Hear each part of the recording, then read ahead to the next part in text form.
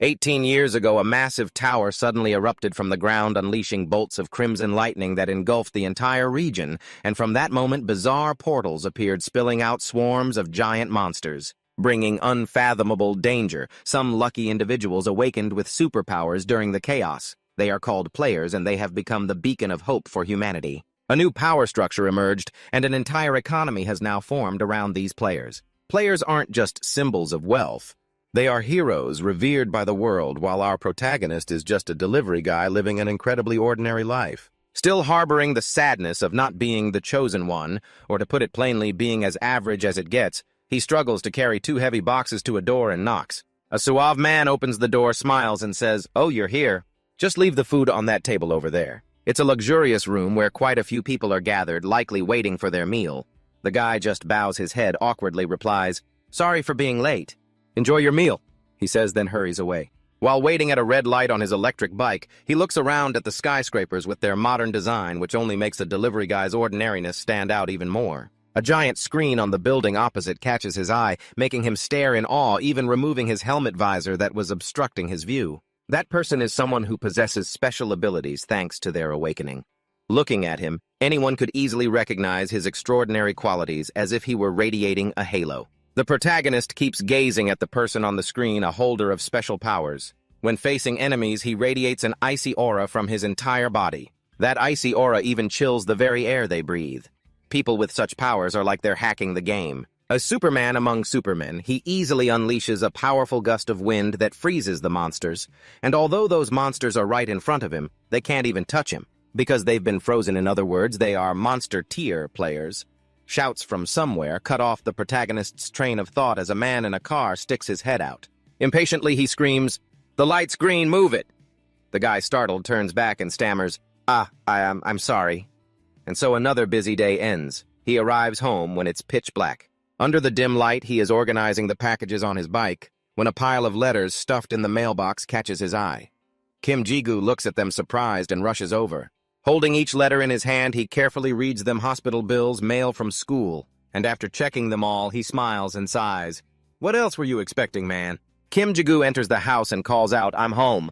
Dudung, closing her room door, hears his voice and turns around with a smile. "Brother, you're back. You've worked so hard."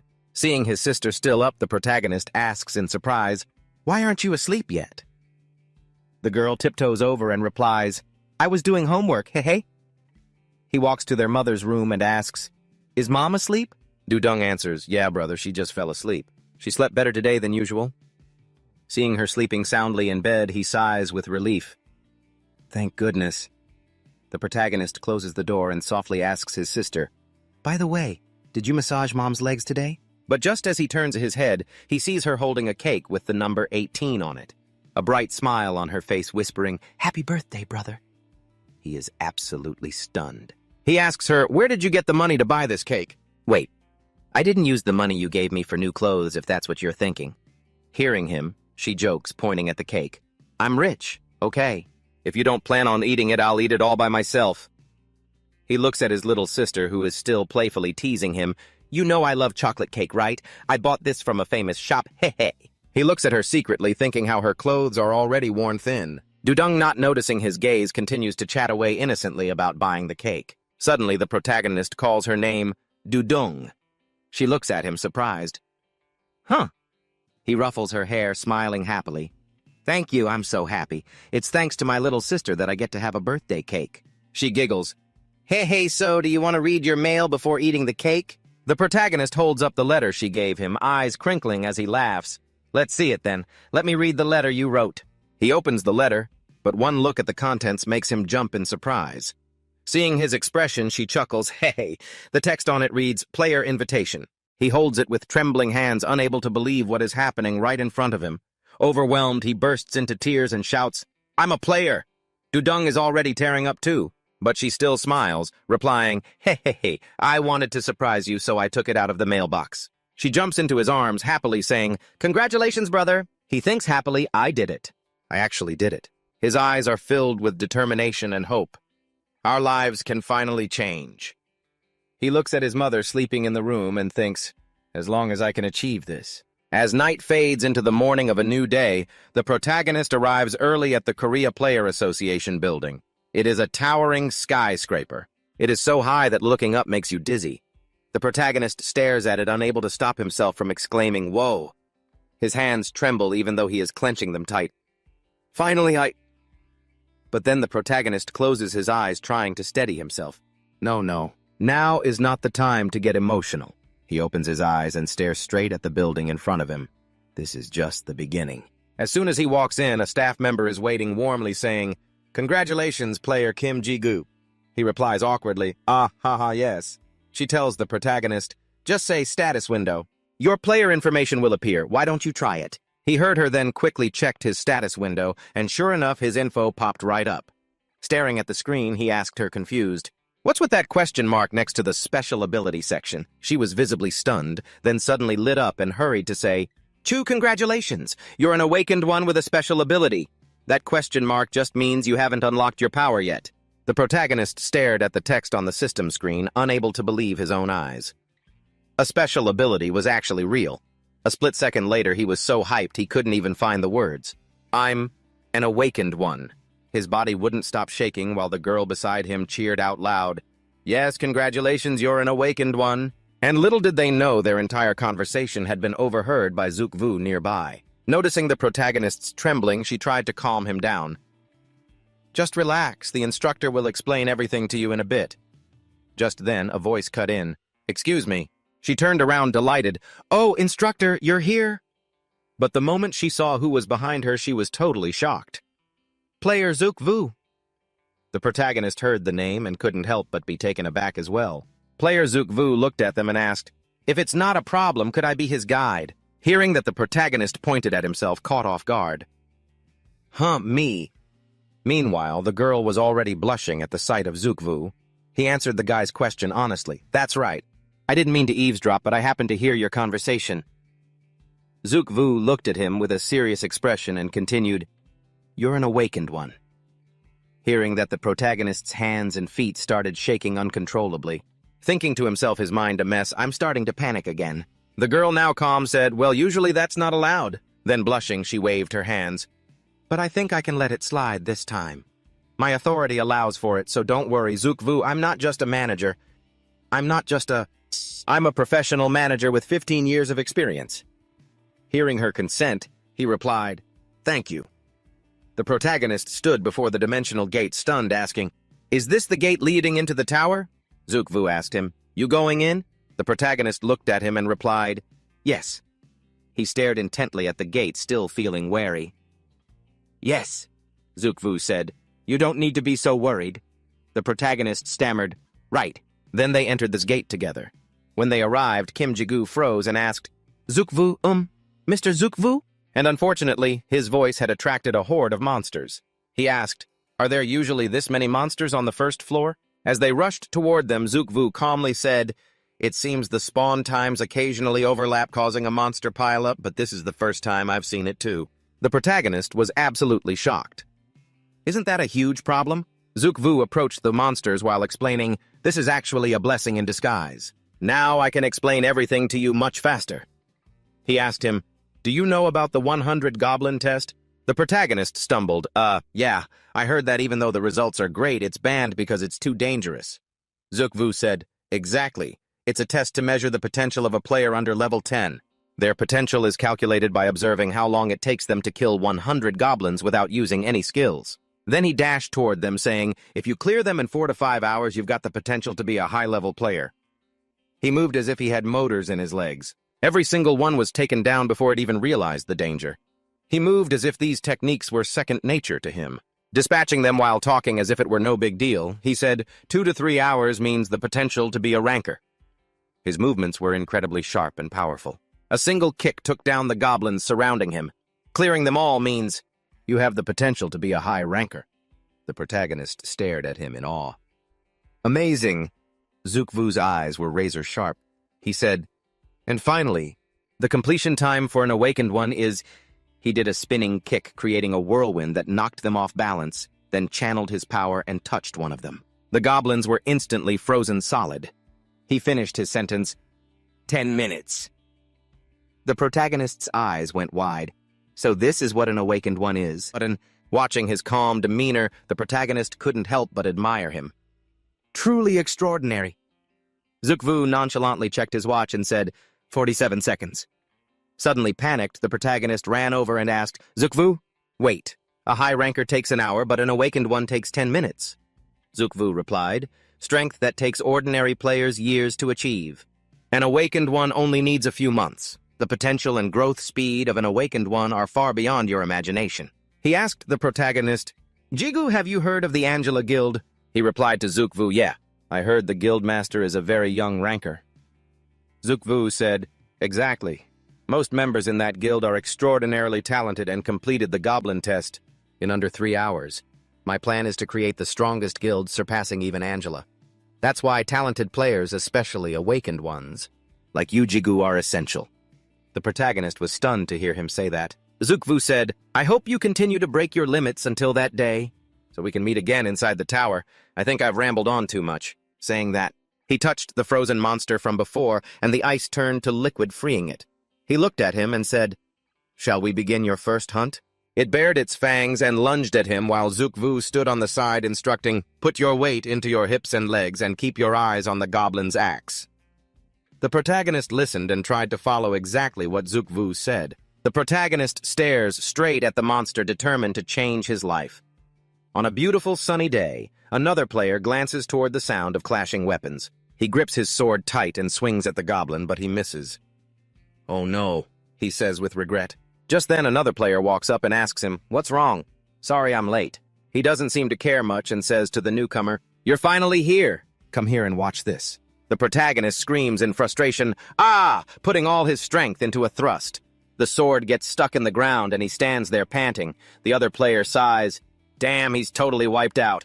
Is he still trying to finish that goblin challenge that's been trending? Killing 100 goblins is going to be super hard, you know. The player who has been watching the protagonist's training for a while says dejectedly, I thought so at first too. The protagonist gasps for air as his status window pops up. He trembles, gritting his teeth in anger, remembering how he was invited to the tower at age 58. He punches the ground repeatedly, shouting, damn it! The other player watches from afar, jaw-dropped in shock, as he looks at the protagonist's status window. The protagonist clutches his head, unable to understand why he even has a special ability. The thing people call a privilege for the chosen ones, and yet even after 5 years it still takes him a whole hour to kill one goblin.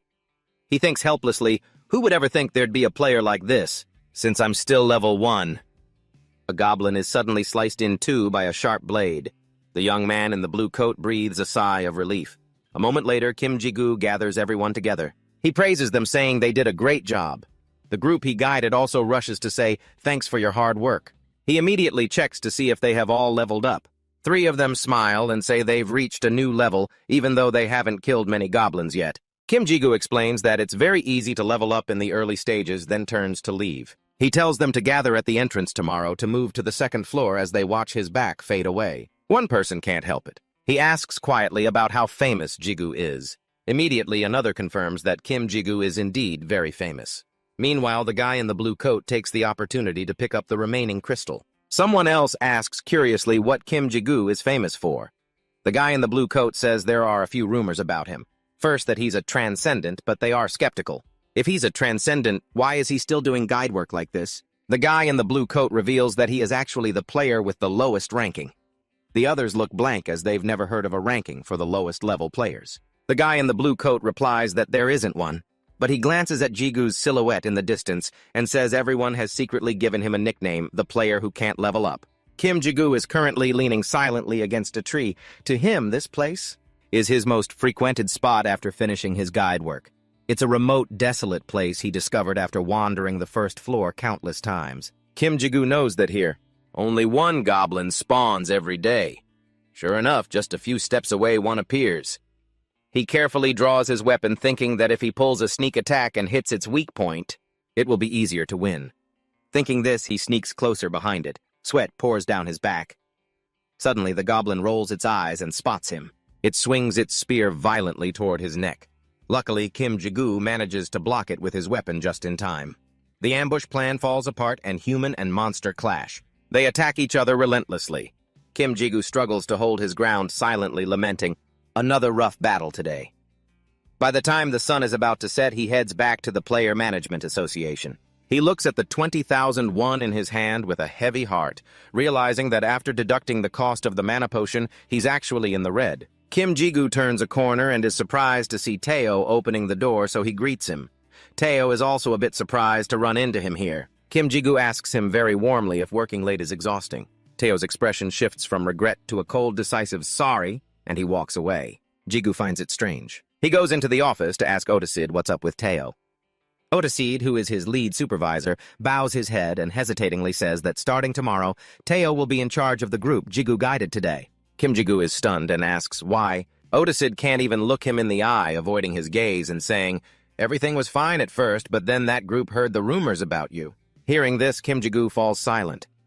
He feels a surge of bitterness and bites his lip, unable to hold back. He asks, "What does that have to do with guiding?"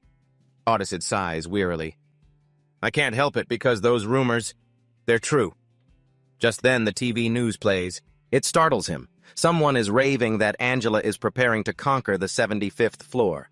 The two instinctively look at the screen, listening to the two anchors talk. They are racing to confirm that Angela is indeed conquering the 75th floor and will hold a send-off ceremony at the Soul Gate tomorrow morning. Kim Ji-gu sighs, "Everyone talks about players all day long, but they've never even been near the tower." Otisid purses his lips, admitting that it's because everyone idolizes players. Kim Ji-gu listens blankly as he continues talking about the gate. They could appear anywhere and anyone has the potential to become a player. He didn't answer the man, his eyes fixed on the news broadcast on the TV, his mind preoccupied with Otisid's words. He felt as though his future was shrouded in darkness. The sound from the TV still echoed in his ears. The anchors were reporting that a rank S gate had appeared in the United States. They were hoping for reinforcements from South Korea, and in return, the U.S. would offer a very generous reward. This immediately reminded everyone of Angela's declaration. Kim Ji-gu fell into deep thought. To him, climbing the tower felt like a distant dream. He couldn't help it. He just turned the TV off. Otisid, seeing this, asked why he turned it off while he was still watching. He replied indifferently that he just felt like it. Otis didn't pursue the matter any further. Handing him the payment envelope for the day, Otis reminded him with a polite tone that Teo was a good person and he shouldn't hate him too much. Kim Ji-gu smiled and said it wasn't Teo's fault. "He doesn't need to feel sorry for me," he said. Otisid nodded, satisfied, and reminded him to come early tomorrow to hand over the work. As he moved his mouse, he told him that while it wasn't enough to make up for everything, "There is someone who specifically requested you." Kim Ji-gu was surprised and asked for details. By the next morning, he had met that person. The guy introduced himself as Kim Seong-pyo and enthusiastically shook his hand. Kim Ji-gu happily introduced himself as the guide, but Kim Seong-pyo mentioned he had already heard a lot about him from Suk-woo. He looked a bit bewildered, not immediately recalling that name. After that, he asked what his relationship was with Suk-woo. Kim Seong-pyo honestly replied that he was his cousin. Recalling his brief memories of the guy, his lips curled into a smile and he whispered a silent thank you. He told the guy to quickly introduce the members of the party. Kim Seong-pyo gestured from left to right, Jun Javon, Jun Sung-woo, and Kim Han-yoon. All three greeted him cheerfully. Kim Ji-gu began to outline the requirements, hoping they would complete the guided portion in 5 days. Then he enthusiastically showed them the way. He said he would explain things as they walked. From dawn until dusk, he finally gave the order to set up camp to rest. He sat down and started the gas stove. Kim Han-yoon walked over and asked if he needed any help. He quickly told her that if the camp was set up, she should just get some rest. So he just sat there. After cooking a fragrant pot of food for the group, they couldn't help but praise him for being such a great cook. Suddenly, Jun Javon asked if it was true that his rank never increased.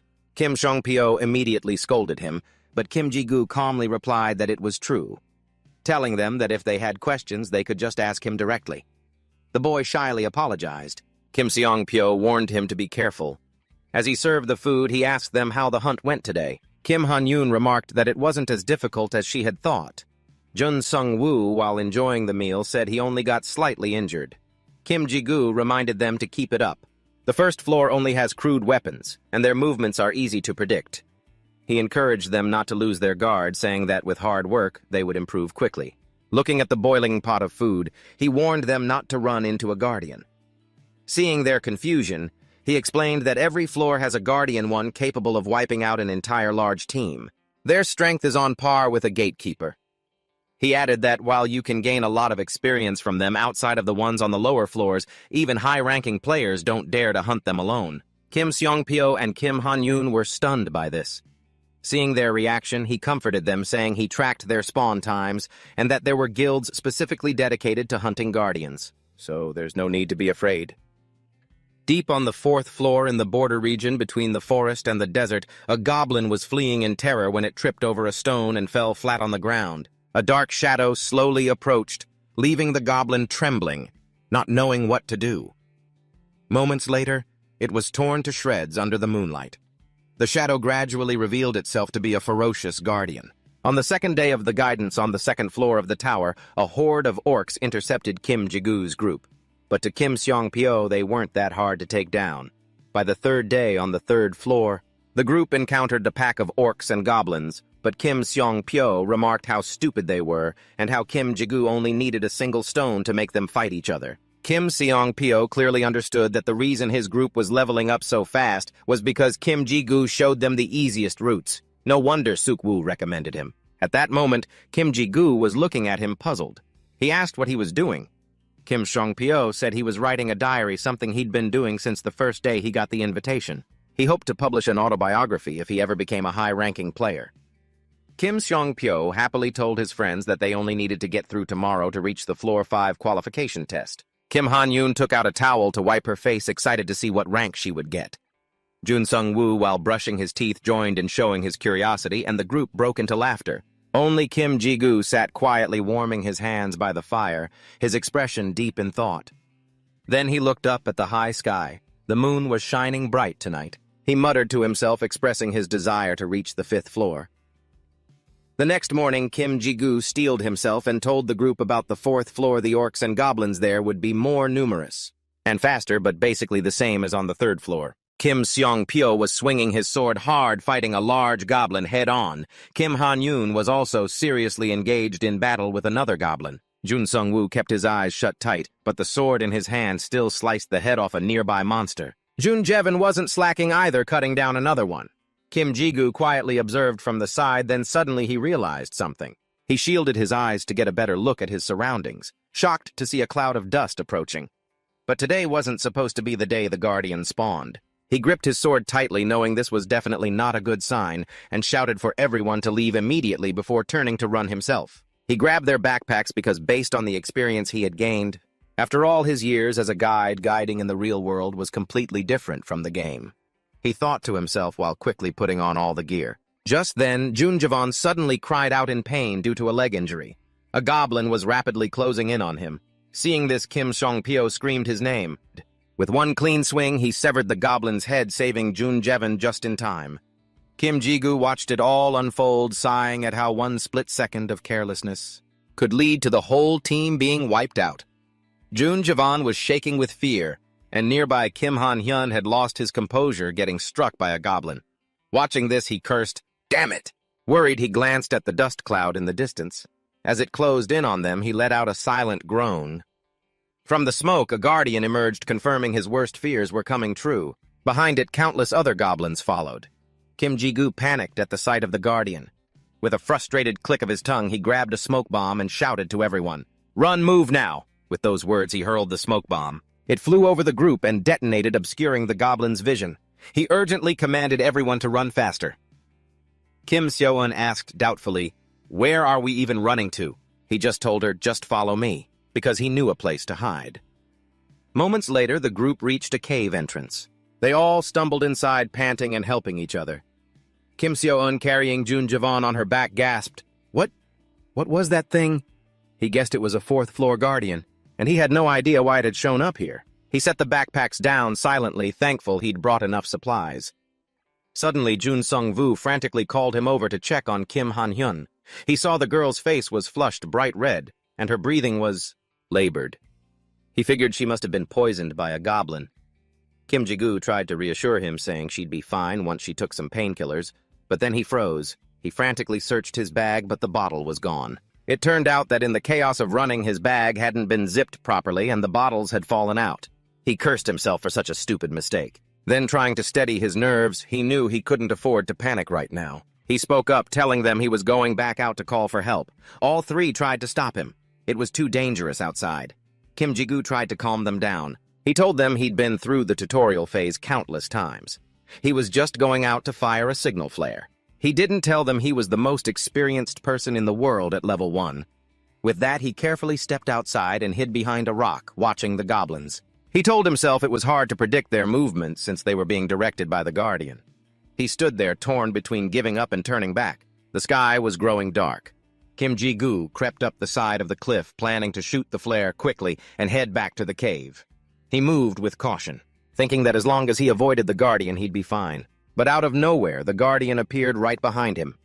Kim Ji-gu finally sensed the danger, but the goblin was already swinging its blade down at him. Terrified, he could only gasp. He didn't have time to dodge and was sent flying, crashing hard into the cliff face. His body couldn't handle the impact and he coughed up blood. The smoke bomb he was carrying fell and exploded, blocking the Guardian's line of sight. Kim Ji-gu struggled to pull himself away. He gritted his teeth, looking back at the creature's bloodthirsty expression, and could only groan in frustration. He grabbed his handgun, telling himself he had to get out of there fast. He raised the gun to the sky, knowing the Guardian wouldn't fall for the same trick twice. After firing the flare, he scrambled to put some distance between them. Kim Ji-gu pushed himself to his limit, desperate for any help. Suddenly, he saw an exit, the 5th floor evaluation gate. He'd once thought about braving it, but the image of his mother and sister held him back. He found himself standing near the gate, helplessly thinking, "Why is a level 1 player like me running here?" He leaned his head against the gate and wept, knowing that even a level 4 player struggled with the evaluation. He knew he was walking straight to his death. Behind him, the Guardian was barreling toward him.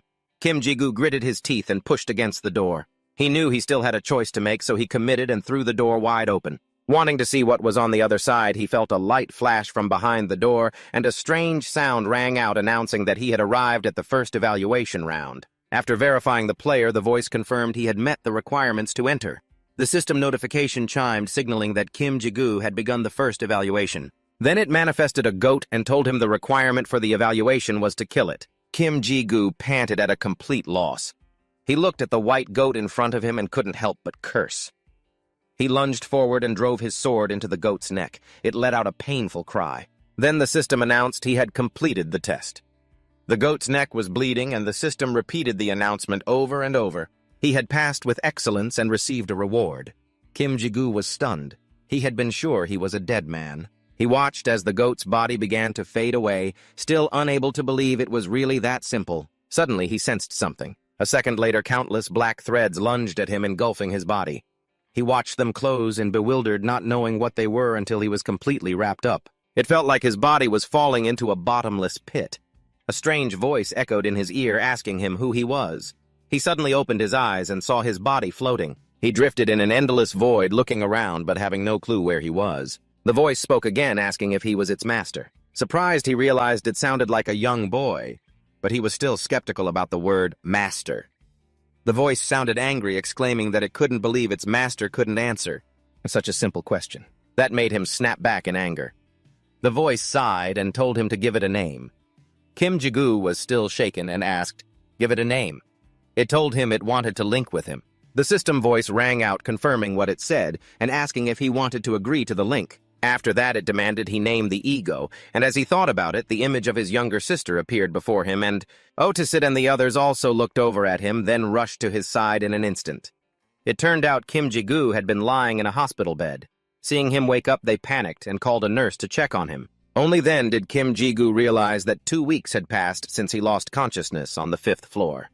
Otisid quickly filled him in on everything, saying they were lucky that a party of players had spotted the Guardian and surrounded it at the 5th floor gate, though it still managed to escape.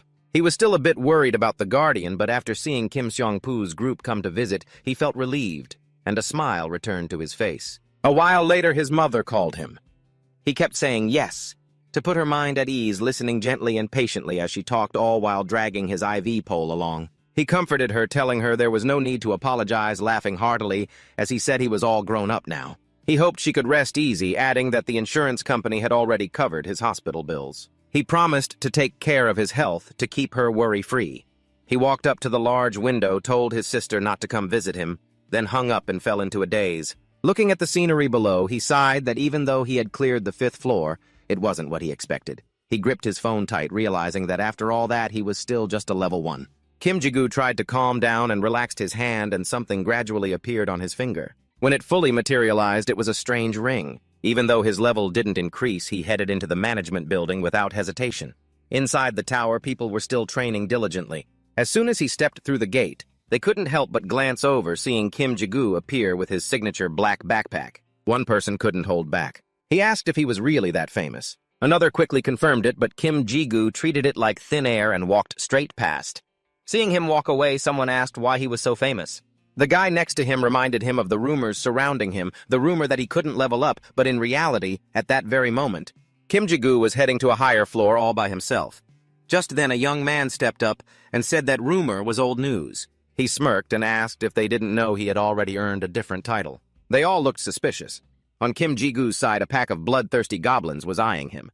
The young man told them Kim Ji-gu was now a bloodthirsty guide. He stood alone facing the charging goblin pack. He just smirked as the ring on his finger flashed with red light. The next second, a sword appeared in his hand, radiating a fierce red energy that made Kim Ji-gu even more confident. In a flash, he vanished from his spot. The goblins could only feel a gust of wind sweep past before the whole pack was massacred. Kim Ji-gu lunged at another group, leaped high into the air, and slammed his sword into the ground. It made the goblins drop like flies. The strange voice from the 5th floor was still hounding him, constantly urging him to give it a name. With the final strike that wiped out the pack, he blurted out the name Du. The sword in his hand vibrated slightly. He repeated its name, Du, and suddenly his status board was engulfed in a red glow. Kim Ji-gu didn't care. He kept right on massacring the remaining goblins. New text appeared on his status board showing that he had become a partner to the ego and could use its skills. Currently, Du's level was 7, strength was 18, and both stamina and magic power were 7. Its unique skill was transform into accessory, but just a second later its level increased to 8. Kim Ji-gu looked into his backpack filled with glittering purple crystals and couldn't help but marvel. Just a few days ago he was trembling in fear before a single monster. Now he was casually picking up piles of crystals like this. His gaze rested on the snake-shaped ring on his finger, and he asked, "Do am I right?" It flashed red immediately, as if responding to him flashing back to a month ago when Ji-gu was in the forest checking his player info. He had been drawn to a skill classification called Ego Partner. He was overjoyed. It wasn't a dream, and he felt truly glad he had come to the tower. Right after getting discharged thinking about this, he broke into a cold sweat remembering something about going home. He was definitely going to get scolded by Dujung for sure. She would definitely put on her demon face and grill him about where he had gone when he had only just left the hospital bed. Even though he knew it, he had to act because he had made up his mind. He couldn't just sit still when his status window had finally changed. After 5 years of waiting, he started pondering how to link with this thing called an ego. Minutes ticked by and a thought flashed in his mind. He hurriedly waved his hands. His foot scraped across the grass, his eyes widened, then he covered one eye with one hand and held the other out into the air. With an intense aura, he shouted his command to Link. And then the silence around him was eerie. Only Kim Ji-gu stood there, stuck in that awkward pose. Not far away, a bird perched on a tree looked at him like he was a total moron, then seemed put off by being in the same place as this weirdo. It flapped its wings and flew away. As for him, he could only play it cool, acting as if he'd accidentally forgotten something. I'll tie my shoelaces, saving myself from this awkward mess. I scratch my head, feeling like a total delusional idiot. And I'm secretly thankful no one's around. My expression turns sour as I name this insolent voice, Du. But I have no idea how the hell to actually use this thing. Just then a streak of red light flashes, followed by a blue orb appearing out of thin air. The system abruptly informs me. Ego Du has been summoned. I'm too stunned to react, just staring in shock as the system explains that Du doesn't have a fixed form yet. Since the player lacks proficiency, Du's form will be randomized. Hearing that, I'm thrilled. I actually did it. But then the system adds that to form a physical body, it will randomly absorb matter from the surroundings. I look confused, wondering what that's supposed to mean. Suddenly, gusts of wind start swirling around me. In an instant, the wind turns violent, lifting me right off the ground. All this is because that blue orb is causing chaos. It lifts me high into the air, making me scream. Then it snatches my backpack. Are you kidding me? Even the cheapest items in there are worth 5,000 won. A poor guy like me has to hold on to that bag for dear life. As I struggle, I hear a ripping sound. My clothes are shredding, rapidly ripped into tiny pieces before being sucked up by that blue orb as the wind howls around us. If I let this continue, I won't even have my underwear left. I panic and beg it to stop. When it doesn't, I scream at the top of my lungs to let me go. Finally, everything settles down. The blue orb has turned multicolored, surrounded by a crimson glow. I lie on the ground, dazed, wondering if it's over. But then the orb shakes violently, followed by a deafening boom. A massive beam of red light shoots straight into the sky, lighting up the whole corner of the forest. The terrifying pressure scares the birds, sending them flying off in a panic. They're in such a rush they lose a few feathers without even noticing. The light fades away. Jigu slowly opens his eyes to look, then his eyes suddenly widen, because he sees a purple-black sword floating in the air with a bizarre red eye on the hilt staring straight at him. A while later, I find a piece of torn blanket and wrap it around myself. Finally, I understand everything. I confirm with the sword. So you're due. It looks annoyed that I keep making it repeat itself. It even insolently calls me an idiot, but I choose to bite my tongue and not stoop to its level. Then I get to the point I want to know what an ego actually is. I guess it's like a soul, but Du immediately refutes that. I hold the sword, examining it closely while waiting for a real answer. However, it doesn't know what an ego is either. It gets annoyed that I keep touching its body and calls me a pervert in the most provocative tone imaginable. I'm beyond furious, but I close my eyes and try to stay patient. I'm suddenly curious if Du can move on its own. Truth be told, it's not sure about that either, so it says vaguely not right now, but probably later. I think for a moment, then wonder if it can unlink and change owners. Only the owner has that right, it says. The ego cannot. I get interested and ask the next question. I'm curious if it could attack me once it can move on its own. Yes, I could. However, if the owner logs out, the linked ego vanishes too, so practically speaking, it's pretty impossible. Hearing that, Jigu flashes a mysterious smile. I ask, Do the final question. Can it feel pain? It bluntly admits it can, because it's a great ego. Not just emotions, as long as I set it up, it has all the senses. Then it suspiciously asks, Why? By now, I'm quietly squeezing a rock in my hand. The system suddenly pops up asking if I want to enable pain sensation for Du. I raise my hand with the rock and smash it straight into the sword to teach it some manners and stop its mouthy attitude. It lets out a miserable shriek. The sound echoes through the sky. What happens next is, I keep wiping out monsters while Du absorbs their blood, gaining experience and leveling up. Its stats keep climbing. End of flashback. I let out a sigh and tease it about how mouthy it used to be back then. I look at the ring on my hand and sternly ask, You remember, right? It laughs nervously, implying it's embarrassed by that past. Every time I think about it, my blood boils. I glare at it, radiating killing intent, and ask what it said. It immediately shrinks back and lies, saying its blood is boiling with happiness. It's just so happy. Because I have such an amazing owner. I finally decide to let it slide. I notice my bag is full too. So that's enough for today. As I pack up to head back, Du mentions it's been a long time since it's been outside and it's getting restless. So I decide that next time, instead of the tower, I'll enter a gate to satisfy it. Otis, after hearing my plan, tells me not to enter any gates for now. I'm curious to know why. He claims that 4 high-level awakeners recently perished inside a gate in the United States. Furthermore, many unusual gates have been appearing lately, like a gate that was supposed to be F rank, but turned out to be C rank, or gates with strange distorted structures. This hasn't happened in 23 years, but it's been occurring frequently in just the last month. That's why he's a bit worried.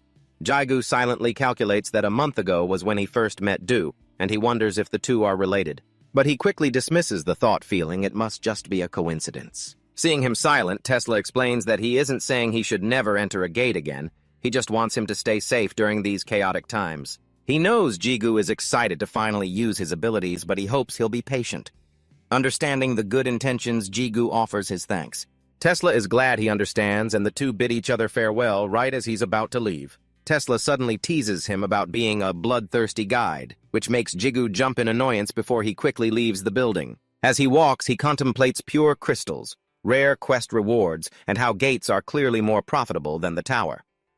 Thinking of this, he suddenly reaches into his pocket and takes out his phone, even though Tesla advised him not to go. But that's life, you have to hustle. Since he's got a mountain of debt to pay off and these unusual gates are rare, he figures it'll probably be fine. Just then, he happens upon a recruitment post for a team entering an F-rank gate in Guji City.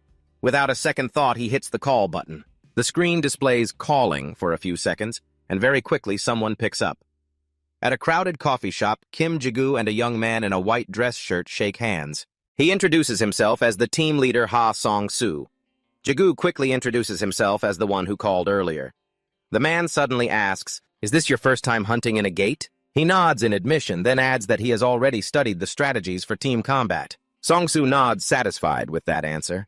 He takes out a contract and hands it to him, which mentions things like profit sharing, breach of contract penalties, and so on. Overall, they are standard terms and equipment is to be divided by rolling dice. While Jigu is reading the contract, the man tells him to meet at the station at 2 o'clock tomorrow afternoon and warns him not to be late. He explains that gates come in two main types: one-time gates that disappear once the mission is finished, and permanent gates that don't disappear, allowing for periodic hunting.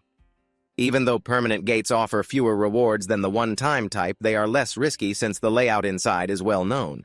Because of this, there are many people coming and going. At this moment, Jagu has arrived to gather with the others at the gate. Someone suggests that if everyone has finished checking their gear, it's time to go. And so, they walk into the tunnel one by one.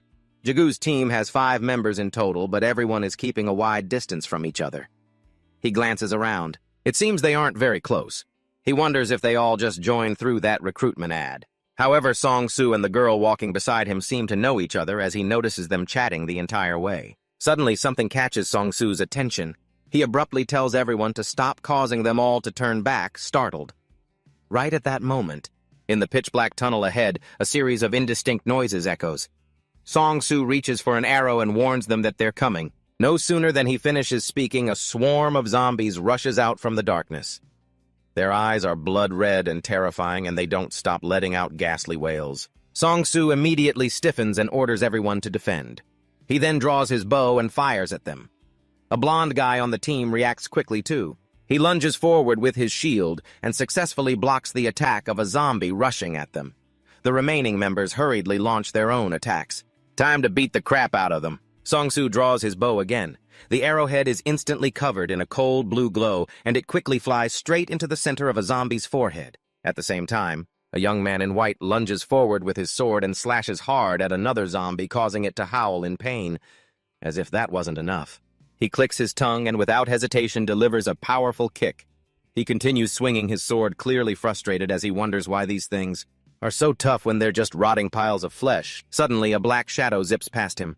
Remarkably, wherever that shadow passes, the zombies are immediately struck down by the person's sword. They collapse like straw, falling to both sides.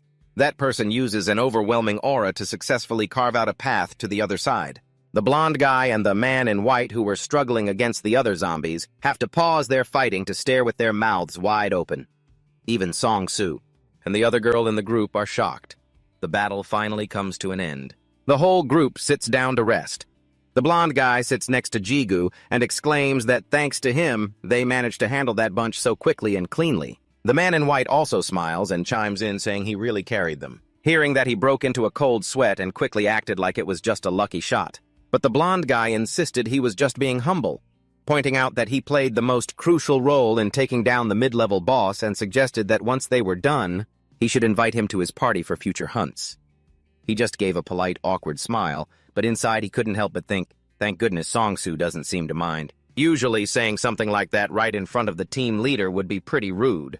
He couldn't help but watch Song-soo and that girl for a moment, but they didn't seem to pay any attention to this conversation. The other two were still busy buttering them up, claiming everything went smoothly today was all thanks to him. Outwardly, he acted shy and told them they were overpraising him. But deep down, he felt pretty good because honestly, they weren't wrong. At this point, Song-soo felt they had rested enough. So he called everyone to keep moving. Hearing that, he gripped his sword tightly and asked Do if he was ready. But Do didn't give a straight answer, just complaining about how disgusting the zombie blood was. There was no way around it. They were already at the boss's lair, so he had to suck it up for a little while. In the corner, the blonde guy signaled for the guy in the white shirt to come closer. He then whispered something into the guy's ear while glaring at Jigu. Then they both shared a mysterious, knowing smile. A while later, they reached the end of the tunnel. In front of them stood a massive iron gate. This was the lair of the boss they were looking for. And these huge iron bars seemed to be there to guard the boss. Without any further delay, Song-soo started to explain the strategy for defeating the gatekeeper Talon. He explained it was a giant ghoul, but a rude voice cut him off, telling him to save it. The blonde guy wagged his finger, acting as if they had already done their research before even setting foot through this permanent gate. So he said not to waste time and just jump into the fight. But Song-Soo's point of view was that even if he already knew, he still had to listen, because inside these gates, just one person's mistake could put the whole team in danger. The guy clicked his tongue, annoyed. The girl who had been following Song-Soo and staying quiet until now finally lost her patience. She glared at him with a darkened face. Seeing this, Song-Soo glared back at her. She started startled by his dark expression and quickly reined in her emotions, deciding to keep quiet again. Song-Soo acted like nothing had happened and explained everything from the beginning. Jigu stared at him, feeling that he was really strange just now. A moment later, after they melted the iron bars and stepped inside, they immediately saw Talon sitting with its back to them. Seeing its massive muscular frame, someone blurted out that it was much bigger than they had imagined. Another person, immediately annoyed, signaled for him to keep it down, and then the team began to act on the plan they had laid out earlier. First, Song-Soo attacked it with an explosive arrow. He pulled the bowstring taut, and once he aimed at his target, he let go. The arrow carried incredible power. It whistled through the air, heading straight for Talon. Just as they predicted, this infuriated it, and it swung its fist toward them. At that moment, the blonde guy, also known as Song Byung-hoon, took his position as the tank and shouted out. He braced himself, tensing up to block Talon's attack. In a flash, it was right in front of him, and it drove its fist straight into Byung-hoon's shield. The terrifying impact kicked up a cloud of dust. Shards from the shield flew everywhere. This one blow from Talon was more than he could handle.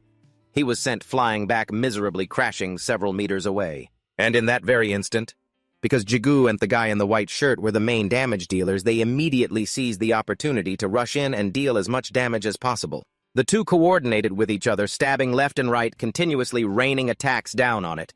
It roared in its own language, filled with rage, its eyes turning a terrifying shade of red. The most critical moment had arrived. It suddenly curled up to transform. In its new form, its durability tripled. Normal attacks would be useless now. Someone immediately shouted for Jigu to attack it. They had discussed this beforehand and were confident that with his abilities he could still deal some damage. Jigu quickly unleashed his power. A dark, eerie-looking smoke suddenly appeared.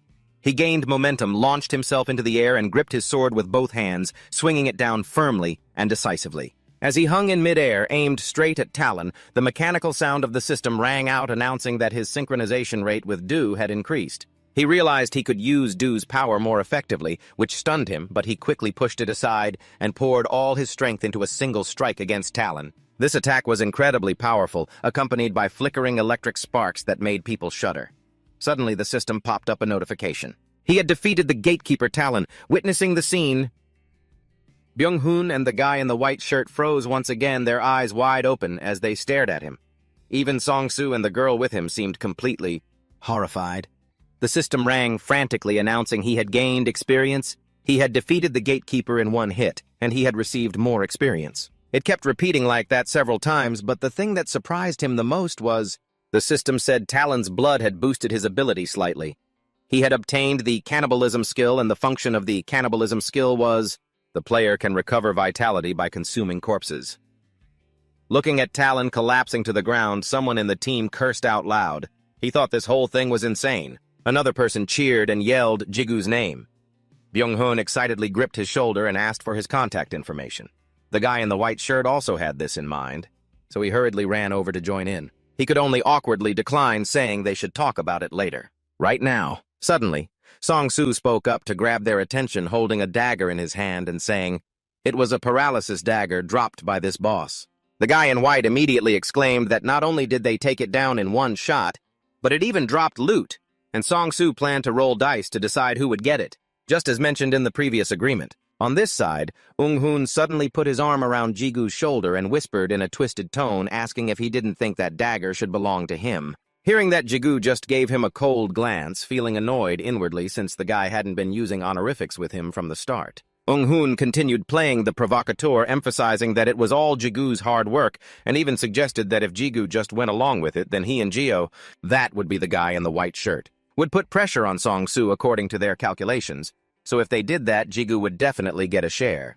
It was a win-win for both sides. However, how could such cheap tricks get past him? Thanks to his 5 years of experience as a guide, he was quite good at reading people. From the beginning, he had been suspicious of the two main damage dealers, Gio and Ung-hoon.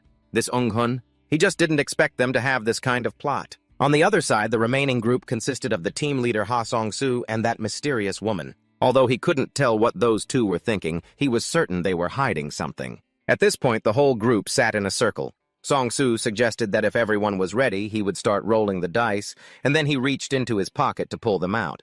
Jio and Unghun immediately exchanged glances and nodded in understanding, and suddenly Unghun moved his body ready to strike. In the blink of an eye, his seat was empty. He quickly whipped out a sword, then holding the sword in one hand and a shield in the other, he rushed toward Song-soo. By now, the tip of his sword was already inches away from him, but Song-soo still sat there calmly. Without even flinching, and at the critical moment, Jigu suddenly lunged forward, grabbing Unghun's sword-wielding hand. His sudden appearance caught him by surprise. Before he could react, he felt the world turn upside down as his body traced a parabola through the air. He was easily slammed to the ground by Jigu and couldn't help but cry out in pain. Jigu pressed his face hard into the dirt. Unghun gritted his teeth looking at Jigu, having previously thought they were on the same side. But Jigu didn't care about him. He was still thinking about the previous moment. If he had made just one wrong move, he could have been wiped out for good. Unghun tried to struggle but failed. He hurriedly screamed for Jio to help, but Jio was trembling uncontrollably in fear, his mouth stammering and unable to say a single clear word, let alone helping him. Seeing his useless teammate like that, Unghun quickly lied, saying he was just joking, just trying to pull a little prank. However, Jigu was still lost in his own thoughts. That moment was truly terrifying. If things had gone wrong, the one meeting their maker wouldn't have been the team leader, but this jerk Unghun. He squinted at the girl next to Song-soo. Her whole body was now shrouded in killing intent. She gripped her knife tightly, and her left eye flickered with an eerily sinister red light. Her movements were so fast he hadn't even seen her draw the knife. He panicked, thinking, "Isn't she a mage?" and felt that she was truly dangerous. He then looked at Song-soo standing next to her and secretly felt he was the same. Clearly, just a moment ago, when the blade was pointed at his throat, he didn't even blink, instead staring straight at the knife. It was truly too strange, so he couldn't help but want to know who they were. Coincidentally, Ha Song-soo also wanted to ask him the same question. Jigu chose to bypass the topic. Then he asked how he intended to handle these two guys. Hearing that, Jio hurriedly threw away his pride and knelt down to beg, saying he only did what Unghun said because Unghun promised him money. He even swore he didn't know about Unghun's plan to stab Song-soo, but Song-soo ignored him. He was only curious why Jigu asked him that, and Jigu replied as if it were obvious because he was the one they were targeting. Hearing that, he pondered for a moment, then suddenly called out to Hajime, who was that mysterious girl. She nodded in understanding, then killing intent suddenly covered her body, and she moved into a strange stance. To shift her footing, Jigu immediately widened his eyes in shock. In a flash, she had glided past him, appearing beside Jio without a sound. Her left eye flashed red again, her face becoming chillingly gloomy, and then she struck his neck with lightning speed. Jio only had time to let out a short scream. Then he collapsed powerlessly to the ground, watching this scene. Jigu couldn't help but exclaim that she was truly a dangerous woman. Then he suddenly glanced down, a thought of copying Hajime's technique suddenly sparking in his mind. Ben delivered a clean, single-handed strike to Unghun's throat, and the guy started choking so hard he was spitting everywhere. Then as Ben stood up straight, Unghun immediately collapsed to the ground. Since he had already kicked the bucket, Jigu looked down at his own hand in surprise, honestly amazed that he could actually pull that off. But he quickly snapped back to reality and told Song-soo that he was taking the knife. Song-soo immediately demanded to know why. Ben's reason was simple: since he saved his life, he deserved it. But Song-soo still thought that was a bit much. Ben just calmly replied that an item of this caliber, Sissy, was nothing for a pro like him. Hearing that, Song-soo fell silent. Jigu wasn't sure what he was thinking, but a moment later Song-soo hesitated and asked if he knew who he was. Jigu guessed that anyone with a bodyguard like Ha-jim clearly wasn't some small-time nobody. However, he made it clear he had zero interest in them and no intention of digging into their business, but in exchange he was handing Unghun and the loot over for them to deal with, because he still wanted to go hunting for a little while longer before heading out. As he said this, he looked incredibly smug. Song-soo and Ha-jim were left speechless. A while later, Do finally got some alone time with Jigu and chimed in to warn him. That woman Ha-jim is extremely dangerous. Jigu knew that, of course. That's exactly why he only talked to them. If he had just run away, it would have looked even more suspicious.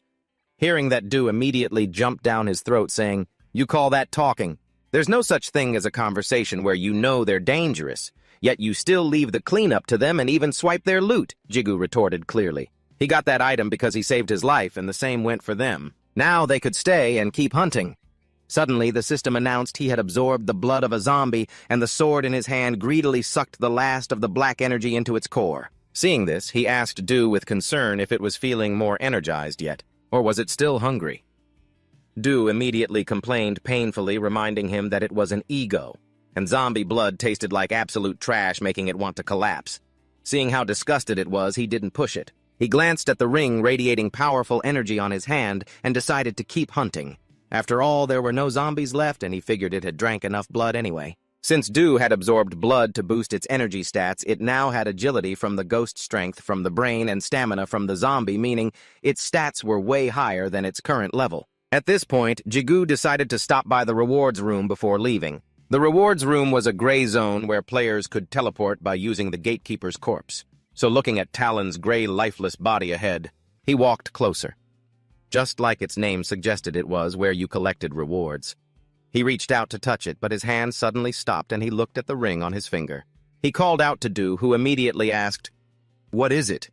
Jigu then posed a question. Was that stuff here before? He meant the shimmering lines of light running across the walls. When Do said no, Jigu fell into deep thought. He walked up to the wall and tapped it. Tap, tap. The wall let out a strange hollow sound. It seemed hollow inside. He stepped back, summoned his sword, and asked Do if he should smash it open. Do immediately said yes decisively. Hearing that, Jigu grew even more certain. He gathered his strength, gripped his sword, and swung hard. But right at that moment, Do seemed to sense something. It shouted for him to stop, but it was already too late. The stone wall in front of him shattered, scattering debris everywhere. It quickly collapsed, creating a large hole and kicking up a cloud of thick dust. Jigu waved his hands to clear the air. Only then did he have a chance to ask what Do was trying to say earlier. It spoke vaguely about egos, leaving Jigu confused, so it had to explain more clearly. It seemed to sense another ego. Jigu was stunned. He stared into the murky space ahead where something seemed to be hidden behind layers of dust. He couldn't help but be skeptical. Could an ego really be in a place like this? Just then, in the middle of the thick dust, something suddenly bloomed with a blinding white light.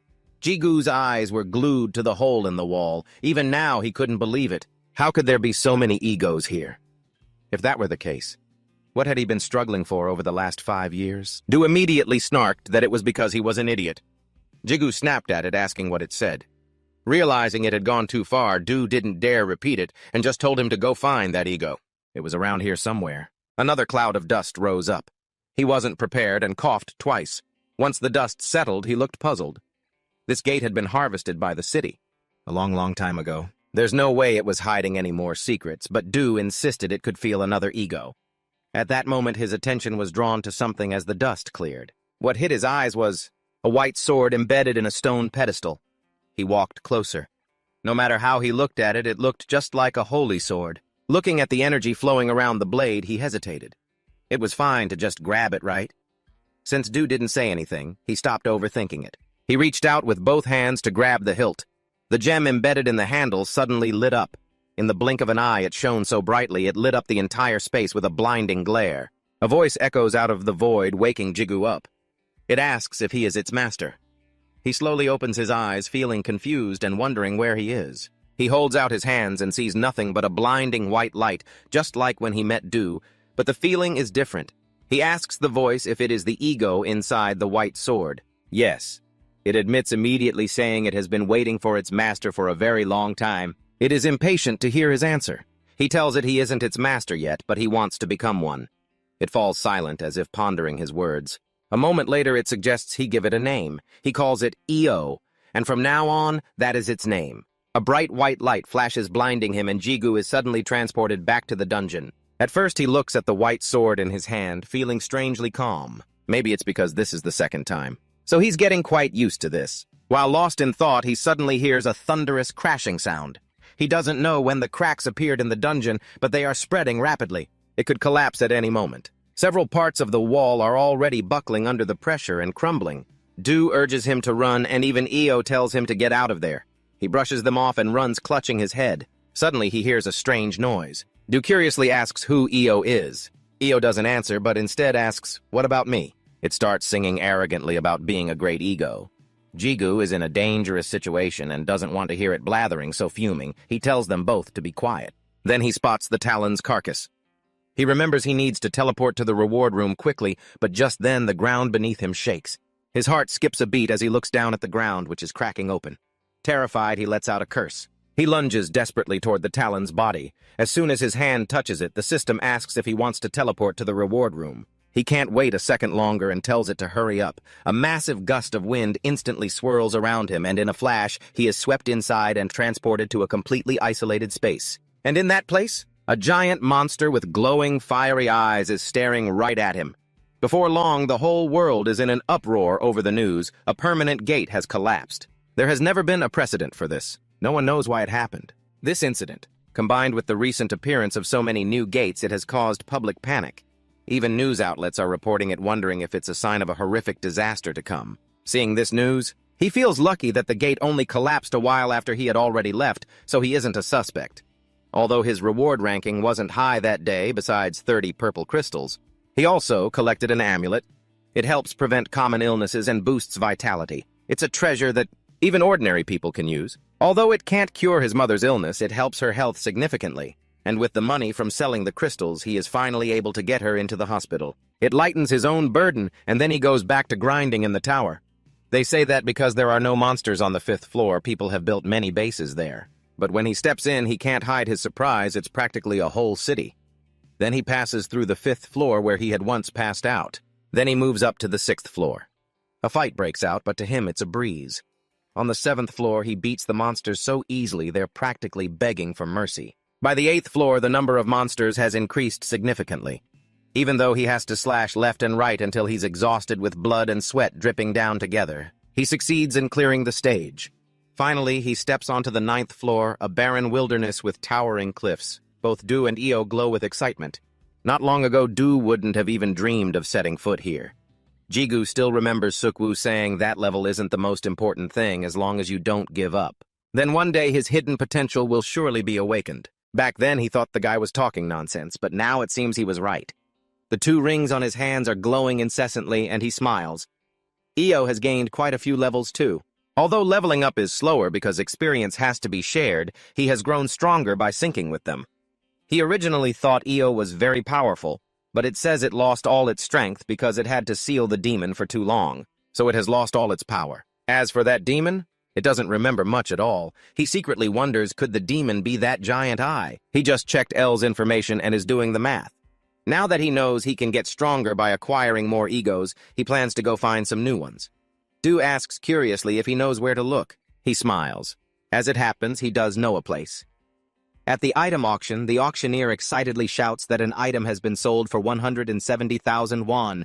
Jigu, sitting among the crowd, asks Du and Io if they can feel anything. But they can't feel a thing. He's a bit disappointed, but he figures that's fair. There's no way there could be that many egos around. The auction is finally reaching its climax, and the last item has been brought out. It is the highlight of the day, the healing necklace, a treasure that drastically boosts recovery speed. The entire hall immediately erupts into chaos. But when it appeared, Du and Io chirped in unison that it was a real avatar. By late afternoon, as Jigu blended into the crowd leaving the auction house, his mood was a bit down.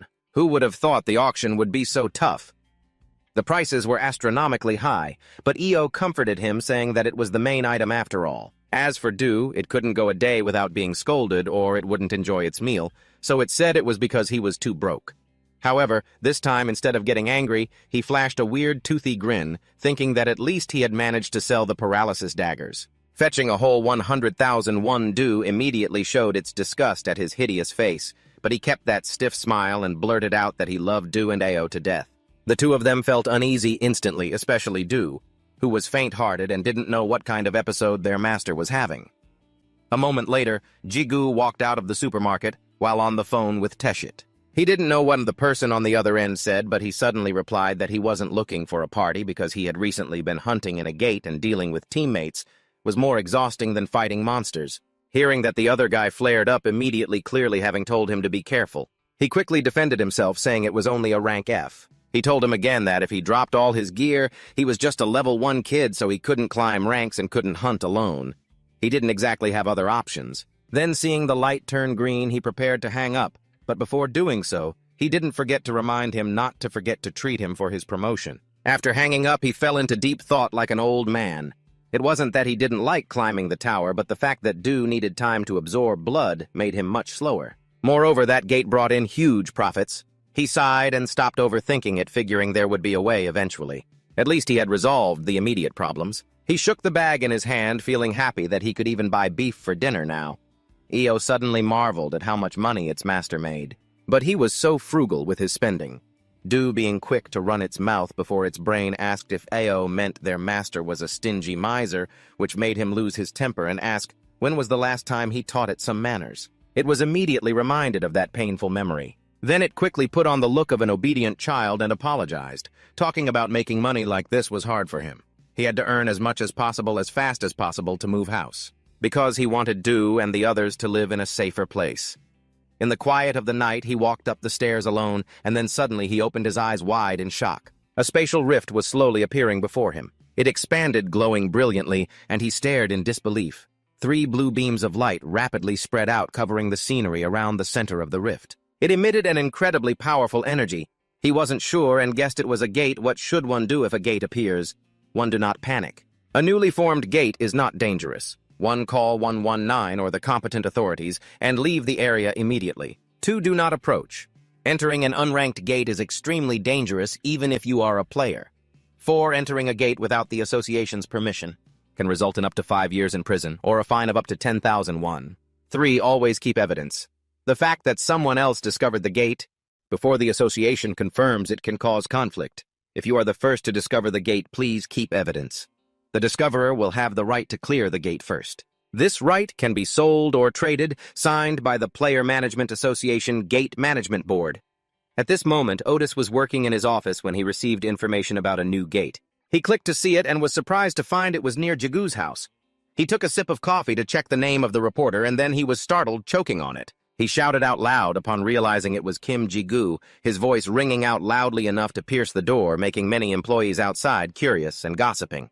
A while later, at Jigu's place, an association employee closed his briefcase and told him that if he did not enter the gate within the next 5 days, he would lose the priority right to clear the gate first, and it would be put up for auction.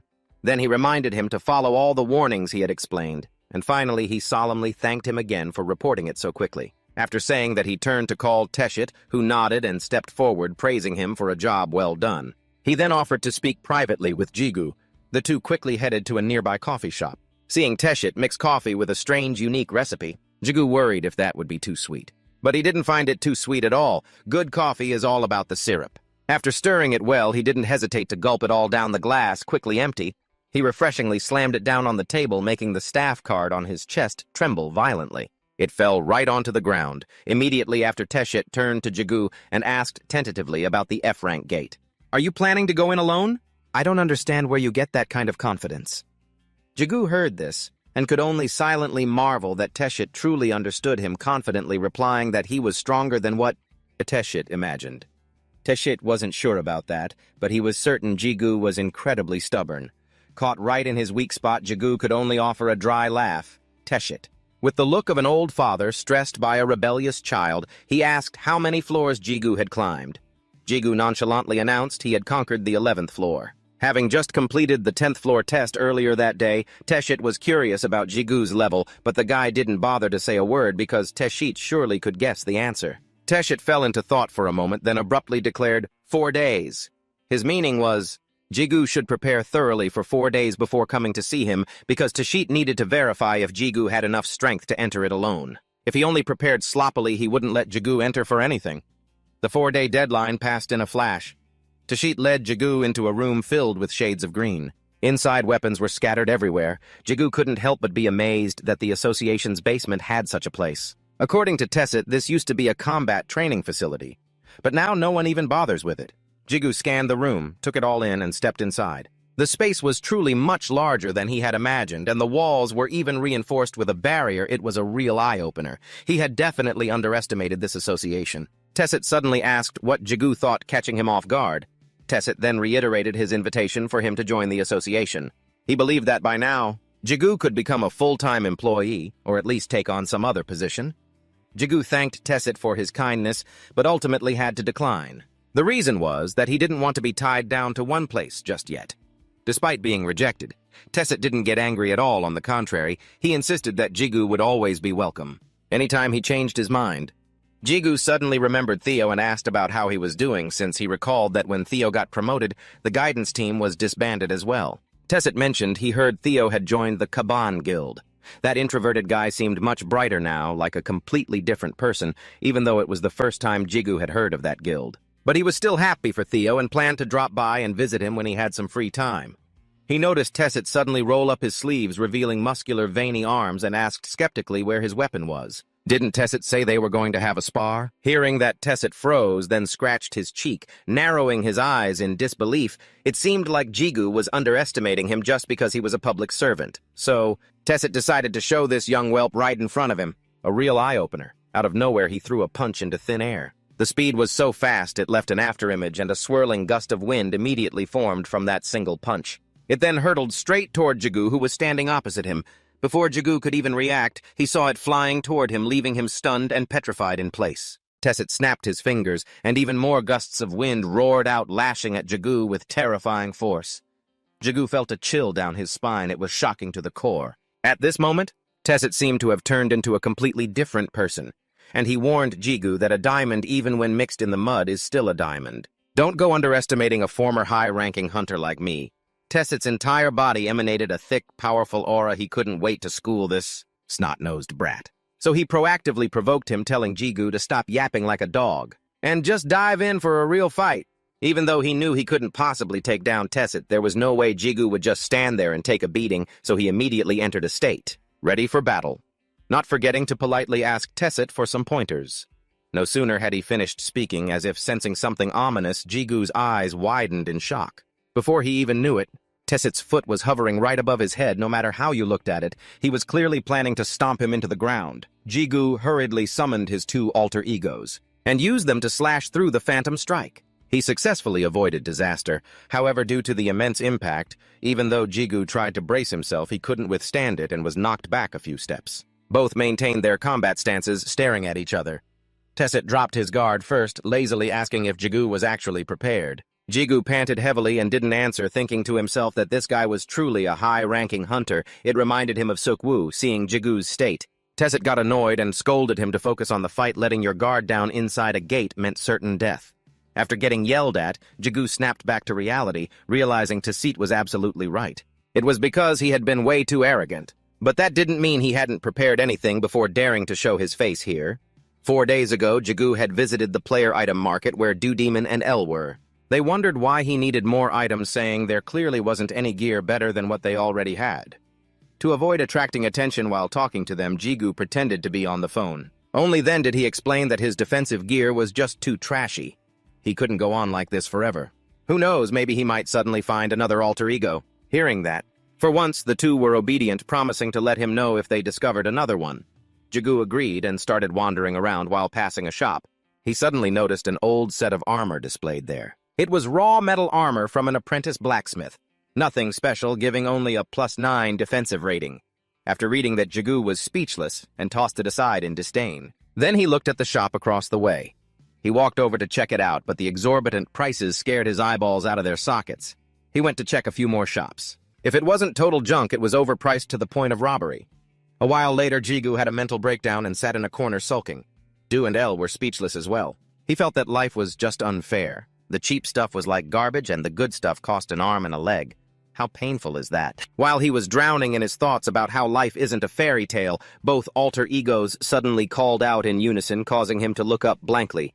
He only saw 2 adults ahead, and a young boy arguing, drawing a crowd of onlookers to stop and watch.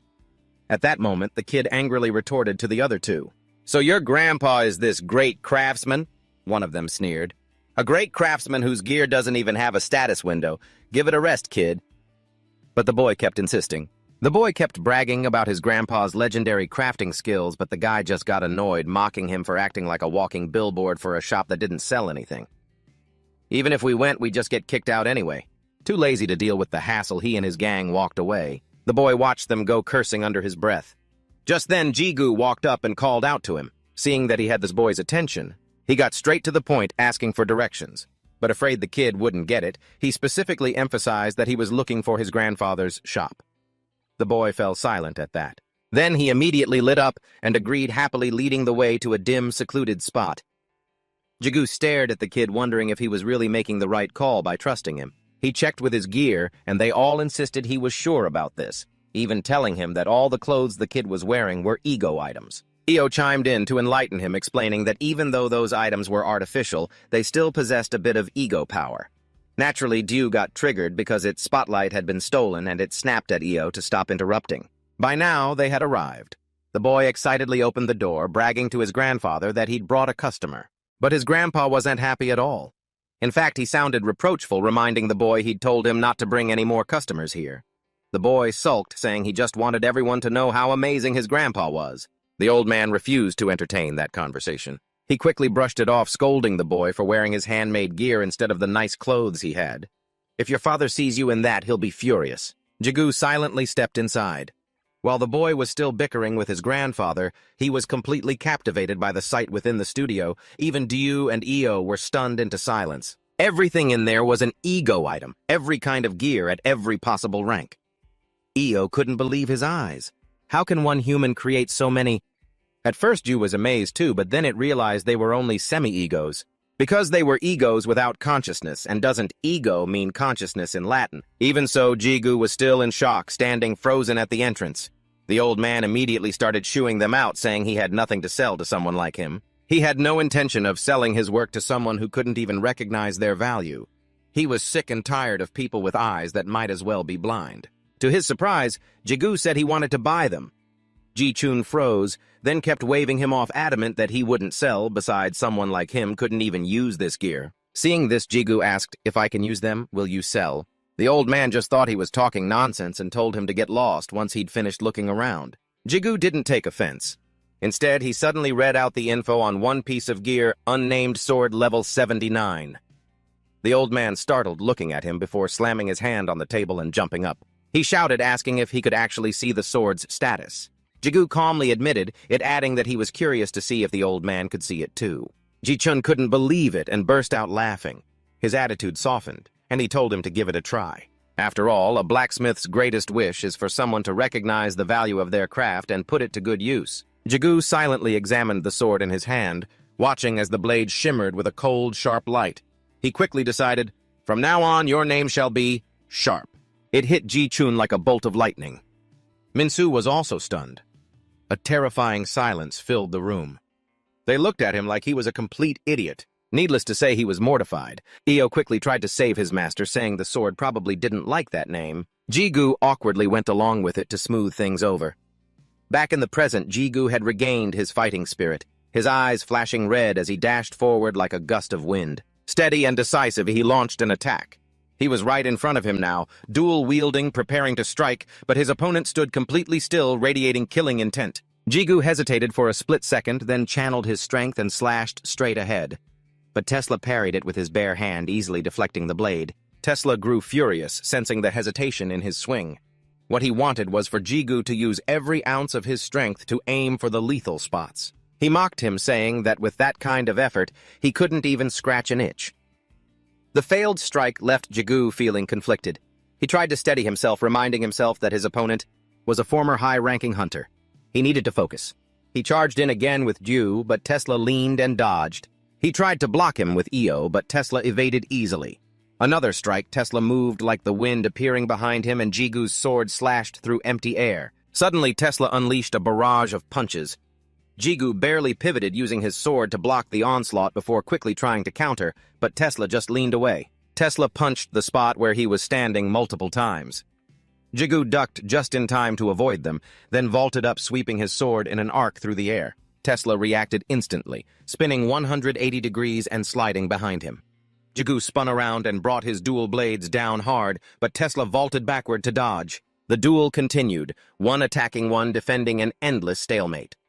Just then, Jigu's eyes widened as he saw Tesla charging at him, radiating pure, murderous intent. Tesla didn't hold back, clenching his massive fist and putting all his strength into a punch aimed right at him. At that critical moment, Jigu remembered something from a few days ago. Back then, he had looked at the pile of gear completely bewildered. Why can't I link with any of them? I'm not even sure if these are real egos. He had sighed and put them away. Ju had told him they were semi-egos, but they were extremely picky, unlike Io and Ju, who had no other choice. Those items were different. Io had retorted that it liked him, it wasn't forced, like Ju said. Seeing Jagu lose his resolve, he decided to give it one last try.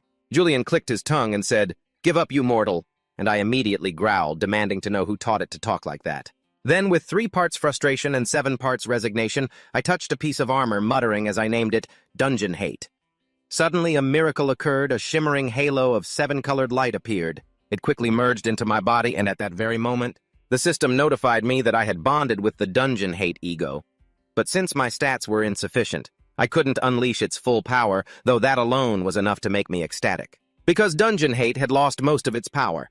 It was now at level 7 with 3 strength, 15 agility, 40 stamina, 6 magic, and a skill that transformed it into an accessory capable of reflecting damage. With 12 defense, the moment Tessit punched me, it instantly lit up, activating the skill to reflect the damage I had received. The light erupting from my body was blindingly intense, catching Tessit off guard and making him shudder in shock.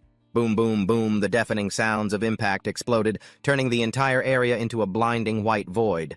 Jagu was blown back several meters, his back slamming hard against the wall behind him. His internal organs felt completely scrambled, and in his discomfort he coughed up a mouthful of blood before sliding down and face-planting onto the ground. A moment later he struggled to drag his battered body up, coughing incessantly. Suddenly something flew toward him from the opposite side. It was an orange potion bottle, followed quickly by a few more rolling his way. Tessit suddenly told me, "Drink up." Since they were medicinal potions to treat internal injuries, I grabbed one and held it to my lips. Good heavens, I couldn't believe he kept such precious expensive medicine in a beat-up copper bottle like that. It was so damaged. I intended to open it to drink, but my hand was shaking so badly I couldn't even twist the cap off. Just then he announced that I had achieved it, leaving me stunned. He held up his hand, which was covered in cuts, to show me, and repeated once more that I had done it. He hadn't expected me to actually be able to damage him. Remembering the explosive moment just now, he was certain this wasn't an accident. I had done it on purpose. At that moment, he had even seen me smirk when I achieved my goal, and he realized he was the one who had underestimated me. He suddenly grew curious to know how on earth I had pulled that off. I played it coy, saying I was just well prepared. He didn't press further, only reminding me that if the portal wasn't cleared after 1 week, the association would step in. Then he wished me luck. But on the day I was about to enter the portal, Tessit changed his tune and said he was only giving me a 5-day deadline. If I didn't come out by then, he would personally go inside and drag me out by the scruff of my neck. Hearing that, my mouth twitched, and I told him there was no need to be so dramatic. But he wouldn't agree, saying it would be more convenient for him to go in himself rather than deploying the association's forces. He started acting like an old father, preparing to say goodbye to a child going on a long trip. He kept asking if I had brought potions and food. What about smoke bombs, and warned me not to be careless just because it was a D-rank portal. I nodded along repeatedly, though it was getting annoying. Wasn't this place just like the one with the zombies? Why did he have to worry so much? It wasn't like the master was digging his own grave, so why the worry? I also marveled at how he was acting like my own father, caring for me in every little detail, literally. Time was running out, so I turned to bid him farewell and quickly stepped into the flickering, glowing portal. In a flash, the space in front of me shifted. It seemed to be a cave. At the same time, the system announced I had entered the portal. My entire body surged with excitement, hoping this was a permanent portal, though I wondered what if it was. I told myself, I'll make a lot of money, obviously. It then questioned how to know if it was a permanent portal. I pondered that the only way to know was to clear it, and since it was D rank, as long as it wasn't a tower underground or maze type, we would finish it quickly. After that, I said, let's go. The ego was brimming with energy and glowing. Soon enough, I encountered the first monster. My hand sparked with electricity, and I punched the wolf straight in the jaw. It immediately yelped in pain. Then I slammed the wolf to the ground, quickly knocking it out in a heartbeat. I even struck a cool pose and told it, "Our conversation ends here." However, deep in the darkness ahead, countless red devilish eyes suddenly appeared. They stepped out one by one. All of them were accomplices of the wolf from before. I flashed a bloodthirsty smile. It seemed it was time to level up. The gold wolves with fiery red eyes growled. The system announced, level up. Kim Jigu attacked while running. He almost tripped, then got a notification about accumulated damage increasing. A gold wolf tried to take the opportunity to bite Kim Jigu's rear end, but luckily I caught it. flashed a confident smile, and unleashed a burst of powerful light to successfully take down that wolf. After a while of exhausting struggle, Kim Ji-gu sat down to rest. A voice from the ring scolded, "You weakling, exhausted already. Stop being so rude to your master." Kim Ji-gu looked at his watch, silently calculating that about 5 hours had passed. Maybe because it's D rank, they seem no different from idiots. Anyway, it's easy. I grinned, showing my bright white teeth while biting into something, muttering to myself, with my level, it's not exactly easy to get in here. But this time I got lucky. After a long while, the thing he had been biting finally snapped. He muttered to himself that he would probably have to go get ranked, recalling the steps for player ranking where stats are measured without any equipment. If separated from his alter ego, his status would only be at level 1. He wouldn't be evaluated correctly for sure. Even Odyssey couldn't help him with this. Why not abuse a high position if you have it? Over at Odyssey's side, they were picking their ear, feeling like someone was bad-mouthing them. Kim Ji-gu kept opening his water bottle, lost in thought. Don't reveal it. If the user's stats increase no matter the distance, you can connect with us, Kim Ji-gu said while drinking. That would be great, but I don't know how. Oh, to increase my own stats, he reminded the puppet alter ego, flicking it instantly and threatening. Watch it or I'll hit you. It whined. Master, you've already hit me, Kim Ji-gu continued. Besides not knowing how to get stronger, I don't really understand this thing either. A notification board popped up displaying all the necessary information. Among them was a skill called cannibalism, which he didn't quite grasp, so he asked, what does that mean, cannibalism, could it be? The ring instantly guessed his intentions and scolded him, Are you crazy, human? Hearing that, he just chuckled dismissively and replied, I'm just joking. Afterward, he stopped resting and continued on his way. Kim Ji-gu opened his bag and was surprised to find it was already full. He had planned to buy a new bag with an expansion enchantment, but he suddenly noticed the strength-boosting potions inside and decided to just finish them off. Standing before the cliff was like standing before the gates of heaven. The ring kindly reminded him, this place is radiating the strongest killing intent in the gate. There's probably a boss there, Kim Ji-gu replied with a nonchalant, reckless expression. I know. That's why I'm chugging these bottles right now. Once he finished drinking, his strength power and agility stats instantly doubled. With a sword in each hand, he kept moving forward, wondering just how far he had traveled.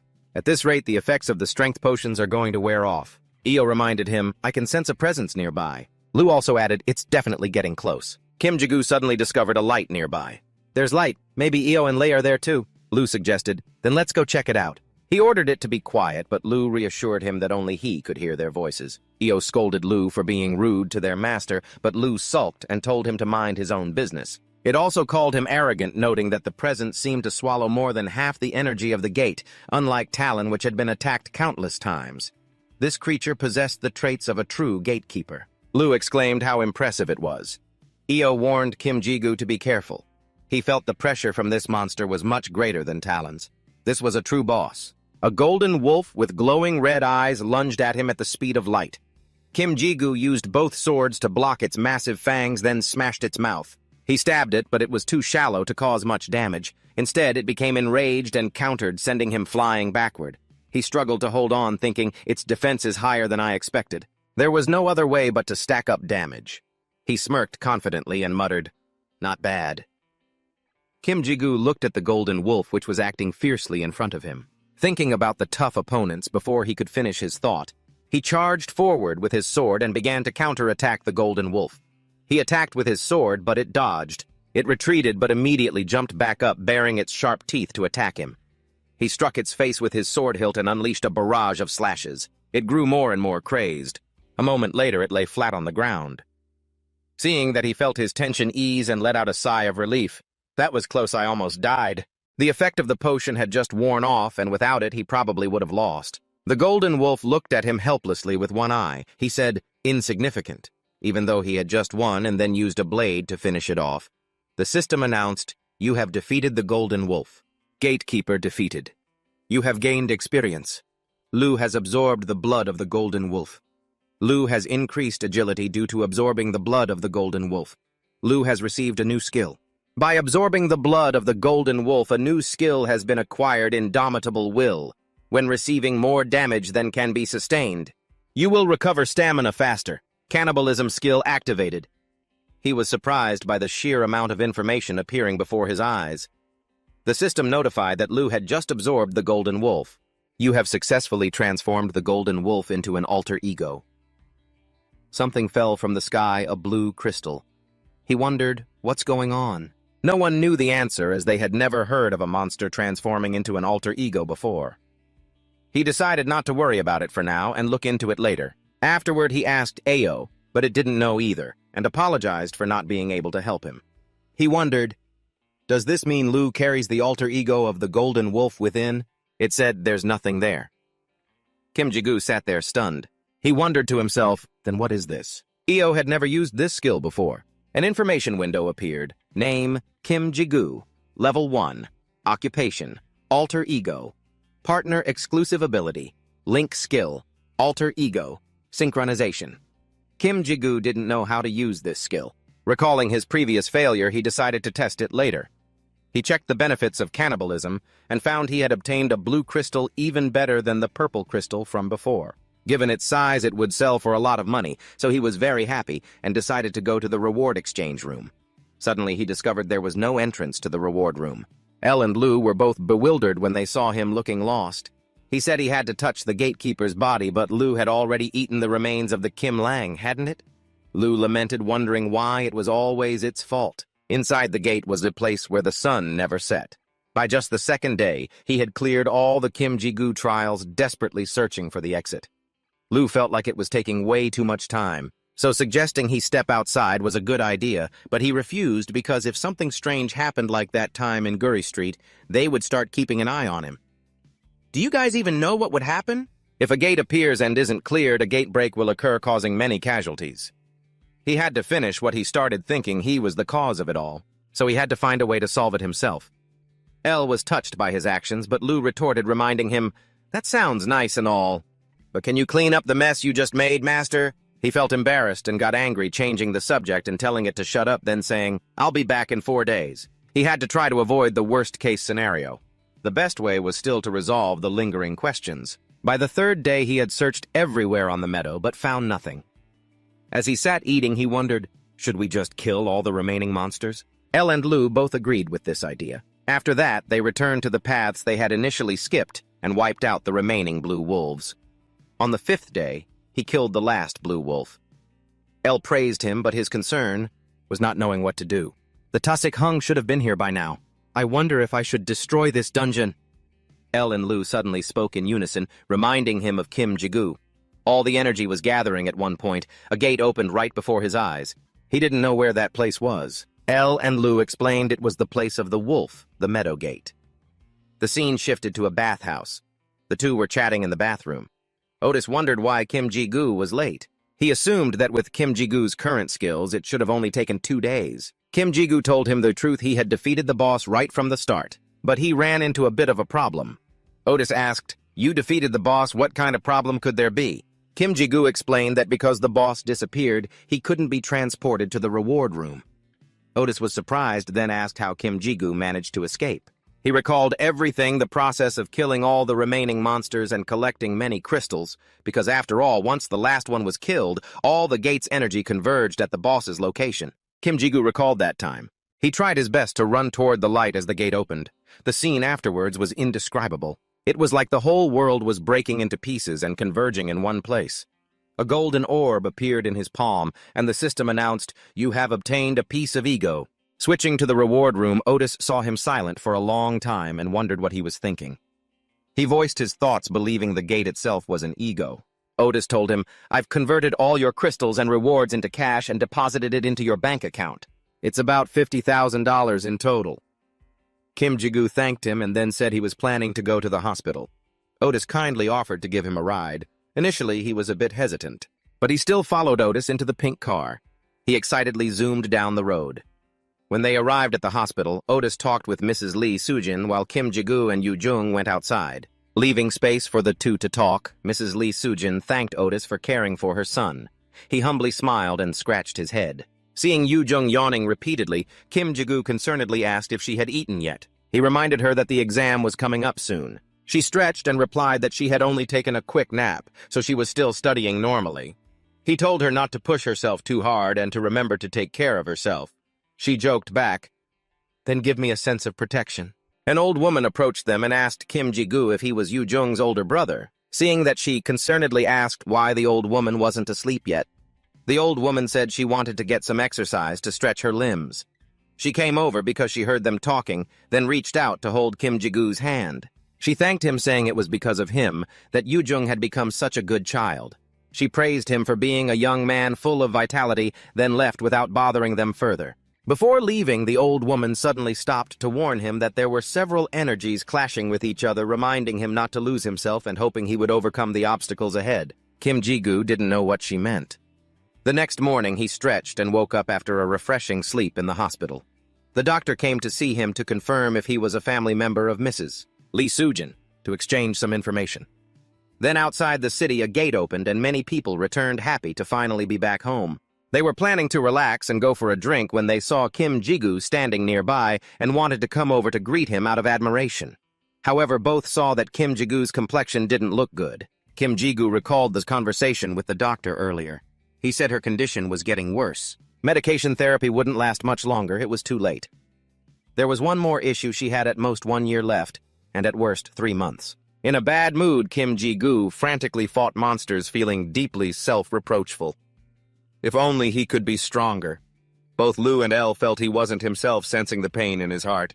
When his mother was seriously ill with almost no cure, Kim Ji-goo said nothing. He just silently stood in the rain at the 19th floor of the tower. Everyone was buzzing, whispering as they saw him wearing bags full of crystals, admiring his ability. Within just 2 weeks, they climbed from the 11th floor to the 19th. They started feigning kindness, offering to help carry his bags. Among them, Group Z, a collection of dangerous thugs, sent one of their sleazy-looking members to offer Kim a hand. When he tried to take the bag, Kim held a sword to his throat, terrifying the man. He tried to argue back, but couldn't. Kim Ji-goo gave him a chilling glare, telling him to get lost and not even think about getting anything from him. The commotion between the two drew the attention of the association. Group Z scrambled to pull up their pants and run. Even though they were scared, the guy still managed to spit out one final cool warning. An employee met with Kim Ji-goo, introducing himself as Heo Sung-hoon. He asked Kim Ji-goo to cooperate, while Kim tried to explain that the red players had their eyes on his bag. Sung-hoon just gave a wry smile, clearly understanding the reason why. Suddenly, he asked if he was the player Kim Ji-goo. A moment later, before he could even process what was happening, Kim Ji-goo was already sitting in an office having tea with Otisid, who had invited him. He hadn't invited him to the office for fun. He was there to talk about a cure for Kim Ji-goo's mother. He revealed that it was an elixir, a panacea capable of curing any illness. But Kim Ji-goo knew that only 3 such elixirs had ever been found. Otisid explained that the person who first cleared the 50th floor found one. Kim Ji-goo continued, and the other 2 were rewards for clearing the gates. Otisid was surprised that he knew more than he expected. He mentioned that he had also done a lot of research. Otisid said to him, "Then I don't need to tell you about the connection between the 2 gates, do I?" He was referring to the labyrinth gate. This type of gate is notorious for its difficulty, thanks to the massive number of monsters of varying ranks. It also features gatekeepers and numerous traps. But because it is classified as a mixed gate separate from standard ranked gates, anyone can challenge it as long as they verify their identity. Otisid added that 2 days ago, the 3rd labyrinth gate appeared in the United States. Before Kim Ji-goo left, Otisid advised him to take a shower before he went. "Soo-jin will faint if she sees you looking like this. I'll convert the things you brought into cash and deposit them into your account without any fees, so just leave the bags here." After Kim Ji-goo left, he leaned back in his chair and sighed. "I want to smoke again today. Kim Hyung, I've done everything I could think of." Kim Ji-goo met with Heo Sung-hoon. He told him, "The director told me to see this through to the end if I want a bonus, so I've been assigned to guide you, Kim Ji-goo." He added that the director had taken care of all the paperwork and plenty of supplies had been prepared so they could leave right away. As he led Kim Ji-goo away, he suddenly told him to wait a moment on the 20th floor. The system notified him, "You have passed the skill test. Synchronization has evolved into Synchronization I. Kim Ji-goo, Level 1, Occupation Companion of the Ego. Link ability can link with the ego. Synchronization E skill allows you to use 35% of the ego's power." Kim Ji-goo thought that ranked skills weren't exactly common either. Heo Sung-hoon felt something was off, telling him that it usually took a normal person an entire day to pass the 20th floor test, but he had done it in less than 20 minutes. It was finished, so this was completely outside his expectations. But he didn't say it directly to Kim Ji-goo. Kim Ji-goo asked him, "What time does our flight start?" He felt like he had wasted too much of their time. Heo Sung-hoon told him, "We aren't taking a plane. We are heading to the 5th floor. Kim Ji-gu arrived at what he thought was the Labyrinth Tower. Although you don't often run into players from different countries inside due to the separated zones, it is undeniable that this tower is linked to the entire world. Both of them went to the 5th floor to the Korean Hunters Association branch office. They stepped into an elevator which surprised Kim Ji-gu. He never expected there to be such an elevator inside the building. You mean there's an elevator like this? Hyo Sung-hoon explained that this elevator was operated by a quartz-powered artifact. This place was incredibly important. Kim Ji-gu didn't know how much they had spent to build it. When they arrived, the scene before Kim Ji-gu was the International Spatial Teleportation Gate Management Center. He never imagined he would use an international teleportation gate, because he heard they were top secret and managed by each country's association. Hyo Sung-hoon said that not everyone could use it. The director Otasid had more influence than they thought. After that, they both went in front of a gate heading to America. Then Hyo Sung-hoon told him, "Let's try out the world's fastest mode of transportation." Kim Ji-gu felt excited as he stepped through the gate. Soon they arrived in Los Angeles, America. Hyo Sung-hoon drove the car while Kim Ji-gu sat and read the documents. There were many high-ranking hunters who had announced their participation in this gate raid. An American named Isol Seol, a European named Athena, and the Monster King of Korea. He worried if he would be okay standing among them. Soon, the car stopped. Sung-hoon announced that they had arrived. This was the hell of the modern era, and the 3rd labyrinth gate had appeared, opening the labyrinth of Hozon. Bon looked from afar and spotted that this was a Korean person he had never seen before. He's only level 1 with no stats and no special abilities at all. Sung-soo didn't expect. Bon could see all of Kim Ji-gu's abilities using her own power. Sung-soo felt that Kim Ji-gu was quite interesting. That face was her type. Kim Ji-gu swung his 2 swords to fight a giant spider. It also sprayed a massive column of silk toward him, which he held off. Taking advantage of the moment, he shouted to signal Hyo Sung-hoon to act. Sung-hoon received the cue, quickly grabbed his long spear, and lunged forward. He jumped up and drove the tip of the spear between the giant spider's 2 eyes. The spearhead pierced straight into its forehead. Then it vanished into thin air. Ji-gu complimented him, saying he did a great job, then asked if he had to leave now. Sung-hoon replied, "Yes, 15 hours have already passed." He said that considering the time it would take to get back, it was best for him to leave now.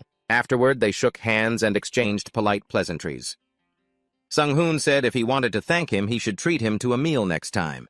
He agreed and wished him a safe trip back. Sung-hoon said they would meet again in Korea. After Hyo Sung-hoon left, Ji-gu used endless paint to mark the path. "I've been thinking. It's been a week since Sung-hoon returned, and I can finally handle 3 giant spiders at once without any trouble. But sticking to the same old monsters means I'm stagnating. If I want to get near the boss room, I need tougher monsters to show up." With that thought, Ji-gu picked up a yarn-like item. He looked at it, wondering what it was, then remembered Sung-hoon mentioning it was Arash's ball of yarn, an item that lets you warp back to the dungeon entrance once. It was a gift from the Bandaseat leader, along with a message: "If you run into a monster too strong, just run away, because nothing is more precious than your own life. So don't be stingy, remember those words?" Kim Ji-gu thought he wouldn't use it until he got the medicine, even if he had to die. Suddenly, a shrill scream echoed from somewhere, and the ring on his finger sensed something glowing brightly. Then 2 swords appeared in his hands, radiating powerful energy. Ji-gu said he heard a girl's voice. Du told him that sound was very suspicious. "It's better not to go there." Hearing to say that, he replied that even if it were a trap, checking it out wouldn't hurt. It could be a major threat in the future. Both Du and Eo agreed with that point. The person crying for help was Soo-dung. She was tied to a tree, calling out. Kim Ji-gu peeked over and thought, "She's so suspicious. How could a little Korean kid like that be alone in a dungeon? And she even looks a bit like Du." He wondered if it was an illusion or a trap like an anglerfish using the light on its head to lure others in to eat them. So he figured it was all too fishy and decided it would be best to pretend he didn't see anything.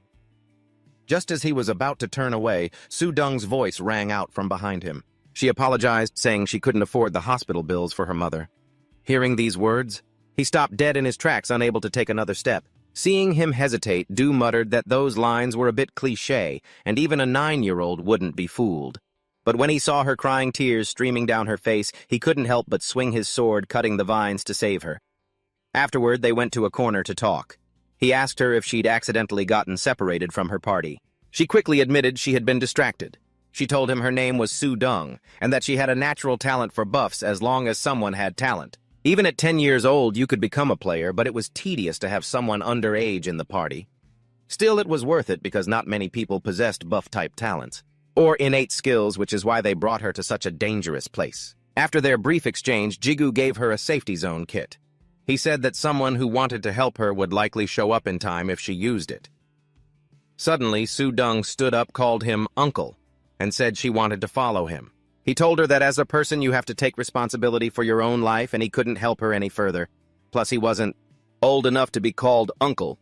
Su-dong grabbed his arm, begging and insisting on following him, but he refused because he had his own goal and he couldn't give her the medicine if it fell out. However, in the end, he softened and agreed.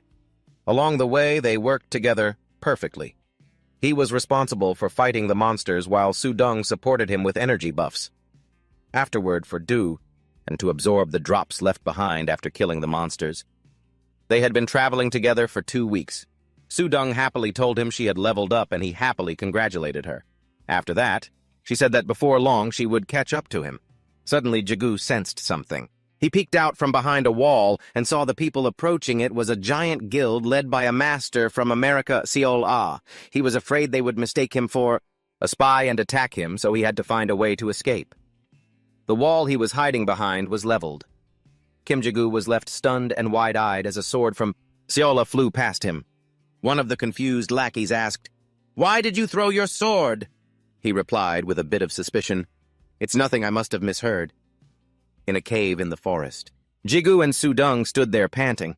She was so tired she was acting loopy, asking, "I didn't do anything wrong. Why are we running?" He took out his water bottle and replied, "Usually it wouldn't matter. But right now we're tailing them, and the game forbids it because it could lead to an ambush."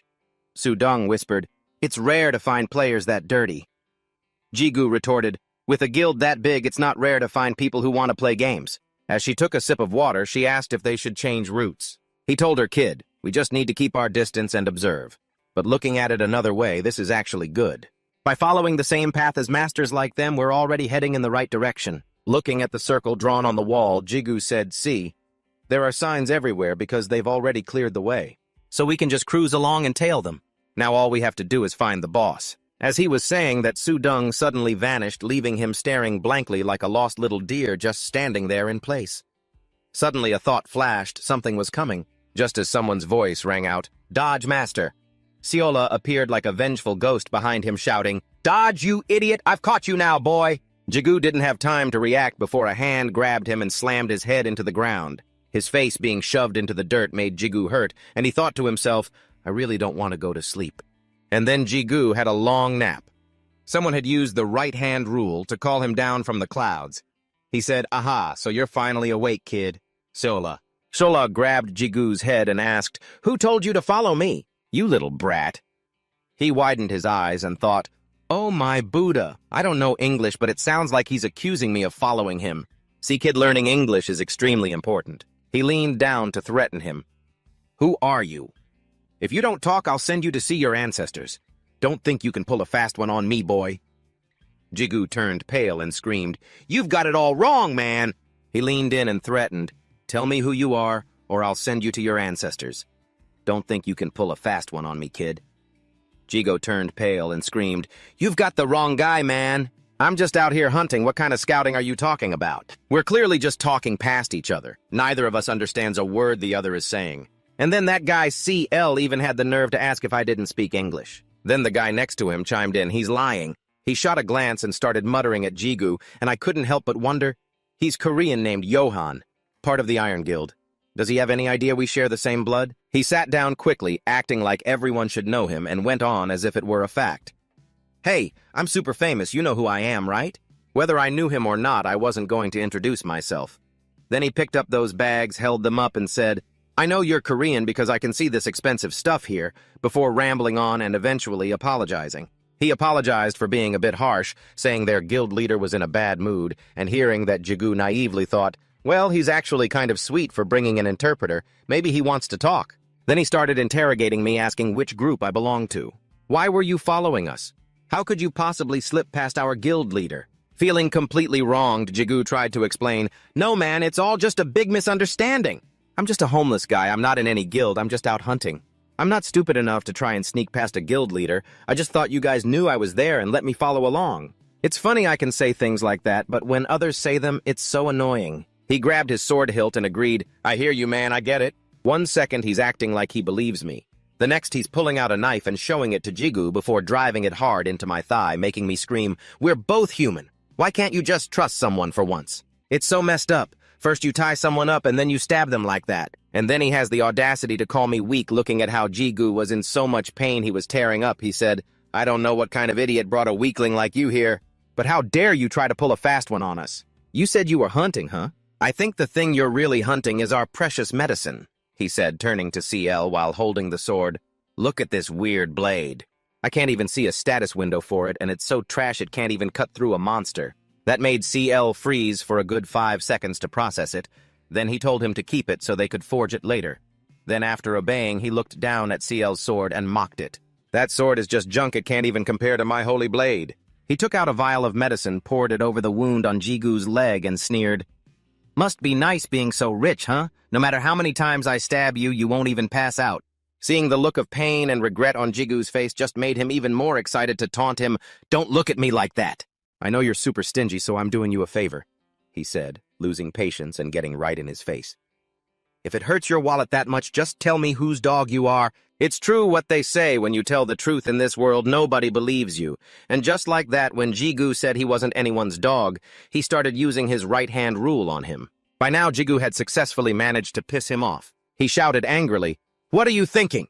We already checked your stats, and even that rope tying you up is just a regular rope. How can you expect us to believe some pathetic weakling like you is traveling alone when you couldn't even break free from a basic rope? Do you take us for idiots? Before he could finish, CL called him over for dinner, so he kicked Jigu in the chest like a soccer ball and walked away saying, Do yourself a favor and quit the act, man. After the group left, Jigu was left alone with his thoughts, feeling deeply unsatisfied and reflecting on all his shortcomings.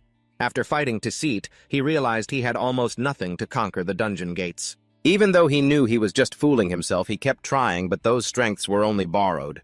The moment he lost his weapon, he was as good as useless. Somewhere else. A white-haired girl used magic to pinpoint Jigu's location and reported that he was 2 kilometers away scouting near the checkpoint. Then she asked the masked man what to do. Kim Jigu, with his battered body, was still tied to a mini pillar surrounded by countless scattered bottles and a mix of blood and medicine pooling on the ground. Reflecting on the last 4 days, his fingers and toes had been cut 27 times, his bones broken, 63 times stabbed and punctured 127 times, and tortured roughly 200 times. I don't know if it's because he's stupid or just too stubborn, but it drove the whole group of CL's minions to gather around and talk about how Jigu just wouldn't talk. The guy cursed, he's so damn stubborn.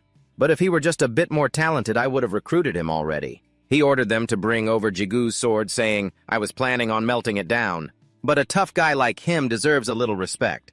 And then CL told Jigu that he was going to use his own sword to send him off to meet his ancestors. He held up the sword arrogantly and said, I'll help you go down in history. You're lucky you know. Let me see you off on your final journey and help you reincarnate successfully. CL aimed the tip of the blade at Jigu and plunged it in, making blood spray like rain. Jigu closed his eyes, secretly relieved that the guy had successfully done something stupid, allowing his connection to his ego to be restored instantly. Instantly, Jigu's eyes widened with rage, a crimson aura erupting from his entire body as he effortlessly shattered the common restraints binding him. Quick as a flash, Jigu lunged for the sword, flipping the tables by thrusting it toward CL. The crowd watching froze for 5 seconds. He didn't even flinch, simply standing still and grabbing the tip of Jigu's blade. CL looked at him with an expressionless face and muttered, Well, looks like you've still got some tricks up your sleeve, kid. No wonder I kept smelling the Demon King's scent around here. I'm not even surprised she's interested in you. She's just playing with you, you little brat. CL asked skeptically, How are you so capable you even managed to escape a scan that not even the Demon King could beat? You're done for, boy. I'm going to have to interrogate you some more. Hearing his threat, Jigu wondered to himself if he should finally use that secret weapon. Athena, witnessing the scene, ordered an attack. Something flew through the air and pierced CL's arm and arrow. Athena, he roared, and there she appeared like a goddess descending. Athena laughed. Bingo, baby, long time no see, you look like a mess. CL felt insulted. He snapped the arrow sticking out of his arm and took her mockery as a declaration of war on the guild. She found him hilarious and laughed again. "When do you guys ever stop bickering?" Athena swung her hand, sending a spear flying through the wind toward CL. With a blank face, he reached back, drew his sword, and slammed it into the ground, creating a massive shield that blocked Athena's spear. The moment the spear hit the shield, boom! A massive explosion erupted, flattening the surrounding trees and filling the air with dust that blinded the onlookers. After finishing his spell, CL ordered them to capture Jigu alive. He picked up his blade and twirled it, slicing through the shield he had just created, saying, "Let's end this once and for all." Athena caught the rebounding spear and glared at CL with a dark expression. He raised his blade high, ordering an attack on the valley below where a pitiful forest lay. Enduring countless wounds from the battle, an idle bystander watched and asked Jigu, who shivered at the sight. "They're tough as nails, aren't they? Sometimes I wonder if they're gods fighting, or monsters." Jigu looked at his own battered body, still clutching his sword, thinking to himself, "Agree or not, I have no choice. I just have to stand my ground." The guild leader had said he wouldn't kill him, but he didn't say he couldn't accidentally do it. No sooner had he finished speaking than he vanished into thin air, appearing right behind him. Jigu planned a sneak attack, thinking, "I can't let him get away with it now that I know his true face." A sword strike was launched, aimed straight for Jigu's neck. He gasped as it approached. Suddenly, Jigu shouted, "Counter!" The system flashed, indicating it would reflect the damage received. At that same moment, his body shone with a blinding light, dazzling everyone. CL cursed, "What the hell is that?" Before he could finish his sentence, boom! A cataclysmic explosion rocked the very foundations of the earth. When the smoke cleared, it was clear that the guy who didn't know his place had poked a hornet's nest. He lay motionless on the ground, groaning in pain, looking utterly pathetic. Jigu gasped for air, staring at the system notification that he had reached his limit and was beginning to break. Standing in the middle of the chaos was Kim Jigu, and on the other side lay Henry, unmoving. The system reported he had reached his limit and was breaking down. He stumbled toward him like a toddler, raising his sword high. The guy who didn't fear death until he saw the coffin was now begging for mercy. But you don't take food away from a cat's mouth, there would be no mercy. Without a shred of hesitation, Jigu drove his sword deep into him. The guy squealed like a stuck pig. After sending him off to meet his ancestors, Jigu collapsed, swaying. He thought, "It's taking so long, but I'm almost there.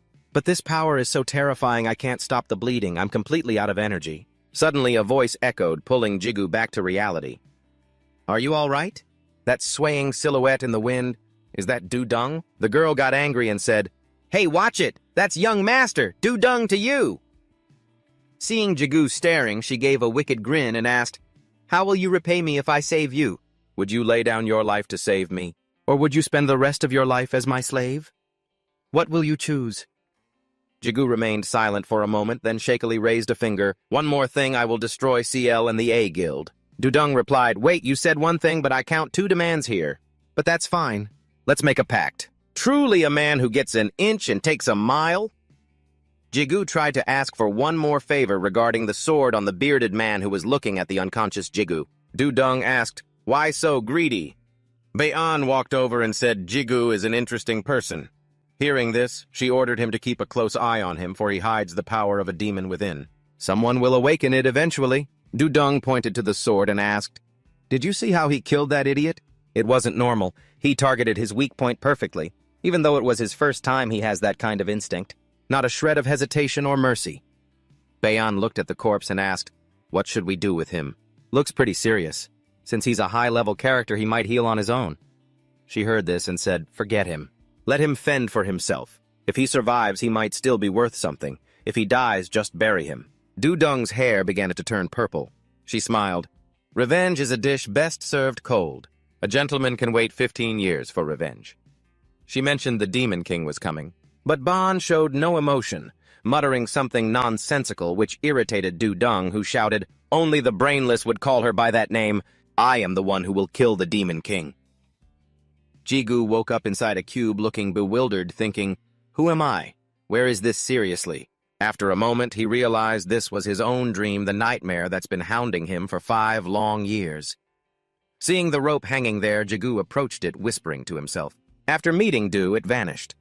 Piercing through a thin veil, he realized it was a unique skill, so he quickly snatched it up. Who would have thought it was just a bucket? Jigu closed his eyes, remembering the time he slipped through a doorway and got stuck at the bottom of a well. Thinking back on it, he looked so ridiculous. Wasn't it just a matter of grabbing the rope to get up? But isn't that my own power? As he was thinking, a crimson figure appeared behind Jigu. Du cursed, calling him a failure. You're struggling just to break a barrier. So what if you're borrowing power? Does that make you different from anyone else? Whether it's through training or luck, if you have it, it's yours, you idiot. Right after the scolding, a figure appeared behind Jigu, saying, Du was right. She reached out her hands affectionately and said, My power is my master's. Please don't despair. Jigu's eyes widened like he'd just returned from the afterlife. Bon asked, You're awake. It made him suspicious. Who was this guy? Did he have any connection to the Demon King? Bon pointed out the sword's location to Jigu. As soon as he saw the person and the sword, they stared longingly at each other, as if they had been separated for ages. Seeing him awake, the man told him to rest. I've given you first aid, but don't move around too much. You could be in danger at any moment. Just as he finished speaking, the sky was suddenly covered in a blood-red hue.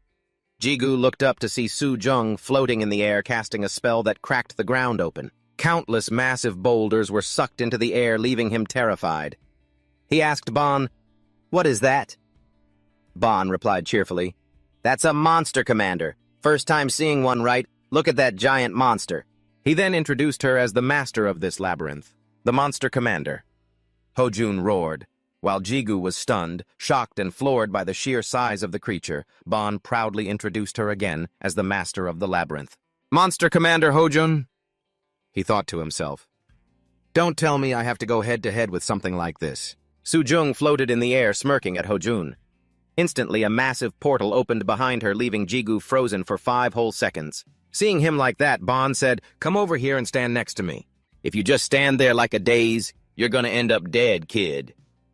From his palm, drops of blood fell to the ground, creating a deep crimson barrier circle. Enclosing the two of them, Bon noticed Jigu realized it was a shield and said, Not so dumb after all, are you? Standing in the shield, they watched Hojun and saw that from the portal. The countless winged monsters flew out, all screeching as they charged straight at her. Suddenly, something brightened. Su Jung unleashed her unique skill, the one that made the monsters scream, a pitch-black Super Pro sword. Jigu's jaw dropped as he watched her triumphantly swing the blade forward. She sliced a long path into the ground. He remembered the words that said they were no different from gods clashing, and the pitch-black sky regained its light. A massive fissure stretching for miles had been created. In the exchange room, holding the box with the potion inside, Jigu was overcome with emotion. Oh, wow, I actually did it. Even though the process was grueling. Why did it feel like a hallucination, not real?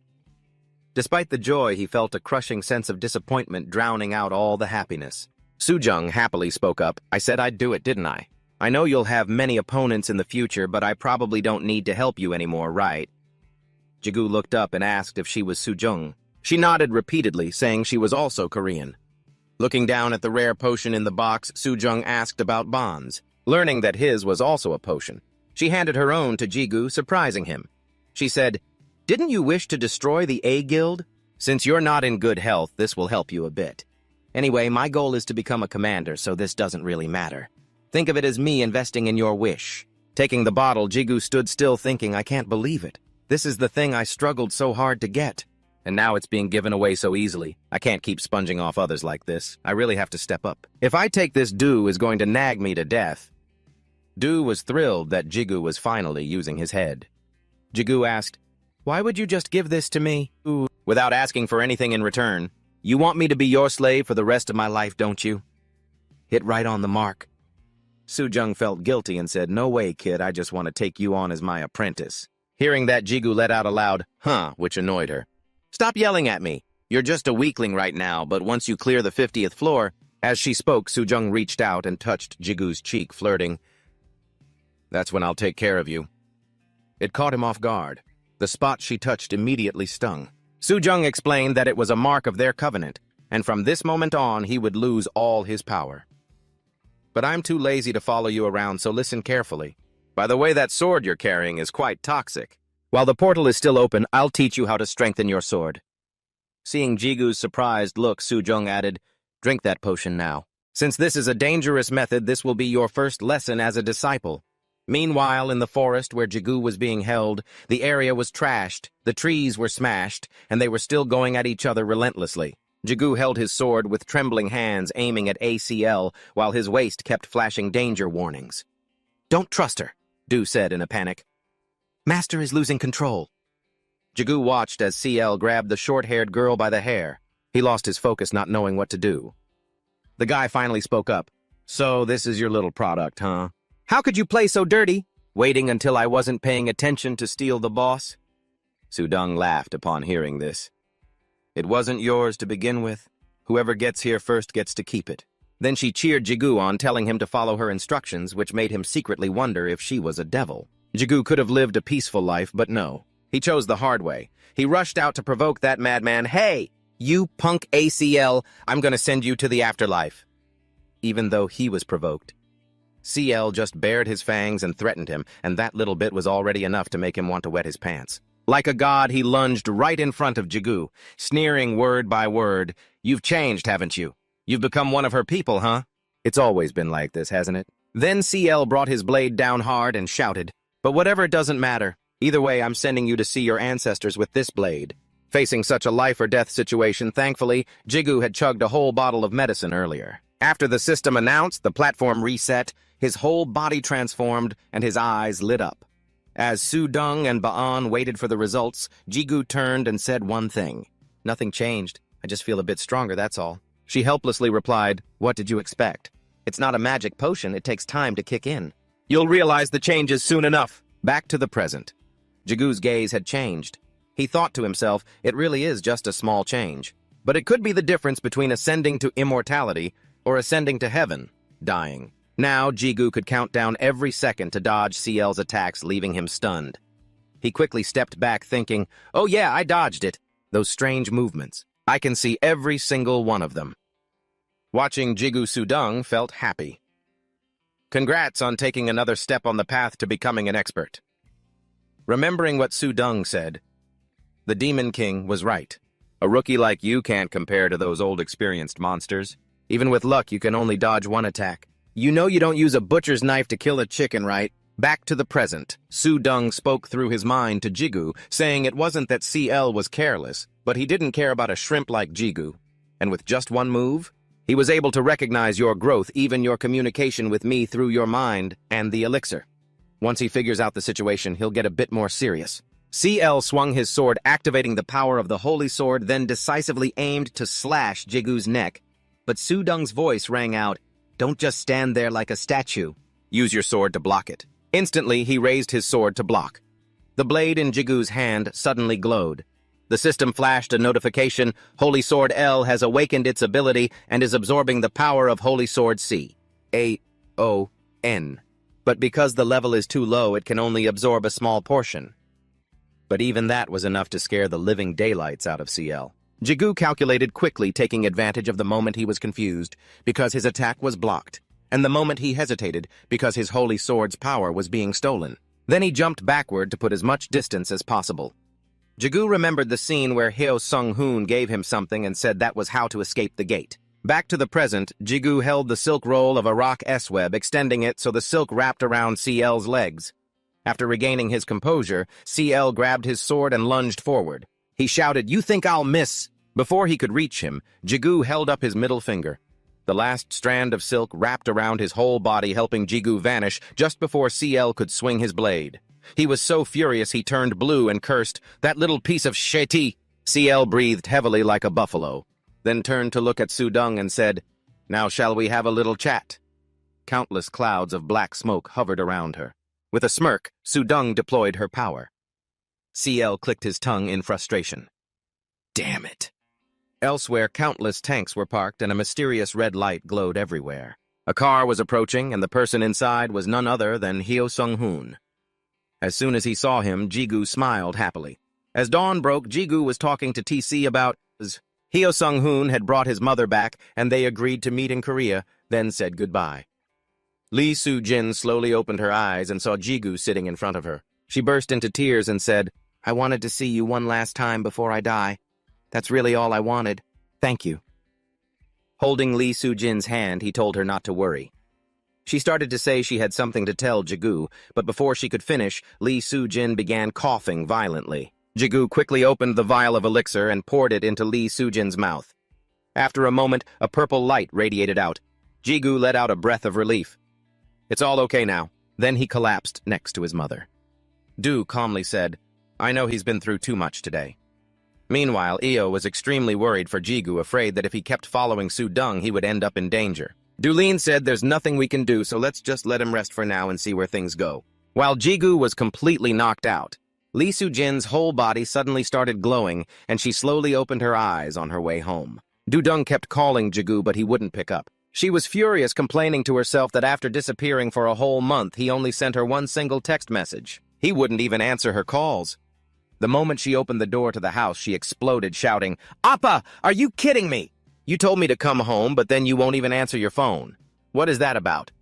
I even had to skip my tutoring class. Do you know how worried Mom—" Suddenly, a voice rang out, leaving her stunned. "Is that you, Du-dung?"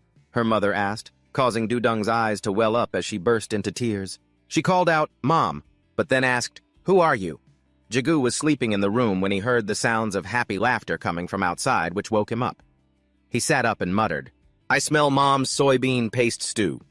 He got emotional, almost crying, as he thought, behind that door is the scene I've been dreaming of for so long, a scene I would have traded my life for. But then he composed himself. He couldn't let his mother see his face like this. He needed to put on a smile to greet her. He cheerfully opened the bedroom door and walked out, saying, "Mom, did you sleep well?" Then, "What the fuck? Who are you?" He stood frozen in his tracks, unable to process the young woman who looked younger than his mother appearing in their house. She just smiled and said, "You're awake, dinner is ready."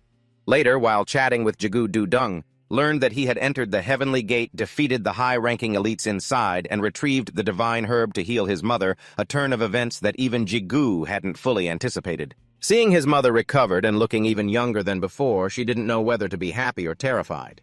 She then mentioned wanting the divine herb herself, but Jigu told her she was asking for too much. He looked concerned and said, "You've worked so hard for Mom, haven't you?" When his mother apologized to her son, he replied, "It's nothing, Mom. It wasn't that much trouble, really." Early the next morning, Otsid came to the house to talk to Jigu in private. He shyly accepted a thank-you gift from Jigu's mother for looking after him, and afterward they headed to a nearby pub. He asked, "Jigu, tell me, how on earth did you manage to get that divine herb? I had to hold myself back so hard from calling you about it."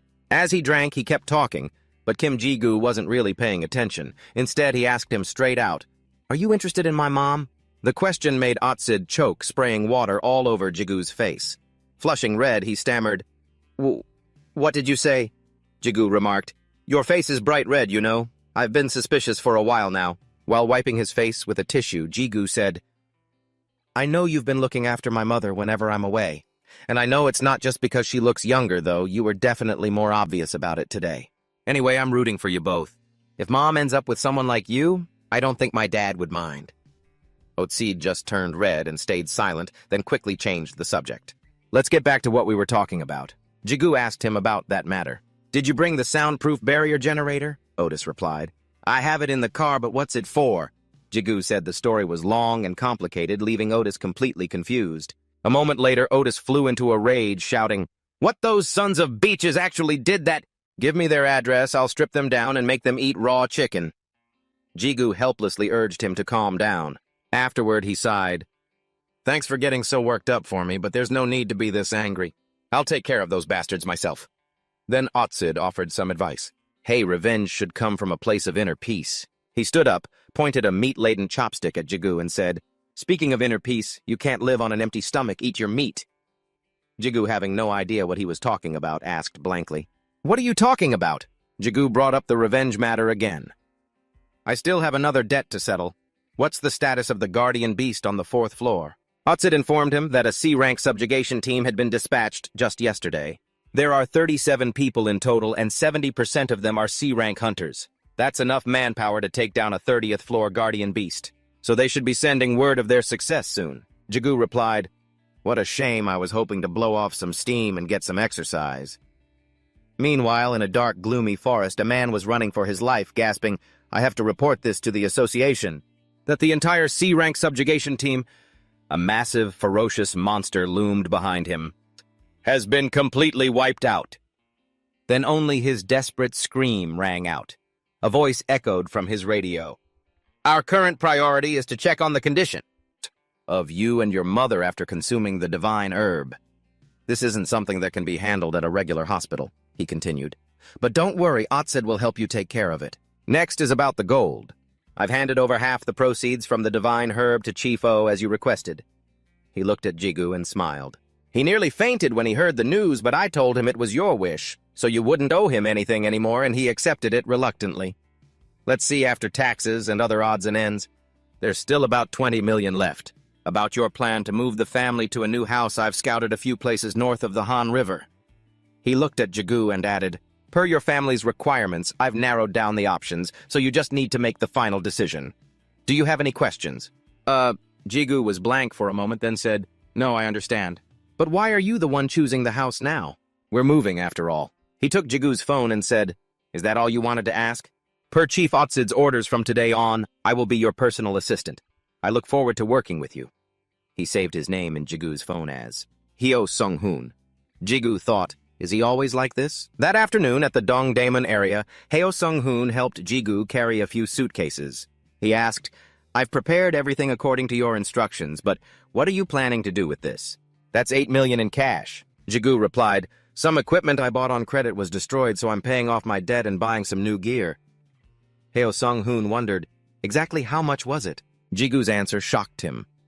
3.5 million, Jigu thought. That old man is insane for lending me 3.5 million without blinking, but I'm just as crazy for accepting it without a second thought. Looking back, I have no idea what I was thinking, though I did manage to pull it off in the end. As Gwanji Chun was forging a weapon, a child ran in and called out, Grandpa, we have a guest. He wondered, a guest? Hyo Sung-hoon said he'd wait for me upstairs, so I thanked him. Then the manager remarked, it's only been a few months and you don't even recognize me anymore. I greeted him and asked how he was doing. He replied, of course I'm fine. I received the money you sent through the association, though it was a bit short. I scratched my head and apologized, but manager Ji-chun continued, I'm just messing with you. Looking at the letter attached, anyone could tell it was essentially a will. I chuckled. Well, I came to pay the rest of it, didn't I? He laughed and replied, honestly, I didn't think you'd still be alive to come back here. I had already written it off as your funeral money and cleared your debt. If you insist on paying, I'll gladly take it. He looked over my body and asked, so the armor finally died, huh? I told him, yeah, it saved my life. He clasped his hands and sighed. Well, that's what it was made for, so I have no reason to be sad. Still, the life of a piece of armor is pretty tragic. You'll tell me about it, won't you? About its final moments. The next morning, Dujung woke up and saw me and Mom getting ready to head out. She asked where we were going, and I told her I promised to take Mom for a checkup today. She froze, stared at me, and shouted, did you get taller? I was baffled. What? Back in the fitting room, Sung-hoon chimed in, Kim Jigu, I thought you were a model or something. Why aren't you a celebrity? I said shyly, no, stop it. He pressed on, how did you grow 3 centimeters in one night? And you've got a ton of new muscle. That elixir must be the real deal, huh? Can you give me a bottle? I calmly replied, my sister said the exact same thing. I thought to myself, maybe it doesn't look like much, but it's a huge change. Even though I exercised like a madman, my muscles have already hit their limit. I guess this is what resetting the limit means. Suddenly, Du chimed in. Even so, my master is still a weakling. I told her to shut it. A moment later, Sung-hoon announced the test results, starting with endurance. This is comparing you to 25 years ago. He looked back at me with a smirk. You've already broken the world record in the Olympic category. I was confused and asked, why 25 years ago? He put on his coat and continued, what about current standards? I don't really watch the Olympics. Oh, right. Well, Hyo Sung-hoon said, you're about a rank 10. I asked if he was looking for a fight. Then he added, but player Kim Jigu, don't be surprised. I exclaimed, what my mana control and laws? Fish rank if you have the potential of a high ranker, he said with absolute certainty. I looked blankly and said, okay. He then remarked that I was way too calm. I replied, I already told you not to be surprised. Hyo Sung-hoon got annoyed and said, act a little surprised, will you? I said you're a high ranker. I thought helplessly, it's old news anyway. Moments later, Otisid pushed the door open and asked if I was done. I said yes, then asked, what about my mom? He continued, not only is she perfectly healthy, she's actually stronger than the average person. But the truly amazing thing is, even as a civilian, she can now use items. I jumped and shouted, what? Otisid looked at his phone and said, amazing, right? Well, I'll give you the details later. I came to see you about something else. Why haven't you been hunting lately? I replied, hunting. No, I'm taking a break for now. I realized I was still absorbing the power of the CEO. EO apologized to me, but I told her it was fine. Otisid asked when I planned to start again, and I hesitantly said, maybe in a week. He thought about it and said, then save that time for next week. I asked why, and he continued, we've lost contact with the C-rank conquest team. We're forming a B-rank team to send out next week. I asked, so you mean? He answered, exactly. The level 4 Guardian hasn't been captured yet, but that's not the main issue. Otisid's face turned serious. It seems that bastard might be hunting players to grow stronger. My expression darkened. B-rank teams usually have at least 30 members with over 60% being B-ranks. But as for me, our protagonist, my rank even after drinking the elixir was completely non-existent. I ran to the general manager's office frustrated. After hearing my complaints, Otisid said, just do the official rank assessment. Now you don't have to worry about not being able to use equipment. Even if your physical attributes might only be ranked as D, if you include your potential, you'll easily reach B rank. At this point, I slumped onto the table exhausted and muttered, but B rank means I have to be over level 100. The problem is I'm only at level 1. I continued, these ranking criteria are crazy. Do you think this is okay, Chung? Isn't it way too vague to just count potential? Otisid immediately replied, we might call it potential, but your mana capacity and how you use it relate directly to combat skills. Just look at those mutants. Their level doesn't really matter, does it? There's an interesting theory that level isn't actually everything. The increase in stats per level up is the real core factor, especially since players' levels are now a mystery due to security reasons in this current climate. If Kim Ji-gu goes through an assessment, he'll definitely be the center of attention. I mean, a bloodthirsty guide who couldn't level up suddenly hitting rank B. That would be a huge deal. Hearing this, Ji-gu just sighed, muttering to himself, I told you not to call me that nickname. And you even added more to it. Oates continued, arms crossed, calmly adding that he was going to cause some controversy regardless. I can't stop the press from calling you a player with the potential to reach high-ranking status. He even asked teasingly, what, you don't like that? Kim Ji-gu was actually just worried about being tracked by John Gu, as attracting too much attention would be disadvantageous for him. Otisid thought Ji-gu was being overly cautious, though he still respected his decision. But he also had to admit his own authority was limited. He couldn't just grant Ji-gu a rank willy-nilly. Ji-gu looked up a bit surprised to hear him calmly say, just clear your schedule. I thought you already had a plan. Thesis replied, looking surprised. I didn't expect you to refuse like that. I thought for sure you'd do the assessment. In a world where high ranks get treated completely differently, Ji-gu's refusal really caught Thesis off guard. While Ji-gu was scratching his head, Thesis had an idea and handed him a list of guilds participating in this raid. He suggested, if you join a guild temporarily, you can participate in the raid. At the very least, I can act as an intermediary to introduce you to them. Ji-gu looked at the list and replied skeptically, who would actually take in a complete stranger? Besides, if I leave the guild right after the raid ends, that would increase the number of people leaving the guild, and consequently, I'd be hurting their reputation. While pondering the list, Ji-gu's eyes accidentally stopped on the Morning Star Guild. So, Ji-gu decided to join their team. Just then, Dong-tu Kim, the team leader, was speaking quite formally. I have been appointed as the captain for this team. The Tamer team for this raid. We will depart as soon as we finish roll call. I look forward to working with everyone. All the members present responded enthusiastically. We look forward to working with you too, sir. Then the whole group set off. Kim Ji-gu walked with Kim Seong-pu, who kept thanking Ji-gu for helping him get into the C-rank guild. Seong-pu smiled and said, it's nothing, we all owe you our lives. And I feel bad that I can't do more to help you. We're just a C-rank guild here to provide support. Ji-gu replied modestly, you've already helped me a lot just by saying that. As long as I don't have to be a baggage carrier, I'm happy. If there's an opportunity, I'll definitely join the fight. The two talked back and forth before switching the subject to Captain Dong-tu Kim. I heard he's about to be promoted to A rank, which means he'd become a ranker. Ji-gu just muttered, oh, I see, secretly thinking to himself, is that really so special? I mean, compared to the Demon King or iZone CL? A mysterious voice rang out as if reading his mind. That woman is an exception. As if reading his thoughts, the voice echoed, why is your standard set so high anyway? While he was lost in thought, Kim Ha-noon ran up from behind, grabbing his arm and exclaiming, hey, Mr. Guide! You look like you've completely transformed, don't you think? Ji-gu looked confused. What do you mean? Hearing that everyone around them chimed in curiously. That's true. Did you get plastic surgery or something? Someone else cut in. Hey, that's really rude to ask. Seeing this, Ji-gu wondered if he had really changed that much. The mysterious voice echoed again. Your aura is completely different now, isn't it? Finally, you look like you might actually leave an impression on others. Ji-gu turned back and gave a strained smile, explaining, it's not plastic surgery. I think it's because I acquired a specialized skill on the 5th floor.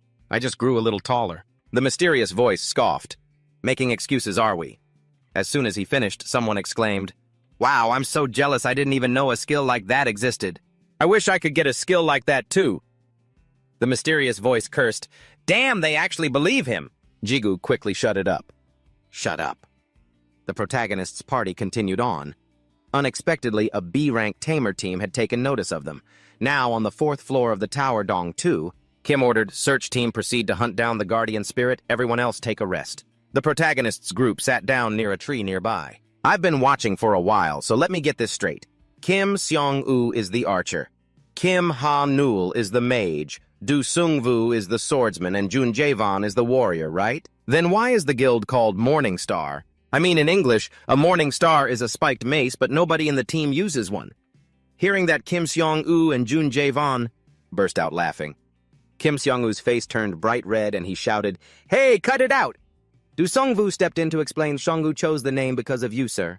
When you left the cave to get help, he said you were glowing so brightly you looked just like a morning star." Seong-woo turned beet red again and yelled, "I said cut it out already?" Jigu replied cheerfully, "Anyway, please just talk to me like normal. I'm not your guide anymore, you know." Seong-woo then asked, "You're the same age as Sung-woo, right? Can I call you Hyung?" Jigu smiled and said, "Of course." As the group was chatting happily, a bunch of tall, intimidating guys swaggered over to start trouble. One said with a sneer, "Wow, times have really changed. I thought you guys came here for a picnic." Jigu looked at Seong-woo and whispered, "Who's that?" He replied, "That's a rank B player named Oh Nam. He belongs to the Shadow Guild and acts as their representative. For this expedition." Jigu asked, "What do they think they're doing?"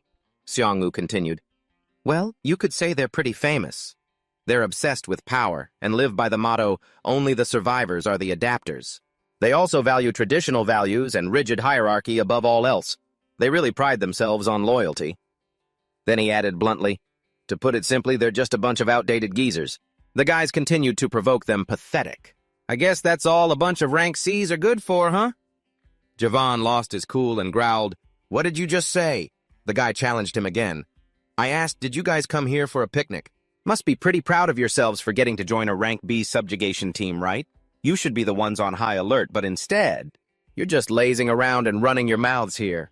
At the very least, you should be more useful than the pack mules." The main group was furious, but tried to hold it in. Seeing no reaction, the guy mocked, "Ugh, bunch of losers, let's go." Seeing Jigu with his head hung low, Seong-woo said, "We're so sorry, Hyung." Jigu felt like he was losing control as a mysterious voice echoed in his head, "Master, please calm yourself. Are you planning to commit murder or something?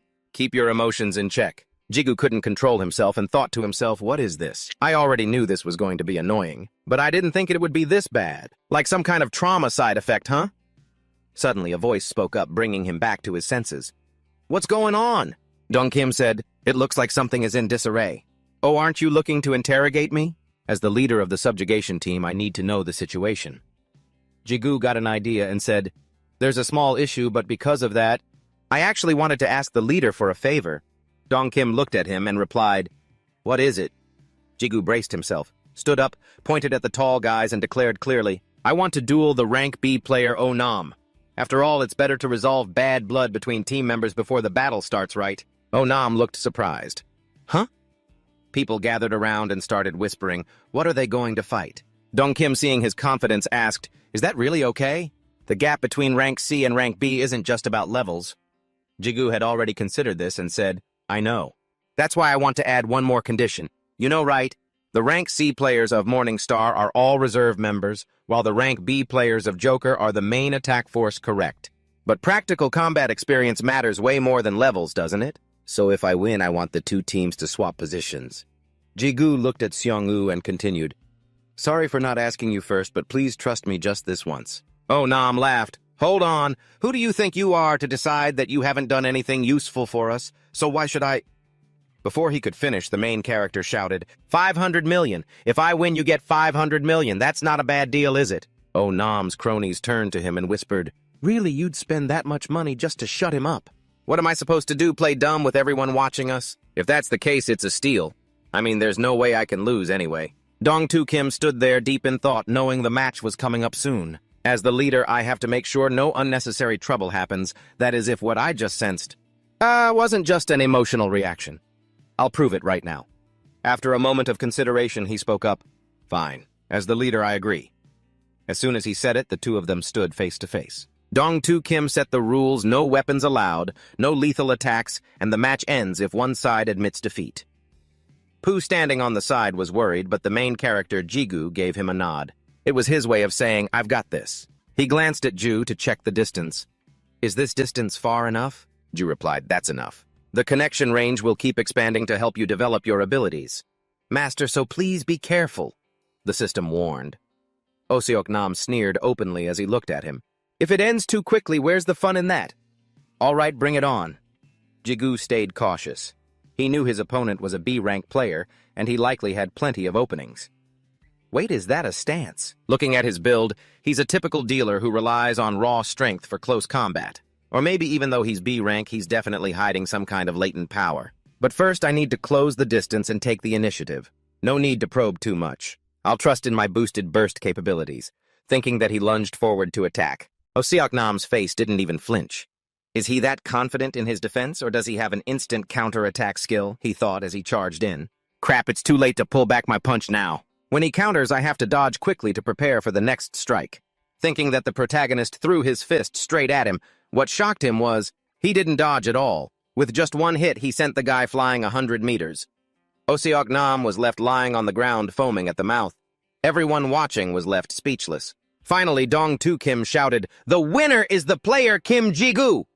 His group rushed over, excited and constantly marveling. Man, since when did you get this strong? What level are you at now? On the other side, Oseok-nam's team ran over to check on their captain. Captain, are you okay? Dong-Tu Kim still couldn't believe his eyes. I was just standing there watching, and I couldn't even see the attack clearly. Player Kim Jigu might just become the biggest variable in this raid. Suddenly, a man came running from afar, breathless. Leader, the raid search team has returned. At the same time, in the chairman's office on the 43rd floor, Otis was reporting on the status of the raid. So that means an emergency B-rank raid team has been formed? He flipped through the association's list and said, General Manager, the training room in the basement of the association is a domestic portal. Recently, people from the association's staff hospital, even Secretary Heo Sung-hoon's people have been going there. It seems like we've given outside players too many benefits, haven't we? You should explain this a little bit. Back to the protagonist after the fight, his group began the raid. Facing them was a giant monster that was slowly picking off the players one by one. The profession with the highest mortality rate is player. Even if you don't like it, you have to get used to death. But if the predator doesn't even look like a creature of the same species anymore, it would be hard to get used to that kind of death. Dong-Tu Kim lunged in to attack first. He swung his sword with all his might toward the monster. The blade cut through the water. A powerful strike slashed the monster's back, making it angrier. It roared. He shouted, commanding the raid team members, "Everyone attack! The captain's strike is the signal," while wounding the guardian with a spell.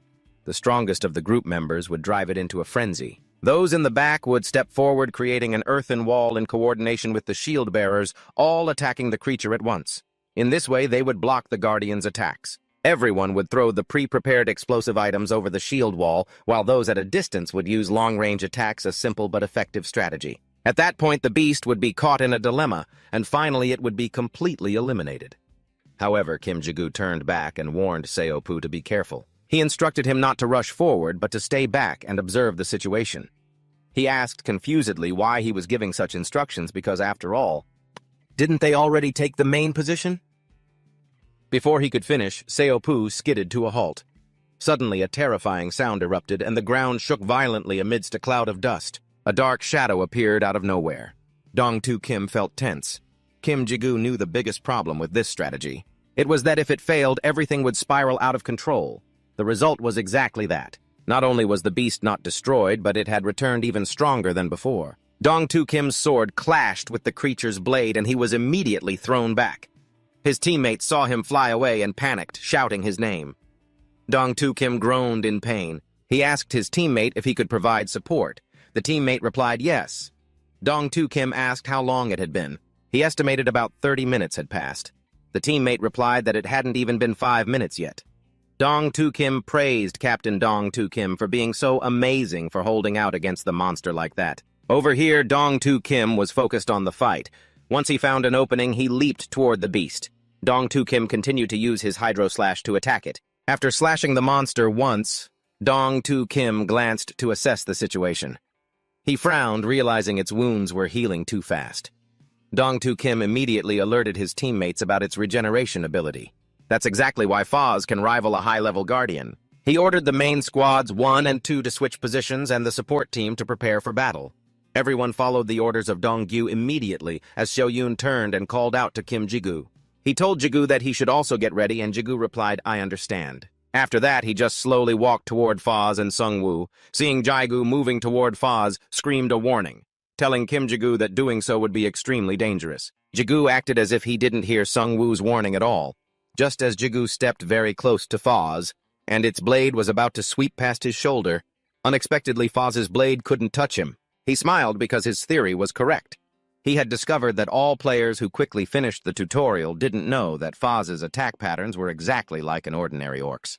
Ji-gu believed the only difference with Foz was its physique and regeneration ability. Ji-gu suddenly remembered someone once asking him what he intended to do with $8 million in cash. He had replied that he would use it to pay off his debts and buy some new equipment. At this moment, Kim Ji-gu had gradually grasped Foz's attack patterns.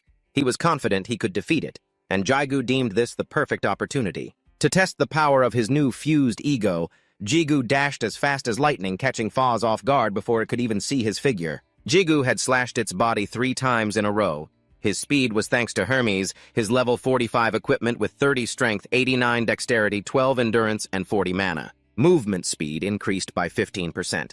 Additionally, Hermes also had the skills Adorn and Rush with Rush, meaning a gradual speed increase over 5 minutes, reaching maximum speed after 3 minutes. After slashing Foz repeatedly, he looked back at it. It was screaming horribly, and the wounds created by Ji-gu's sword were constantly tearing open on its body. Xiaoyun and Sung-woo were stunned by this sight, unable to speak, and Dong-gyu was also frozen, an idea suddenly flashing in his mind to defeat it. Foz Dong-gyu told Ji-gu that Foz's regeneration rate was abnormally high, so both of them should land one deep strike instead of many shallow ones, advising Ji-gu to conserve his strength. Ji-gu wondered if Foz's regeneration had stopped. On Ji-gu's neck hung a teardrop-shaped stone, which was another piece of his equipment. The tear was level 51 with 19 strength, 25 dexterity, 67, endurance, and 25 mana, possessing skills that could adorn, regenerate mana, and inflict critical wounds. Regenerating mana meant increasing mana recovery, while critical wounds slowed and reduced healing capabilities. After a moment of silence, Foz suddenly roared. It jumped up frantically, looking like it wanted to devour everyone. A player asked in confusion what was wrong with it. The person next to him guessed it had changed its attack pattern, but Ji-gu silently disagreed, thinking it was just a low-level monster cornered and struggling to survive. He smiled coldly. He jumped up unexpectedly, attacking from behind it. Ji-gu had predicted all of this, so he was extremely confident using his sword to attack Foz repeatedly, while everyone around could only stare in astonishment. Ji-gu continued to aim his blade at Foz. His sword swept across its body, and he landed constant, relentless strikes, leaving Foz no time to react. Then he dashed away to carefully observe the creature as it stood motionless for a moment. Ji-gu decided to give it one more horizontal slash, hitting it right in the eye. He believed that no matter how many levels it gained, an orc would always be an orc. It didn't scare him in the slightest. Finally, before the eyes of all the players, Ji-gu successfully defeated Foz. Everyone was momentarily stunned that Ji-gu had taken down Foz entirely on his own. The system announced that Ji-gu had defeated the low-level demon Foz. Ji-gu was a bit surprised to learn Foz was a demon, and the system stated the Demon Eater skill had been activated. Everyone was shocked by this news. They all turned their eyes toward Ji-gu, and the system announced that Foz's arrogance, the very thing that caused its failure, was being absorbed. The fragments of that failure, Foz's arrogance, was being absorbed into Ji-gu.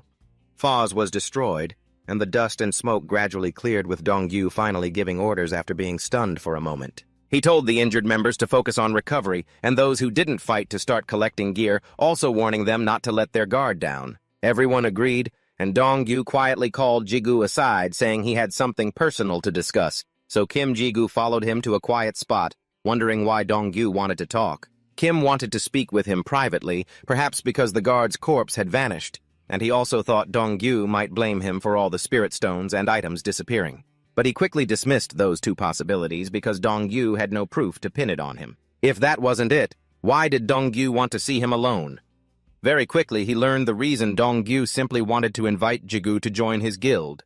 Jigu sighed in relief, so he just wanted to recruit him. He told Dongyu that for now he didn't intend to join any guilds. After hearing Jigu's reply, Dongyu's voice sounded regretful, but he smiled, saying he still wanted to keep a good relationship with Jigu and took out a business card telling him to get in touch whenever he changed his mind. By the time evening arrived, Dongyu thanked the players for their hard work, and Jigu smiled and asked Seoyun if he could ask her something. She agreed, and Jigu asked Seoyun why she didn't join Sungwoo's King Guild, believing she could be completely successful. Outstanding if she joined that. Seoyun smiled and explained that she wanted to achieve everything through her own strength, then turned and asked Jigu what his reason was, noting that she felt Sungwoo would definitely send an invitation. To Seoyun's question, Jigu was a bit pensive before laughing and saying there was nothing special, and just then Jun Sungwoo invited Jigu and Seoyun to dinner. Jigu declined, saying next time, as he had to go home to clean up today. Before leaving, Jigu promised to call Jun Sungwoo's group later. When done, Jigu intended to call Sung-hoon. He saw a notification on his screen from O-Thesis telling him to call back after the subjugation. At O-Thesis's house, he mentioned the association president wanted to have a meal with Jigu. As far as Jigu knows, the chairman of the Korea Player Association is a self-made man. But other than that, everything about him is a mystery. Jigu has no idea why he wants to meet him. And to top it off, it's at O-Thesis's place on the 10th floor. Thesis said the chairman wants to cook for Jigu personally, but he's still wondering why the chairman would want to invite him over for dinner. When Thesis arrived at the apartment, he opened the door, walked in, and called out to the chairman. "Hey, old man!" The chairman greeted Thesis back, but when he started making some sarcastic jabs, the chairman told him to shut it. So Thesis asked what was on the menu for tonight. The chairman told Thesis to go set the table. Finally, Jigu got to see the chairman's face. He was a man in his 50s who at first glance radiated the elegance of a successful gentleman. The chairman was complaining non-stop about how Thesis's place looked like a pigsty. Seeing Jigu arrive, he reached out to shake his hand, saying it was a pleasure to meet him. Jigu politely responded, introducing himself as Kim Jigu. Suddenly, he felt an overwhelming aura radiating from the chairman, who introduced himself as Taego. As the chairman of this Korea Player Association, Jigu secretly thought that the heavy pressure coming from Taego was proof enough of why he was the one standing at the top of all those superpowered individuals. Otisist advised him to go easy on Jigu. Jigu was surprised to realize that Taego was actually Thesis's father. The meal Taego cooked was lavish, so Jigu tried a bite. Taego mentioned he knew quite a lot about Jigu through Thesis. He remarked that it seemed like Thesis had helped Jigu a lot, which Jigu confirmed Thesis had indeed helped him more than enough. Thesis turned to his father and grumbled, "Just let the guy eat, would you?" Taego feigned innocence, but then suddenly turned serious. He said he wanted to offer Jigu a job. Jigu swallowed the bite he was chewing. Ahem. Asking what kind of job it was, Taego said straight out that his company wanted to hire Jigu. Jigu calmly replied that he had no intention of joining any organization.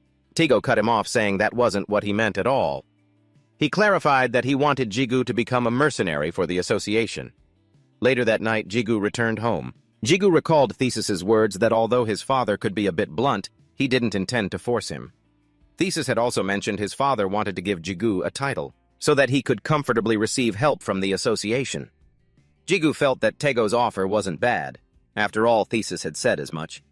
He carefully weighed his options before making a decision. He also remembered the CEO of the PU Guild's question from earlier, then thought about the KIN Guild.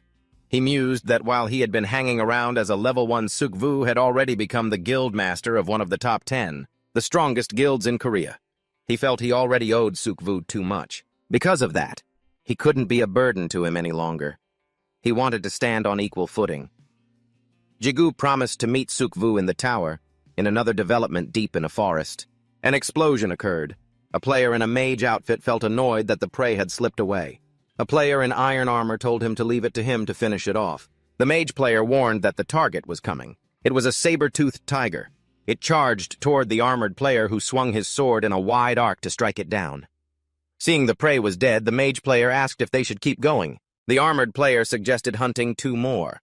Suddenly, they both felt the surroundings growing colder. The mage player remembered that the 26th floor had a climate that was supposed to be hot. The two stopped at the bottom of a hill. Suddenly, the mage player shouted in front of him were prey that had been frozen solid. And not just that, the entire surrounding area was buried in ice and snow. Someone called out, "Guildmaster." He turned to Sukvu to report that they couldn't find the prey he was looking to hunt. Hearing that, Sukvu stood up and told everyone to keep moving. At the MC Hall, they were announcing a player of the week from last weekend. The Angela Guild announced they would clear the 81st floor. This caused a global sensation. The Guildmaster of Angela, a candidate for the world's #1 player Sel Nioli, as well as player Yubisin, players who had just appeared on the rankings this past March. They had somewhat proven that Korea seemed to be a nation with powerful players. That was also the reason they had prepared a special event for the high-ranking players. First, the appearance of the living legend, Asura. Even among high-ranking players, the original 5 players, also known as the 5 players, known as the forefathers of all other high-ranking players, didn't know much about Asura either. Kim Ji-gu asked the person in front of him, "I don't know anything about that person, not even his nationality, his age or his gender." "Actually, the chairman of the Korea Player Association," the guy replied, "is your grandfather too." Facing Ji-gu, Otisist confirmed the information. Ji-gu exclaimed that he was truly born with a silver spoon in his mouth. Otisist asked Ji-gu not to tell anyone because it was classified information, then handed him a ring and told Ji-gu to take it. Ji-gu panicked, thinking Otisist wanted to propose to him only to be called an idiot by him. Otisist explained it was an ID item for mercenaries, which would give Ji-gu the same rights as a director.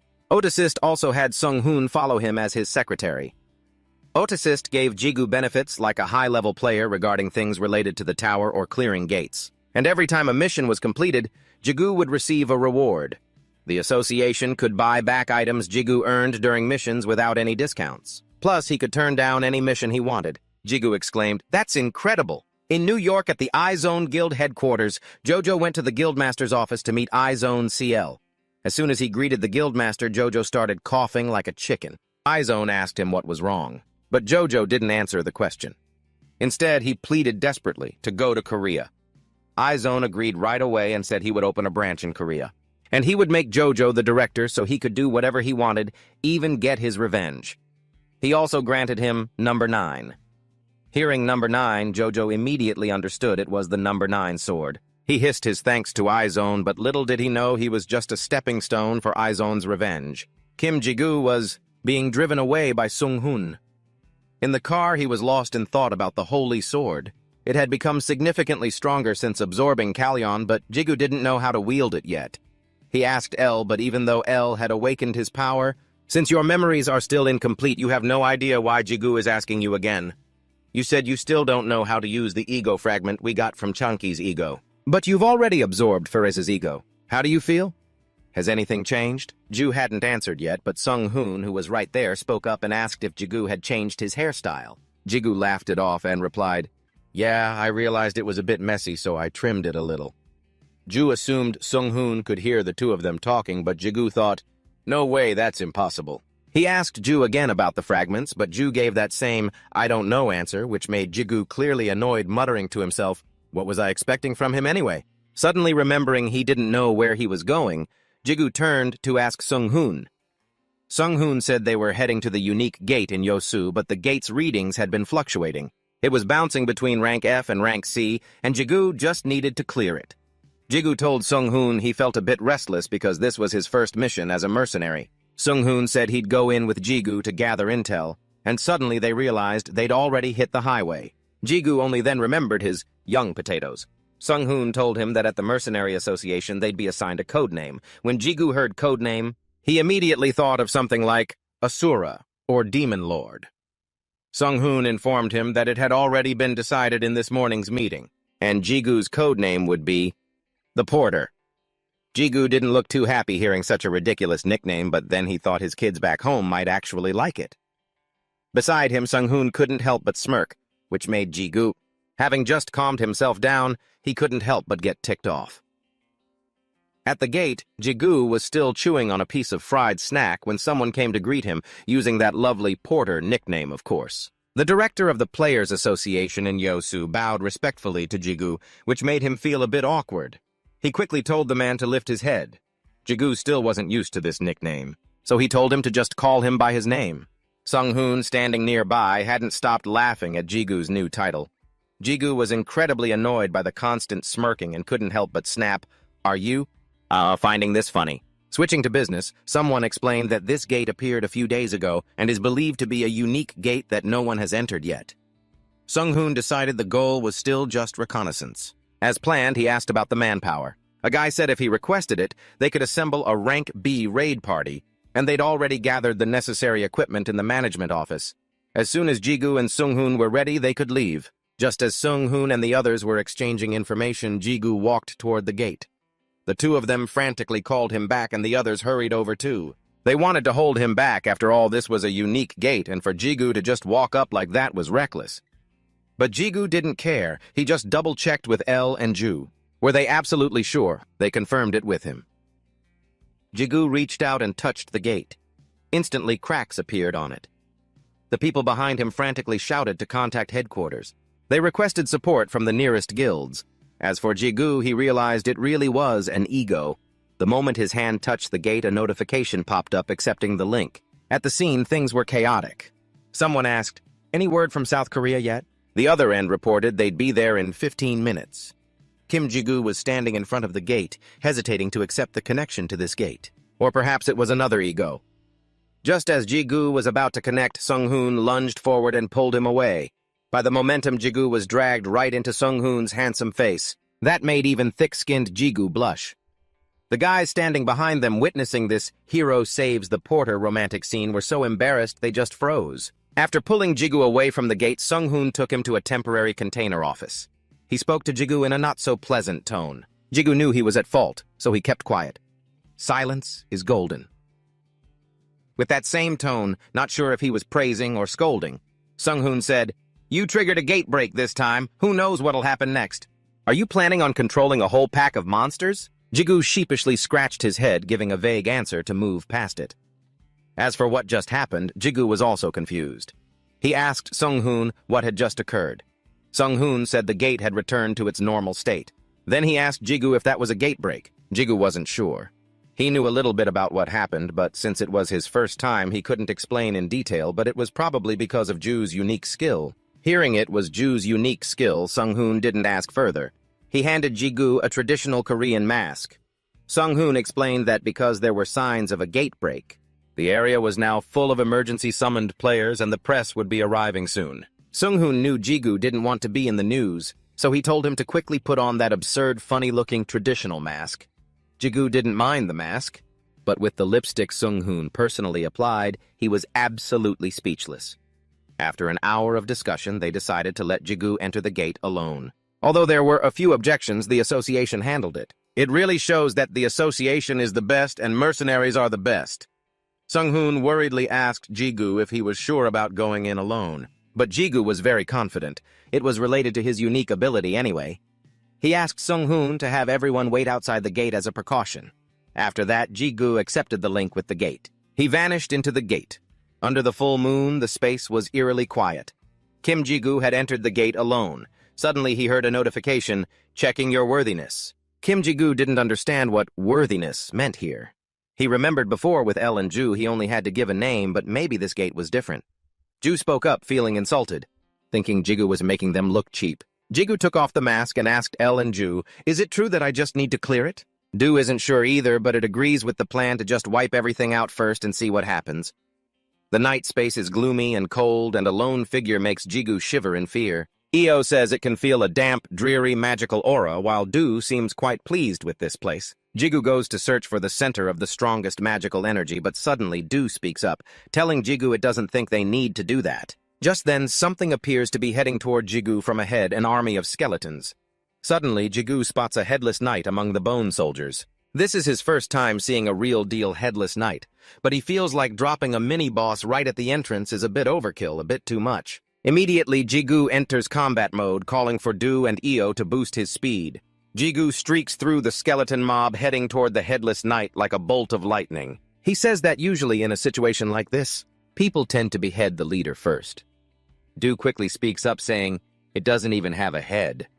The moment Jigu swings his sword, the headless knight swings its spear too. Blocking the strike, Jigu eventually finishes off the skeleton army and the headless knight. Standing in the silent graveyard, Du feels like something is very strange. Jigu doesn't quite get it and asks what it means. Du says that fighting the skeleton soldiers is one thing, but even the headless night boss was way too weak compared to the magical power this gate is putting out. Jigu nods in agreement, but still doesn't get what Du is driving at. Suddenly, Jigu's eyes land on a grave placed right in the center. He approaches the tomb and looks at the mark on it. Jigu guesses the real boss will come out of here. Du anxiously calls out for Jigu to be careful. There must be a reason why the headless knight from before was so weak. Suddenly, a strange blue light emanates from the grave. Seeing this, Jigu immediately draws his sword and gets into a combat stance. Appearing before Jigu is a skeleton draped in a cloak. Du speculates that the reason the headless night boss was so weak is because all the magical energy leaking through the gate was concentrated inside this boss monster. The boss monster emits a bizarre sound. Jigu recognizes it's something that should only appear in high-level gates or from the 60th floor onwards, a lich. The lich speaks first, asking if Jigu is the one who wants to become its master. Jigu is stunned, not knowing why the lich is pointing at him. He asks again, and by now he realizes what surprised Jigu, because this gatekeeper boss has the voice of the system. When the boss keeps pestering him, Jigu finally yells that he's here to take control of this gate. Then Jigu asks it if this is even a gate. The lich doesn't understand what gate means, but it claims to be the master of these abandoned ruins. While Jigu is still puzzled by the lich's voice, it suddenly moves its finger. Spotting the movement, Jigu quickly calls for Du and Ao to act first. A staff-like object appears in the lich's hand, the kind witches in fairy tales always use. It tells Jigu to prove he is worthy of becoming its master. Magic shoots from the staff toward Jigu. It moves so fast before he can even reach it. Seeing the magical energy like a fireball rushing toward him too quickly to dodge, Jigu can't help but curse under his breath. Then that magical orb explodes. Its power is incredibly formidable. While Jigu is still engulfed in the thick fog and smoke, the lich approaches him. Du anxiously reminds him to be careful. Jigu's gaze turns serious. The arrogant lich laughs. "Is that all you've got?" Simultaneously, it fires countless staves. It says it hasn't even started yet. Jigu, having just been schooled, crouches to the ground as countless rays of light shoot toward him. He draws his sword and deflects them all with a single move. Jigu orders Ao and Du to boost his power. The lich sneers, calling it useless. The countless rays of light haven't stopped. They keep flying toward Jigu, leaving him no room to let his guard down. Suddenly, Du, who has no clue what's going on, gets called out by Jigu to help. Jigu comforts it, saying, "Last time your grenade toss was spot on." Du has a bad feeling and tries to stop him, but it has no choice. Suddenly, Jigu hurls it backward. Then Jigu sprints, takes a leap, and jumps off it. Thanks to Du, amidst its swearing serving as a jumping platform, Jigu can leap far, closing the distance to the lich. He grips Ao in his hand, using every ounce of strength he's had since the day he was born. He intends to take the lich out in one hit. But to his surprise, this guy is tough. Even though he slashes from a different angle, he's still detected, and the lich blocks it just like that. Not only that, but the lich mocks him. "That little bit is still not enough to make you my master." But that's not all. That wasn't Jigu's real move. He spins his sword, slicing straight into the lich's chest. The lich screams in pain, but that's still not enough to destroy it.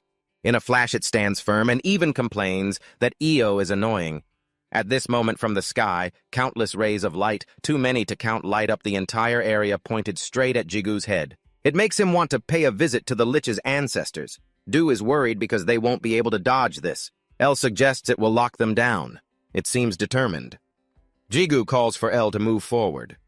Du on the side is incredibly annoyed at not being called, but Jigu says its attributes aren't suitable for this mission. Du is still very disgruntled. It thinks those dark blades are nothing compared to it. Jigu is determined not to use it because now is not the time to talk about uncertainties. Jigu's eyes change. He notices these dark blades are speeding up. He is about to reach his limit. In this desperate situation, Jigu has no choice but to call for Du. He asks if it's sure. It is confident and firm. As Jigu swings Du out, the system announces that Du is absorbing dark energy. Du has begun to awaken as the Lord of the Dark Blade. Sacrifice something so it can fully awaken. At this moment, Du releases terrifying power. A glowing red light covers the entire sky. The power of Du has now even affected the lich's side. He couldn't wrap his head around how someone as mortal as Jigu could pull that off. He finally acknowledged that Jigu was more than just talk, but he still refused to accept him as his master. So the necromancer initiated the final test. He went all out. The ground cracked open as skeletal hands and long dormant corpses clawed their way to the surface, dragging themselves around and standing in a wobbly, unstable mess. They fused together into a massive humanoid construct lumbering toward Jigu, who was just about to ask Ju about that whole lord business. But they didn't have that kind of time. Standing before Jigu now was a giant living golem with the necromancer perched on its head, controlling every move. The golem threw a punch toward Jigu, and the impact shook the very earth. If that hit connected, this story would be over. The necromancer's strategy was clear. If he was at a disadvantage in terms of attributes, he'd crush Jigu with overwhelming, terrifying weight. He would simply crush him with that terrifying sheer weight. Meanwhile, Jigu commanded Ju and Ao to buff him. And with that surge of power, Jigu leaped over the golem, flying straight at the necromancer, arrogantly asking, "Is this enough to prove my worth?" As Ju and Io sliced through the creature's bony frame, the necromancer finally conceded, accepting Jigu as his master, while the system announced that the gate had successfully linked. The system prompted Jigu to name the gate, but he was lost in thought, wondering what kind of name would fit. Something that sounds cool and absolutely legendary. Just as he was mulling it over, he noticed something weird about Ju. Ju was laughing like he'd just had a hit of something, cockily telling Jigu that what they just saw was his real power. There was no way he was going to just stand by and watch that holy sword take the spotlight, meaning Ao was stronger than him. This petty rivalry had Jigu worried, wondering what had gotten into him. Jigu called out to him repeatedly, asking if he was going a bit too far. What's wrong with him? Ju seemed to snap out of it, confused about what he'd just done. Just then Io chimed in, saying Ju was just confused, but when Jigu asked what that meant, Io was cut off by Ju before he could explain. Ju claimed he had a bit of a headache and needed a rest, and Jigu agreed. Even though he still had plenty of questions, he figured he'd save them for later. After that, Jigu thought about the name for the new gate, and suddenly remembering Brandon, who was fading away, he made his decision. The gate would be named Donhet. Outside, after confirming a gate break was imminent, the association sent agents to help evacuate the civilians to the designated shelters, while 2 agents stood guard. "It's been a while since we've had a gate break, hasn't it?" They chatted. "What rank is this one? I heard it's somewhere between F and C. A unique gate. This is giving me a massive headache." Otis arrived at the scene and immediately pressed Sunghun for the contingency plan. Sunghun replied that he had already notified the nearby guilds. "The White Guild members are on their way," he added. And when asked about the evacuation, Sunghun assured him it was going smoothly with no issues likely to be finished in 30 minutes. But Otis felt that was too slow and demanded it be done in 10 when the boss gives an order. A corporate drone like Sunghun has no choice but to agree. Sunghun then mentioned that the press wasn't being very cooperative. "Some of them are a real pain," Sunghun said, but Otis, having lost his patience, told him to ignore them. If they wanted to go meet their ancestors, that was their problem. Otis was worried about something else. The gate break itself wasn't the main problem with the current forces, including himself. They were more than covered. But if a full-blown gate break actually happened, it meant something terrible had happened to Jigu. Just then, a crack appeared on the gate. The very thing Otis dreaded had happened, and despite his worry and the deep guilt he felt toward Kim Jigu, he had to pick up his weapon and fight. Sunghun noticed Otis's strange expression. He called out but received no response as Otis seemed to lose his mind, charging toward the gate, muttering that he would avenge Jigu with his own 2 hands. He screamed Kim Jigu's name, but suddenly a foot appeared and a voice answered. Kim Jigu appeared safely right in front of him, causing Otis to lose his momentum. When he realized Jigu was standing there in one piece, not missing a limb, Otis couldn't help but curse under his breath before landing hard on the ground in pain. Kim Jigu stood there awkwardly scratching his cheek, confused by the sea of people and unsure of what was going on. Suddenly, a flash of light blinded him as a mob of reporters swarmed Jigu, looking exactly like the swarm of skeletal soldiers from inside the gate. They were snapping pictures and demanding to see his face because he was a special case who had cleared a gate right before it broke, and the constant barrage of interview requests was scaring the hell out of Jigu. Back home, Mr. Tego served dinner and asked about that ego thing, wondering if that was why he was getting so strong so fast. Sunghun felt uneasy, wondering if he should be hearing this. After all, a unique attribute isn't just some random skill, is it? Otis comforted him, saying he brought Sunghun along because he trusted him, otherwise he wouldn't have made him his secretary in the first place. Right. Otis turned to ask Jigu what happened after he connected to the gate. Jigu said since it was his first time, he wasn't entirely sure, but Donhet told him that it was balancing everything out and wasn't responding, so he thought something had happened once the gate closed. Otis asked about Ju not responding, and Jigu guessed that maybe it was just pushing past its limits. Jigu explained that even though Ju was quiet, He could still use his abilities, so it should be fine. Mr. Tego sighed, noting that if Jigu's ability to possess gates were ever exposed to the outside world, the whole world is going to lose its mind. The old man reassured him. Don't worry about the reporters. The association has already smoothed things over. The press won't find out about this. Hearing that, Jigu thanked the old man. Just then, Jigu's phone rang. He excused himself to answer it. The person on the other end asked if the person on the TV was Jigu, right? The person on the phone had recognized him by his familiar ring and necklace, but they didn't forget to mock his ridiculous mask. Back at the dining table, Thesis asked Gu and Sung-hoon if they had both received calls from the association as well. At the same time, everyone saw the news article with the headline, "A mysterious hero stops a gate break elsewhere." Su-dung also read the news. Bon appeared behind her to check in, noticing she seemed to be in a good mood. Su-dung gave a beautiful but dangerous smile, saying she had taught her student, the masked reporter, quite well. Most of these reporters are retired players who gather information about the tower, the gates, and the players. Jigu and Thesis were washing dishes together. Thesis felt guilty for not being able to stop the pack of reporters. Jigu understood it wasn't his fault. Thesis felt unlucky, suspecting that a troublemaker had infiltrated the press pack. Jigu didn't understand who the troublemaker was. Thesis explained that it was a retired runner named Hyung Jong-go who held a fairly high rank among runners. Thesis warned Jigu not to get tangled up with him and to be careful if he ever ran into him. Jigu agreed.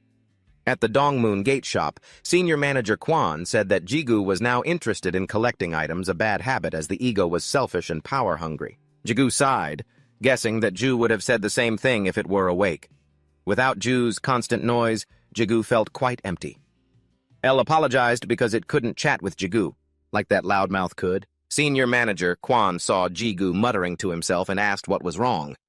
Jigu replied awkwardly.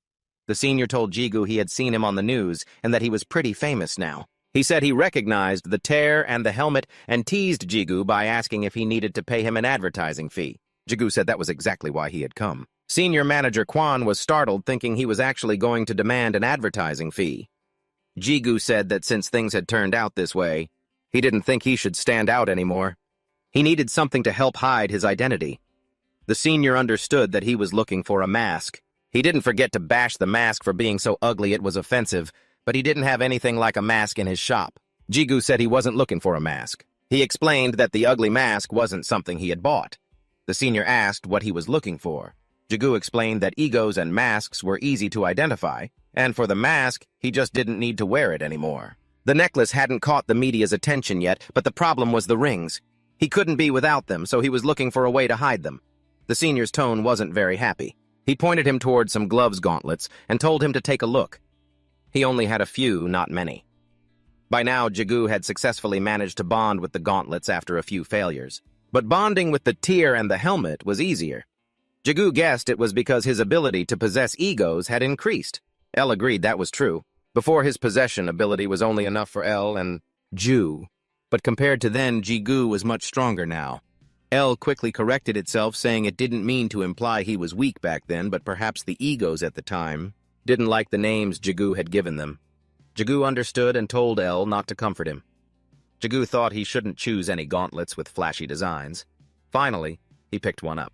The senior watched the item he picked and silently complimented his choice. Jigu bonded with the new equipment and named it Oberon. The system notified him that the bond was successful. Jigu could access Oberon's information. The senior asked him what he thought of Oberon. Jigu thought it felt a bit strange, but he was sure he would get used to it. The system displayed Oberon's stats, and he saw that it had perfect options for a gauntlet. He didn't know if he could summon Elle and Ju while wearing Oberon. Most regular gloves would break when he summoned them, so he couldn't use normal ones. Jigu tried summoning Elle and Ju. They appeared on his hands instantly. Seeing this, the senior couldn't help but exclaim that Jigu's weapon looked pretty good. Seeing that Oberon could summon them normally, he checked to see if it could hide his rings. Even though these gauntlets were just jewelry, Jigu tested their transmogrification power, and they turned into a pair of regular gloves. Jigu was satisfied and wanted to use them daily. He asked the senior about the price. The senior told him he didn't need to pay, but in return, if he ever needed him to help with something, would he be able to help him out once? The next day, Jigu was in the lobby of the association looking at the chaotic crowd in front. They were screaming, demanding to know if it was true that they were the association's secret agents. Jigu asked Sung-hoon what was going on. Sung-hoon said the reporters had been bothering them quite a lot lately. After the news from that day spread, they came every single day. They were coming because of the masked player, the person who had caused quite a stir in his first mission. Jigu knew it was because of him, so he offered to stop climbing the tower for a while and go check out some gates, but Sung-hoon told him there was no need. The reporters guessed Jigu was a high-level runner, so they were waiting for him on the higher floors of the tower. But for them it was no problem because the masked runner that the reporters were looking for was only ever on the lower floors. Jigu instantly caught the sarcasm in Sung-hoon's voice. Back at the first floor of the tower, Senior Guan's plea for help echoed in his mind. Jigu figured Senior Guan wouldn't underestimate the value of an item he'd created himself, especially since he took such pride in his work, so his request was likely a tough one. As Jigu stepped into the forest, he suddenly heard a voice ask, "Are you our master?" Startled, Jigu scanned his surroundings but saw no one, so he asked, "Io, did you hear that voice just now?" Io asked what he was talking about. Jigu thought he'd heard someone mention a master. The voice echoed again, "To the one who claims to be our master, call out our name." Jigu asked if Ao could hear it this time. El guessed it was Ju waking up, but Jigu thought not since the voice sounded different and was asking to be named. Jigu suddenly had a hunch it was John Het and looked at the orb in front of him. It felt oddly familiar for some reason, though he couldn't pin down exactly what it was. A sight appeared before his eyes, making him gasp. The orb was reflecting Jigu's own image. Just then the system notified him, "John Het's form is currently undefined. Please determine John Het's form." Io asked with concern if something was wrong, and Jigu replied, "It's nothing." The system prompted him to define the form, which felt a bit different from the last time with Ju.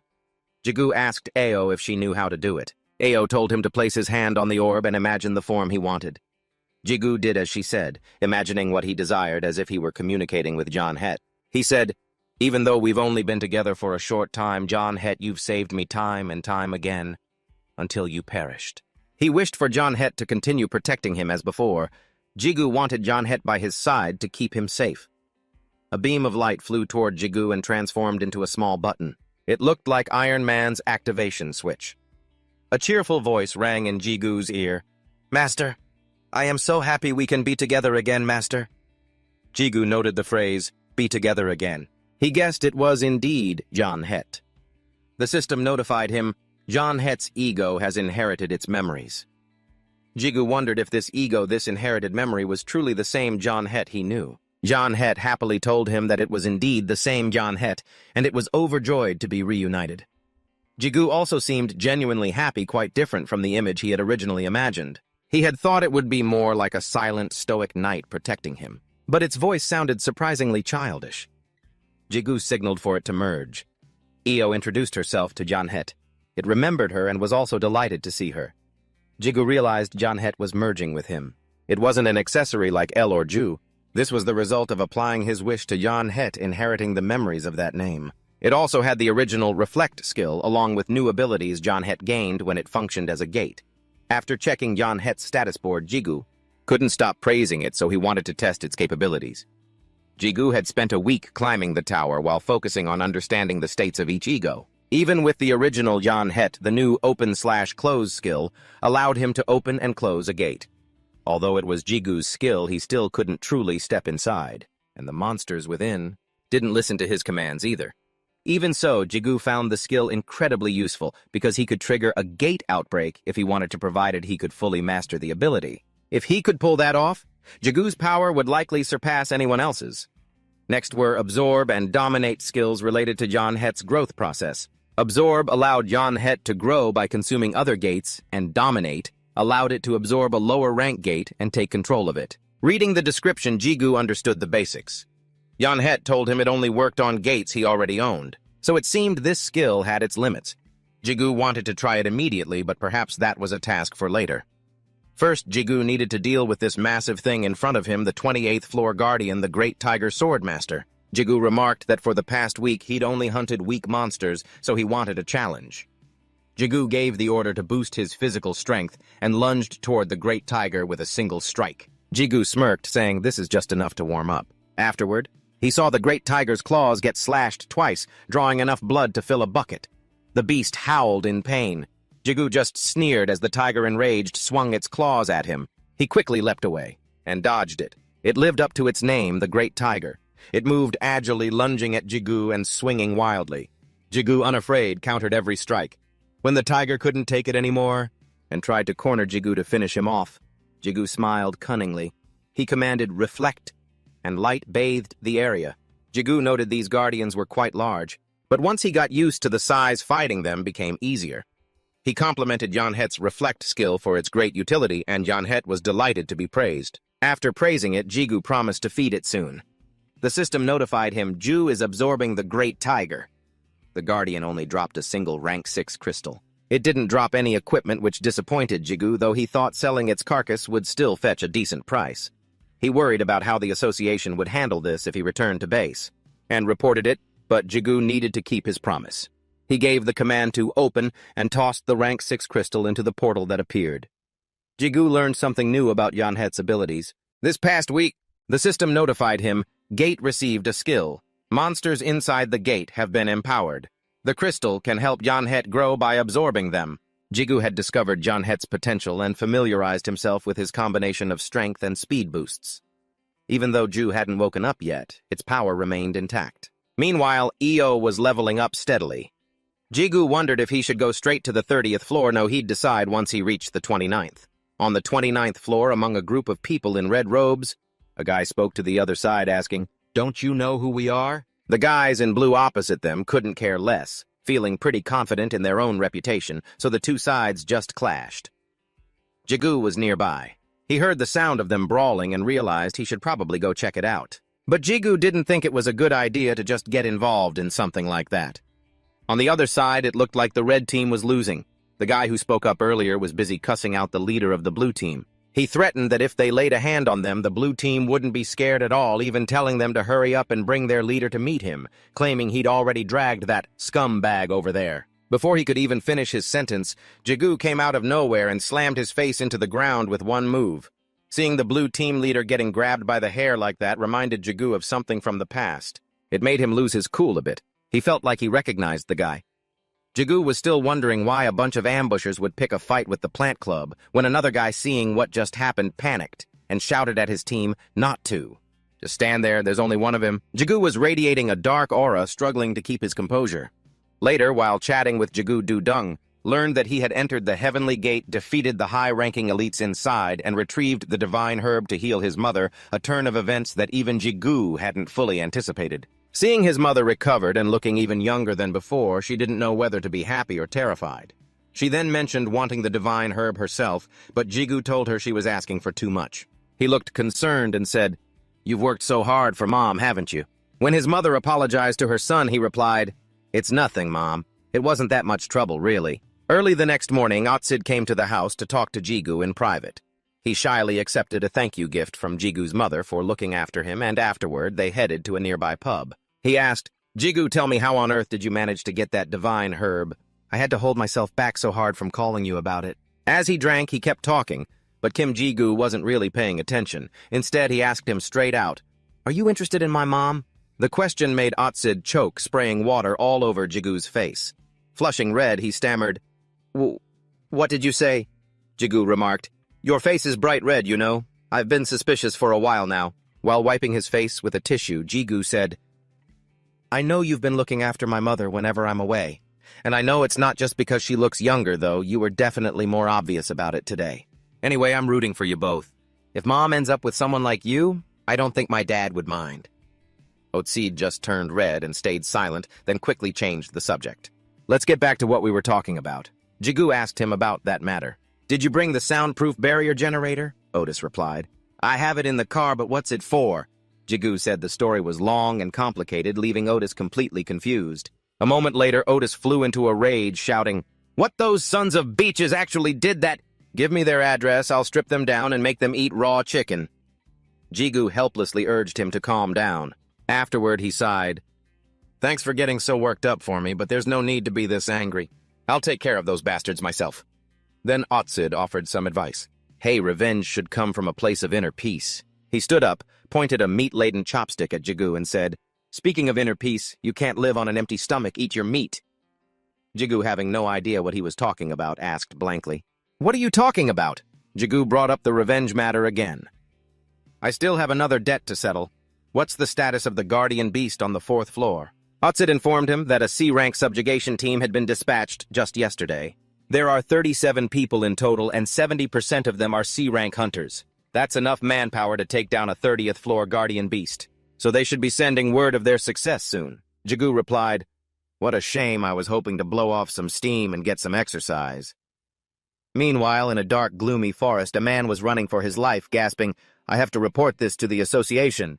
That the entire C-rank subjugation team, a massive, ferocious monster loomed behind him, has been completely wiped out. Then only his desperate scream rang out. A voice echoed from his radio. "Our current priority is to check on the condition of you and your mother after consuming the divine herb. This isn't something that can be handled at a regular hospital," he continued. "But don't worry, Otsid will help you take care of it. Next is about the gold. I've handed over half the proceeds from the divine herb to Chief O as you requested." He looked at Jigu and smiled. "He nearly fainted when he heard the news, but I told him it was your wish, so you wouldn't owe him anything anymore, and he accepted it reluctantly. Let's see after taxes and other odds and ends. There's still about 20 million left. About your plan to move the family to a new house, I've scouted a few places north of the Han River." He looked at Jigu and added, "Per your family's requirements, I've narrowed down the options, so you just need to make the final decision. Do you have any questions?" Jigu was blank for a moment, then said, "No, I understand. But why are you the one choosing the house now? We're moving, after all." He took Jigu's phone and said, "Is that all you wanted to ask? Per Chief Otsid's orders from today on, I will be your personal assistant. I look forward to working with you."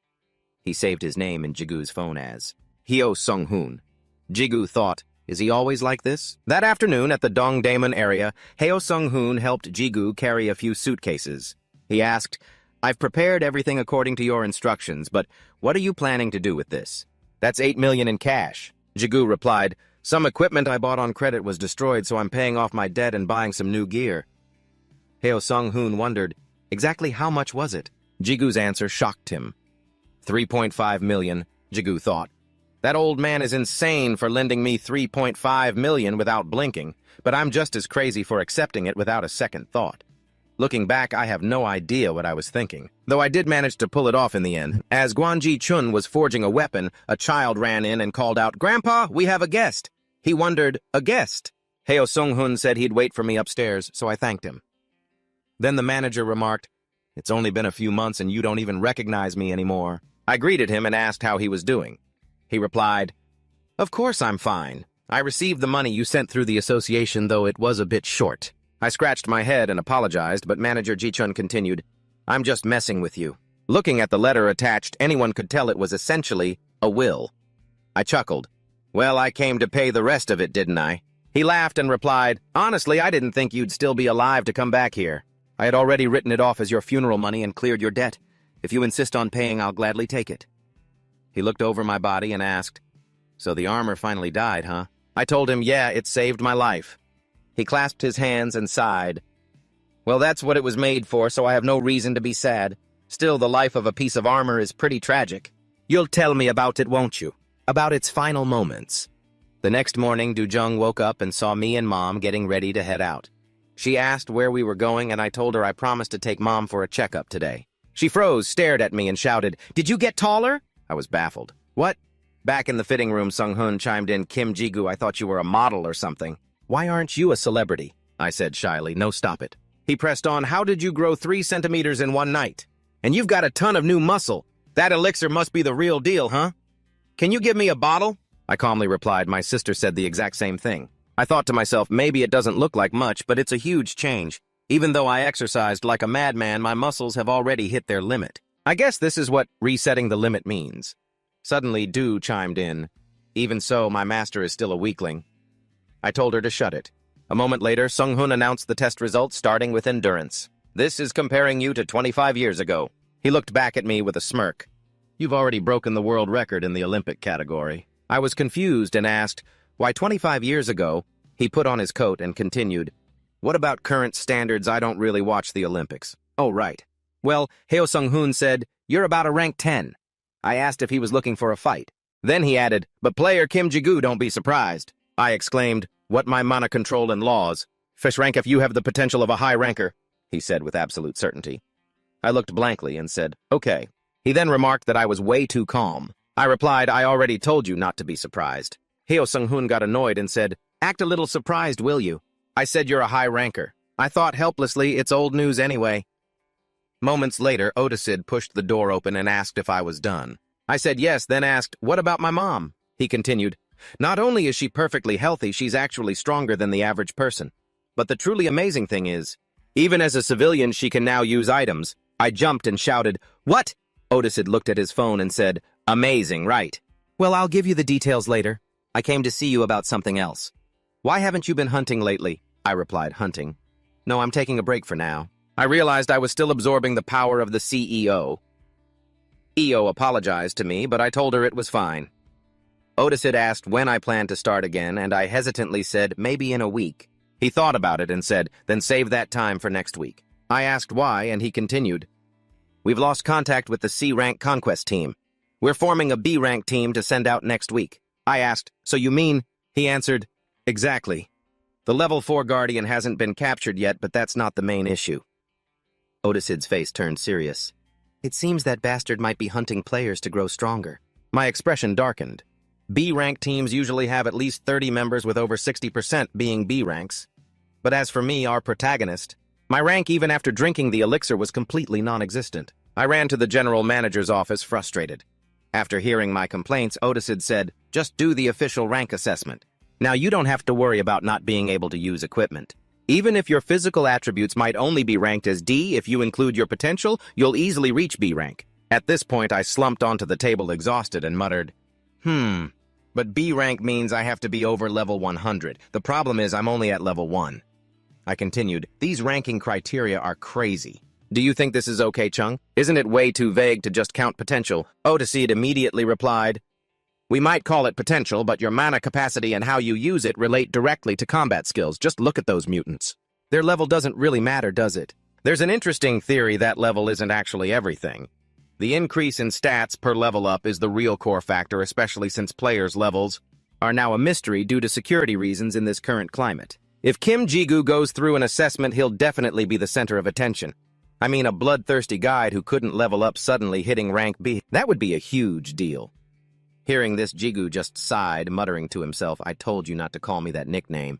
And you even added more to it. Oates continued, arms crossed, calmly adding that he was going to cause some controversy regardless. I can't stop the press from calling you a player with the potential to reach high-ranking status. He even asked teasingly, what, you don't like that? Kim Ji-gu was actually just worried about being tracked by Jong-gu, as attracting too much attention would be disadvantageous for him. Otisid thought Ji-gu was being overly cautious, though he still respected his decision. But he also had to admit his own authority was limited. He couldn't just grant Ji-gu a rank willy-nilly. Ji-gu looked up a bit surprised to hear him calmly say, just clear your schedule. I thought you already had a plan. Thesis replied, looking surprised. I didn't expect you to refuse like that. I thought for sure you'd do the assessment. In a world where high ranks get treated completely differently, Ji-gu's refusal really caught Thesis off guard. While Ji-gu was scratching his head, Thesis had an idea and handed him a list of guilds participating in this raid. He suggested, if you join a guild temporarily, you can participate in the raid. At the very least, I can act as an intermediary to introduce you to them. Ji-gu looked at the list and replied skeptically, who would actually take in a complete stranger? Besides, if I leave the guild right after the raid ends, that would increase the number of people leaving the guild, and consequently, I'd be hurting their reputation. While pondering the list, Ji-gu's eyes accidentally stopped on the Morning Star Guild. So, Ji-gu decided to join their team. Just then, Dong-tu Kim, the team leader, was speaking quite formally. I have been appointed as the captain for this team. The Tamer team for this raid. We will depart as soon as we finish roll call. I look forward to working with everyone. All the members present responded enthusiastically. We look forward to working with you too, sir. Then the whole group set off. Kim Ji-gu walked with Kim Seong-pu, who kept thanking Ji-gu for helping him get into the C-rank guild. Seong-pu smiled and said, it's nothing, we all owe you our lives. And I feel bad that I can't do more to help you. We're just a C-rank guild here to provide support. Ji-gu replied modestly, you've already helped me a lot just by saying that. As long as I don't have to be a baggage carrier, I'm happy. If there's an opportunity, I'll definitely join the fight. The two talked back and forth before switching the subject to Captain Dong-tu Kim. I heard he's about to be promoted to A rank, which means he'd become a ranker. Jigu just muttered, "Oh, I see," secretly thinking to himself, is that really so special? I mean, compared to the Demon King or iZone CL?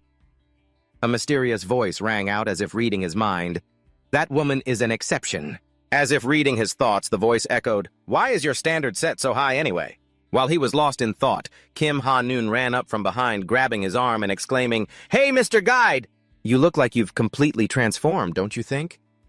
Jigu looked confused. "What do you mean?" Hearing that everyone around them chimed in curiously. "That's true. Did you get plastic surgery or something?" Someone else cut in, "Hey, that's really rude to ask." Seeing this, Jigu wondered if he had really changed that much. The mysterious voice echoed again. "Your aura is completely different now, isn't it? Finally, you look like you might actually leave an impression on others." Jigu turned back and gave a strained smile, explaining, "It's not plastic surgery. I think it's because I acquired a specialized skill on the 5th floor. I just grew a little taller." The mysterious voice scoffed. "Making excuses, are we?" As soon as he finished, someone exclaimed, "Wow, I'm so jealous I didn't even know a skill like that existed. I wish I could get a skill like that too." The mysterious voice cursed, "Damn, they actually believe him." Jigu quickly shut it up. Shut up. The protagonist's party continued on. Unexpectedly, a B-rank tamer team had taken notice of them. Now, on the 4th floor of the tower Dong 2, Kim ordered, "Search team proceed to hunt down the guardian spirit, everyone else take a rest." The protagonist's group sat down near a tree nearby. "I've been watching for a while, so let me get this straight. Kim Seong-woo is the archer.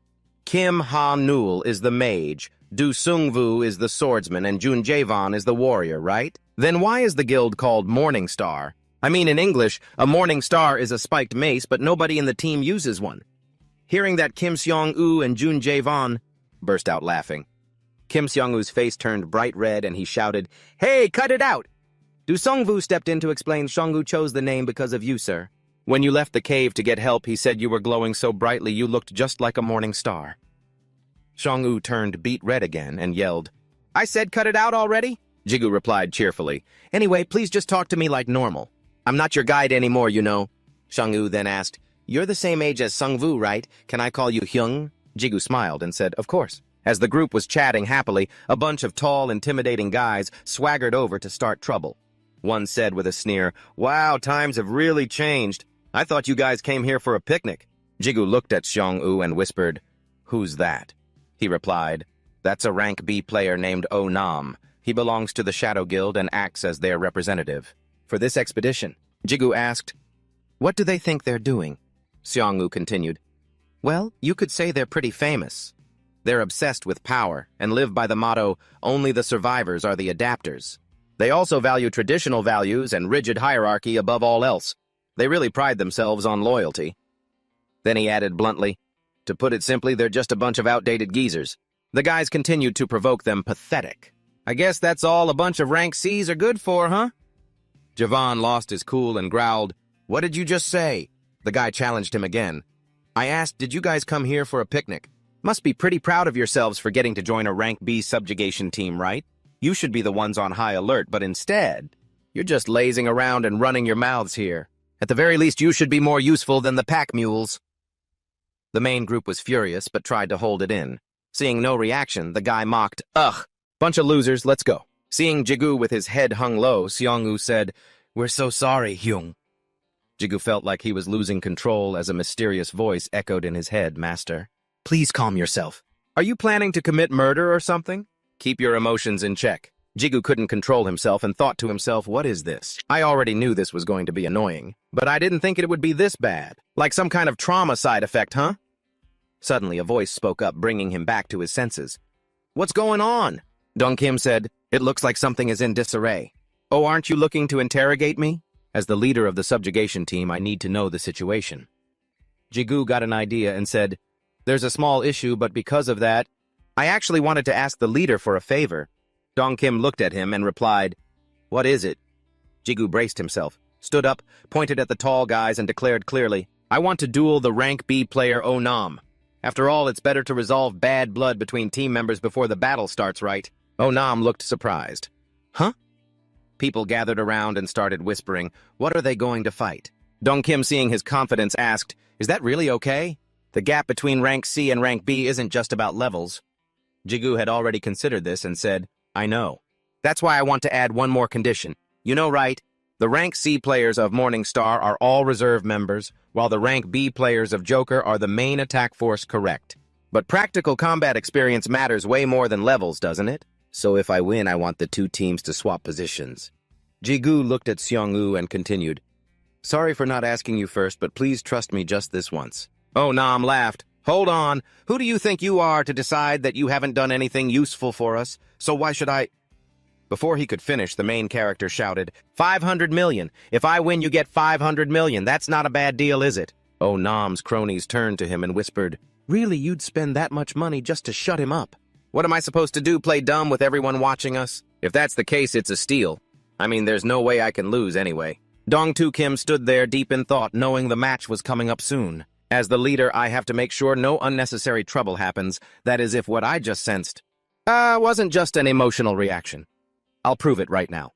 After a moment of consideration, he spoke up. Fine. As the leader, I agree.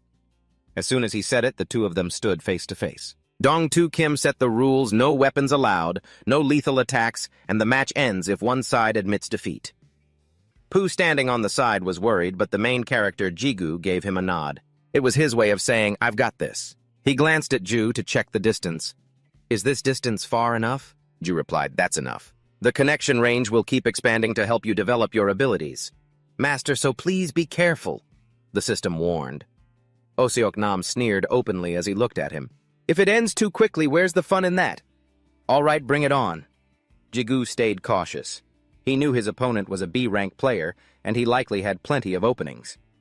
Wait, is that a stance? Looking at his build, he's a typical dealer who relies on raw strength for close combat. Or maybe even though he's B-rank, he's definitely hiding some kind of latent power. But first, I need to close the distance and take the initiative.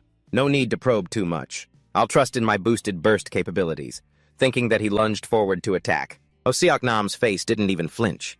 Is he that confident in his defense, or does he have an instant counter-attack skill, he thought as he charged in. Crap, it's too late to pull back my punch now. When he counters, I have to dodge quickly to prepare for the next strike. Thinking that the protagonist threw his fist straight at him, what shocked him was, he didn't dodge at all. With just one hit, he sent the guy flying 100 meters. Oseok Nam was left lying on the ground, foaming at the mouth. Everyone watching was left speechless. Finally, Dong-tu Kim shouted, The winner is the player Kim Jigu! His group rushed over, excited and constantly marveling. Man, since when did you get this strong? What level are you at now? On the other side, Oseok Nam's team ran over to check on their captain. Captain, are you okay? Dong-tu Kim still couldn't believe his eyes. I was just standing there watching, and I couldn't even see the attack clearly. Player Kim Jigu might just become the biggest variable in this raid. Suddenly, a man came running from afar, breathless. Leah Leader, the raid search team has returned. At the same time, in the chairman's office on the 43rd floor, Otis was reporting on the status of the raid. So that means an emergency B-rank raid team has been formed? He flipped through the association's list and said, General Manager, the training room in the basement of the association is a domestic portal. Recently, people from the association's staff hospital, even Secretary Heo Sung-hoon's people have been going there. It seems like we've given outside players too many benefits, haven't we? You should explain this a little bit. Back to the protagonist after the fight, his group began the raid. Facing them was a giant monster that was slowly picking off the players one by one. The profession with the highest mortality rate is player. Even if you don't like it, you have to get used to death. But if the predator doesn't even look like a creature of the same species anymore, it would be hard to get used to that kind of death. Dong-tu Kim lunged in to attack first. He swung his sword with all his might toward the monster. The blade cut through the water. A powerful strike slashed the monster's back, making it angrier. It roared. He shouted, commanding the raid team members, Everyone attack! The captain's strike is the signal, while wounding the guardian with a spell. The strongest of the group members would drive it into a frenzy. Those in the back would step forward, creating an earthen wall in coordination with the shield bearers, all attacking the creature at once. In this way, they would block the guardian's attacks. Everyone would throw the pre-prepared explosive items over the shield wall, while those at a distance would use long-range attacks, a simple but effective strategy. At that point, the beast would be caught in a dilemma, and finally it would be completely eliminated. However, Kim Jigu turned back and warned Seo-pu to be careful. He instructed him not to rush forward, but to stay back and observe the situation. He asked confusedly why he was giving such instructions because, after all, didn't they already take the main position? Before he could finish, Seo-pu skidded to a halt. Suddenly, a terrifying sound erupted, and the ground shook violently amidst a cloud of dust. A dark shadow appeared out of nowhere. Dong-tu Kim felt tense. Kim Ji-gu knew the biggest problem with this strategy. It was that if it failed, everything would spiral out of control. The result was exactly that. Not only was the beast not destroyed, but it had returned even stronger than before. Dong-tu Kim's sword clashed with the creature's blade, and he was immediately thrown back. His teammates saw him fly away and panicked, shouting his name. Dong-tu Kim groaned in pain. He asked his teammate if he could provide support. The teammate replied yes. Dong-tu Kim asked how long it had been. He estimated about 30 minutes had passed. The teammate replied that it hadn't even been 5 minutes yet. Dong-tu Kim praised Captain Dong-tu Kim for being so amazing for holding out against the monster like that. Over here, Dong-tu Kim was focused on the fight. Once he found an opening, he leaped toward the beast. Dong-tu Kim continued to use his Hydro Slash to attack it. After slashing the monster once, Dong-tu Kim glanced to assess the situation. He frowned, realizing its wounds were healing too fast. Dong-tu Kim immediately alerted his teammates about its regeneration ability. That's exactly why Foz can rival a high-level guardian. He ordered the main squads 1 and 2 to switch positions and the support team to prepare for battle. Everyone followed the orders of Dong-gyu immediately as Xiaoyun turned and called out to Kim Ji-gu. He told Ji-gu that he should also get ready, and Ji-gu replied, "I understand." After that, he just slowly walked toward Foz and Sung-woo. Seeing Ji-gu moving toward Foz, screamed a warning, telling Kim Ji-gu that doing so would be extremely dangerous. Ji-gu acted as if he didn't hear Sung-woo's warning at all. Just as Ji-gu stepped very close to Foz, and its blade was about to sweep past his shoulder, unexpectedly Foz's blade couldn't touch him. He smiled because his theory was correct. He had discovered that all players who quickly finished the tutorial didn't know that Foz's attack patterns were exactly like an ordinary orc's. Ji-gu believed the only difference with Foz was its physique and regeneration ability. Ji-gu suddenly remembered someone once asking him what he intended to do with $8 million in cash. He had replied that he would use it to pay off his debts and buy some new equipment. At this moment, Kim Ji-gu had gradually grasped Foz's attack patterns. He was confident he could defeat it, and Ji-gu deemed this the perfect opportunity. To test the power of his new fused ego, Ji-gu dashed as fast as lightning, catching Foz off guard before it could even see his figure. Ji-gu had slashed its body 3 times in a row. His speed was thanks to Hermes, his level 45 equipment with 30 strength, 89 dexterity, 12 endurance, and 40 mana. Movement speed increased by 15%. Additionally, Hermes also had the skills Adorn and Rush with Rush, meaning a gradual speed increase over 5 minutes, reaching maximum speed after 3 minutes. After slashing Foz repeatedly, he looked back at it. It was screaming horribly, and the wounds created by Ji-gu's sword were constantly tearing open on its body. Xiaoyun and Sung-woo were stunned by this sight, unable to speak, and Dong-gyu was also frozen, an idea suddenly flashing in his mind to defeat it. Foz Dong-gyu told Ji-gu that Foz's regeneration rate was abnormally high, so both of them should land one deep strike instead of many shallow ones, advising Ji-gu to conserve his strength. Ji-gu wondered if Foz's regeneration had stopped. On Ji-gu's neck hung a teardrop-shaped stone, which was another piece of his equipment. The tear was level 51 with 19 strength, 25 dexterity, 67, endurance, and 25 mana, possessing skills that could adorn, regenerate mana, and inflict critical wounds. Regenerating mana meant increasing mana recovery, while critical wounds slowed and reduced healing capabilities. After a moment of silence, Foz suddenly roared. It jumped up frantically, looking like it wanted to devour everyone. A player asked in confusion what was wrong with it. The person next to him guessed it had changed its attack pattern, but Ji-gu silently disagreed, thinking it was just a low-level monster cornered and struggling to survive. He smiled coldly. He jumped up unexpectedly, attacking from behind it. Ji-gu had predicted all of this, so he was extremely confident using his sword to attack Foz repeatedly, while everyone around could only stare in astonishment. Ji-gu continued to aim his blade at Foz. His sword swept across its body, and he landed constant, relentless strikes, leaving Foz no time to react. Then he dashed away to carefully observe the creature as it stood motionless for a moment. Ji-gu decided to give it one more horizontal slash, hitting it right in the eye. He believed that no matter how many levels it gained, an orc would always be an orc. It didn't scare him in the slightest. Finally, before the eyes of all the players, Ji-gu successfully defeated Foz. Everyone was momentarily stunned that Ji-gu had taken down Foz entirely on his own. The system announced that Ji-gu had defeated the low-level demon Foz. Ji-gu was a bit surprised to learn Foz was a demon, and the system stated the Demon Eater skill had been activated. Everyone was shocked by this news. They all turned their eyes toward Jigu, and the system announced that Foz's arrogance, the very thing that caused its failure, was being absorbed. The fragments of that failure, Foz's arrogance, was being absorbed into Jigu. Foz was destroyed, and the dust and smoke gradually cleared, with Dongyu finally giving orders after being stunned for a moment. He told the injured members to focus on recovery, and those who didn't fight to start collecting gear, also warning them not to let their guard down. Everyone agreed, and Dongyu quietly called Jigu aside, saying he had something personal to discuss. So Kim Jigu followed him to a quiet spot, wondering why Dongyu wanted to talk. Kim wanted to speak with him privately, perhaps because the guard's corpse had vanished, and he also thought Dongyu might blame him for all the spirit stones and items disappearing. But he quickly dismissed those two possibilities because Dongyu had no proof to pin it on him. If that wasn't it, why did Dongyu want to see him alone? Very quickly, he learned the reason. Dongyu simply wanted to invite Jigu to join his guild.